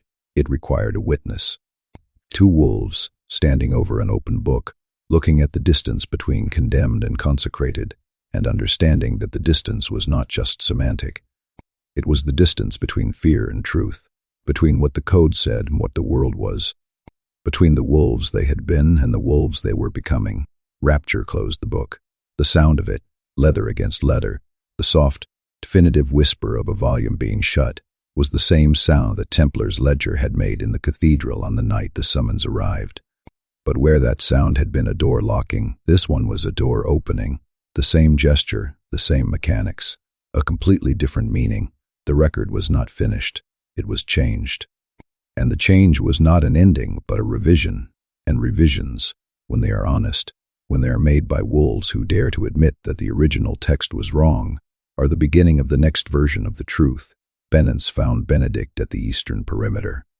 The big wolf had been walking the territory since before dawn, checking the sealed ground, the way he checked everything, thoroughly, with his full attention, making sure that the thing he had been asked to protect had survived the night intact. His shoulder was set now. Rapture had attended to it in the quiet hours after the battle.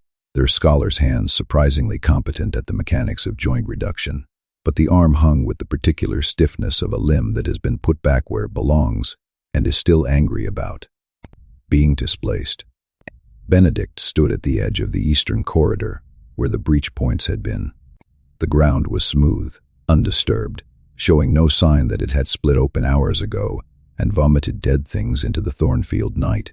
The grass was growing, not metaphorically, literally.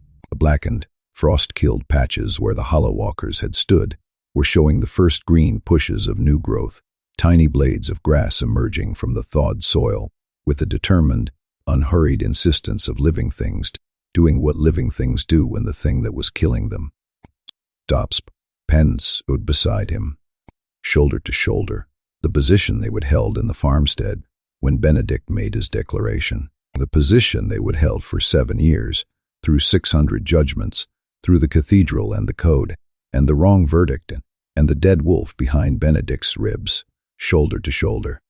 Not behind, besides, Ben, the name, the liberty, the warmth that only penance was permitted to offer, and that Benedict, this morning, did not answer with formality, did not answer with the earned name and the closed door and the distance that rank required.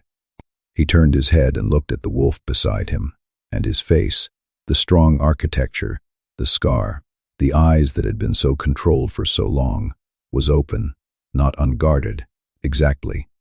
Benedict would never be fully unguarded, but the guard had shifted, had expanded, had made room for something it had not contained before, and the something was visible in the way his jaw sat, in the way his shoulders rested, in the way his hands, hanging at his sides, loose, easy, absolutely still, carried nothing. No tension, no tremor, no Garrett, no Garrett. Garrett was still there, would always be there, but the weight of him had changed, had been redistributed across a new structure, a new framework, a new architecture of purpose that was larger than the old one, and could hold more without breaking. What happens now? Pence asked. The question was simple. 2 words, plus 1. The kind of question that soldiers ask at the end of battles, that survivors ask at the edge of aftermath, that wolves ask when the thing they rode south to do has been done, or undone, or remade into something the ride south never anticipated, and the road home exists and the horses are saddled. And the code says, return to the cathedral and wait for the next summons. Benedict looked east. Toward the river, the willows, the path that wound through the softening landscape to the chapel at the territory's edge, the chapel that was no longer a ruin, the chapel that had held, that had resonated, that had done what it was built to do, and was standing this morning, with its walls intact, and its archway intact, and its remaining shards of colored glass catching the dawn light and throwing small, quiet rainbows across the stone floor, where 2 wolves had sung the world back together. Trinity was there. He knew it without seeing her, without the bond telling him, without any mechanism more sophisticated than the knowledge that she would be there, because the chapel was hers, had always been hers, would always be hers, in the way that certain places belong to certain people, not through ownership, but through resonance.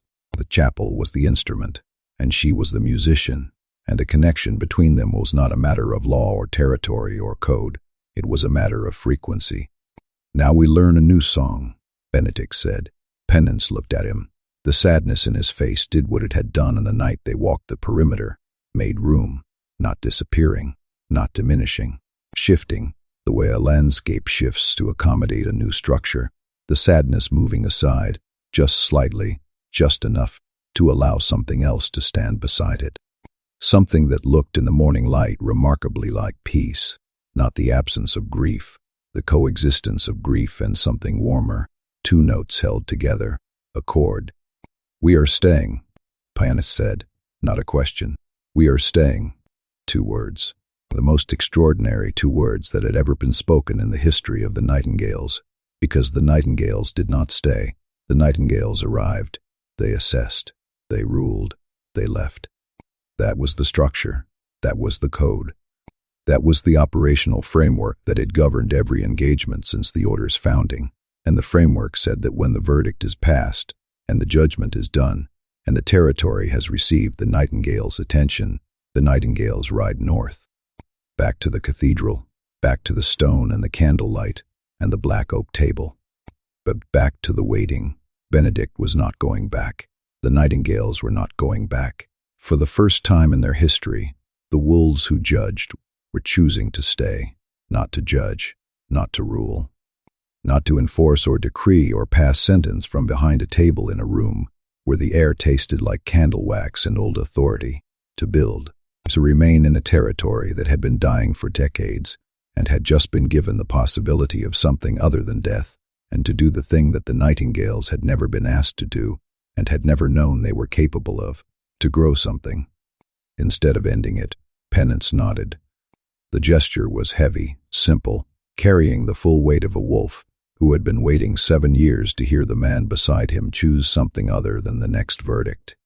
He turned and walked back toward the farmstead, his heavy footsteps pressing into the soft earth, leaving prints that would hold their shape in the morning dew and fade by afternoon, the way all evidence of passage fades, except the passage itself, which lives in the body of the traveler and changes, the way they walk forever after.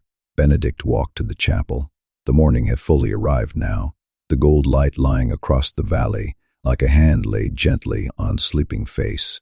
The river caught the sun and threw it back in bright, scattered fragments. The willows trailed their fingers in the current, searching, patient, touching the water without holding it.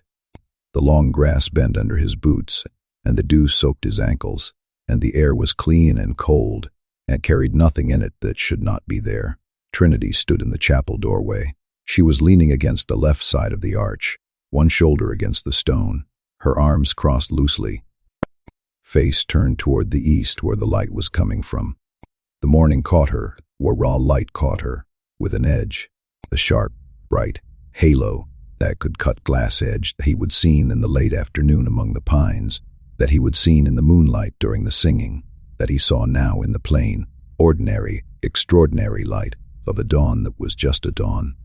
No dead moon, no frequency, no bond detonation or barrier remaking, or any of the mythic 400-year-old, world-altering events that had brought them to this moment.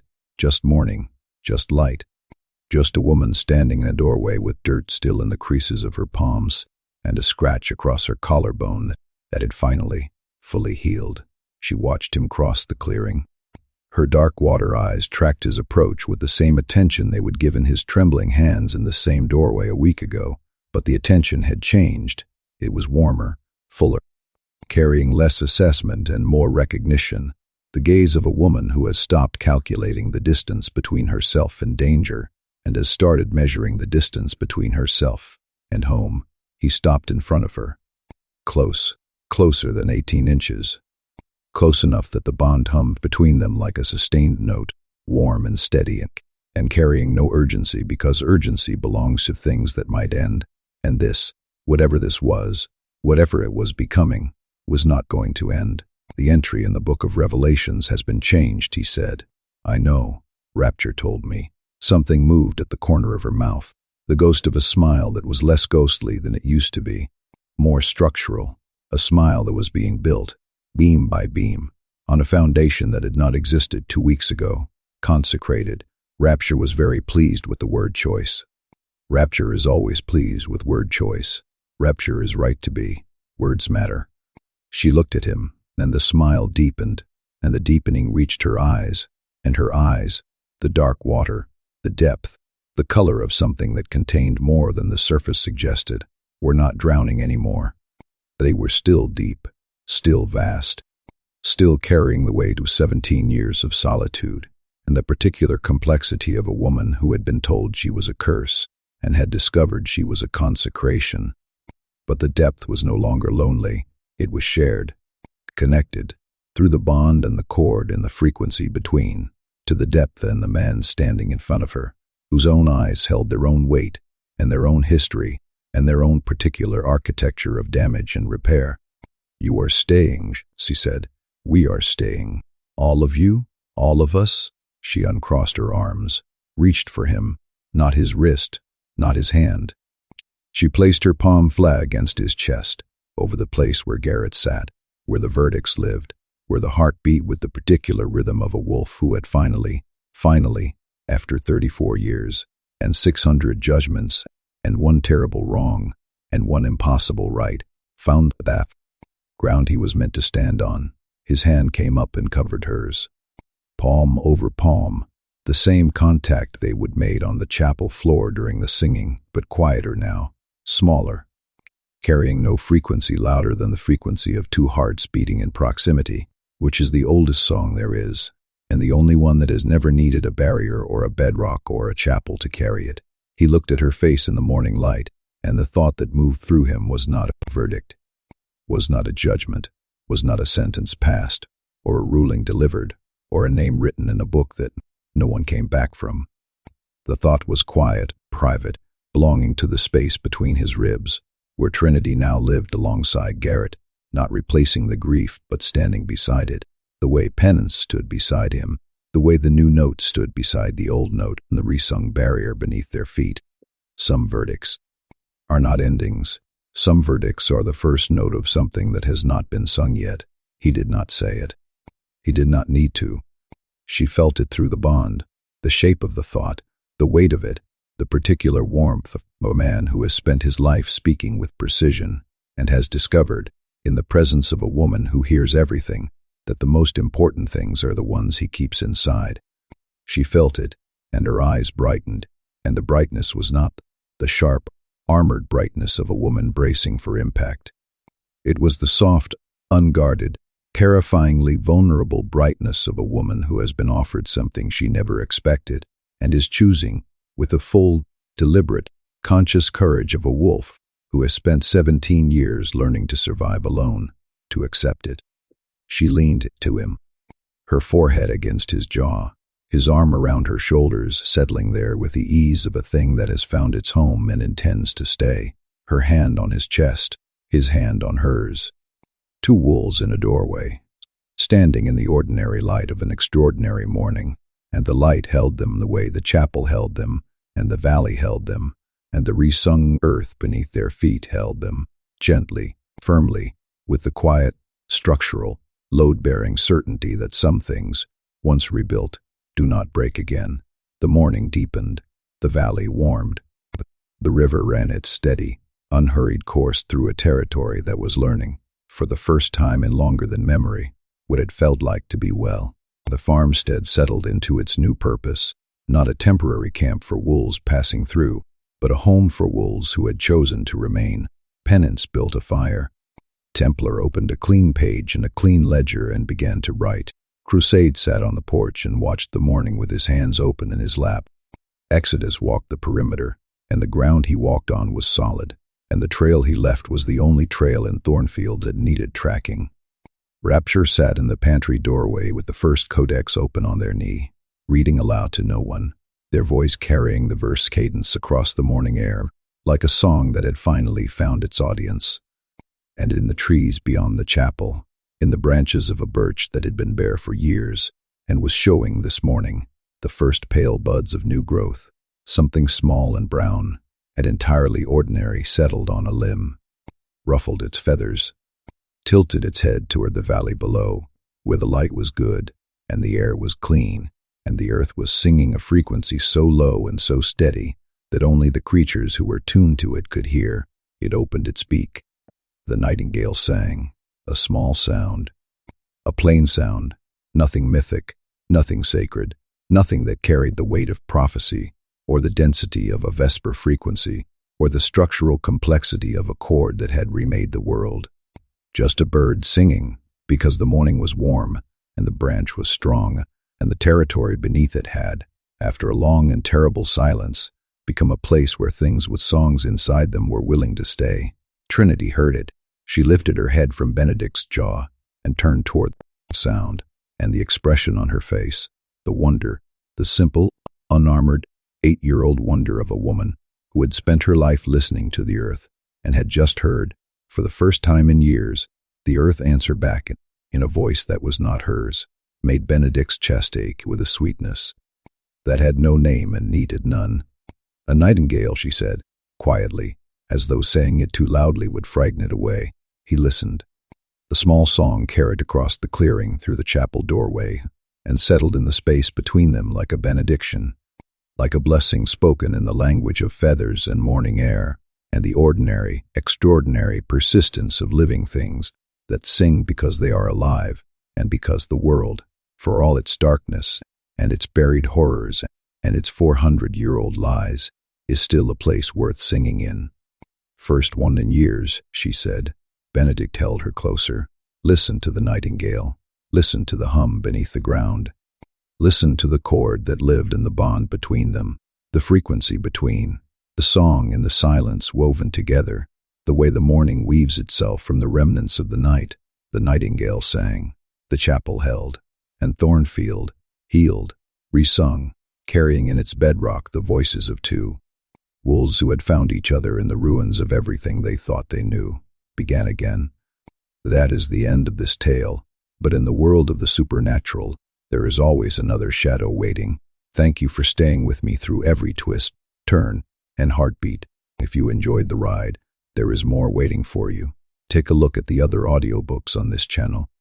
Do not forget to subscribe if you want more magic, monsters, and stories that go bump in the night. Until next time, stay curious and brave. Never stop listening."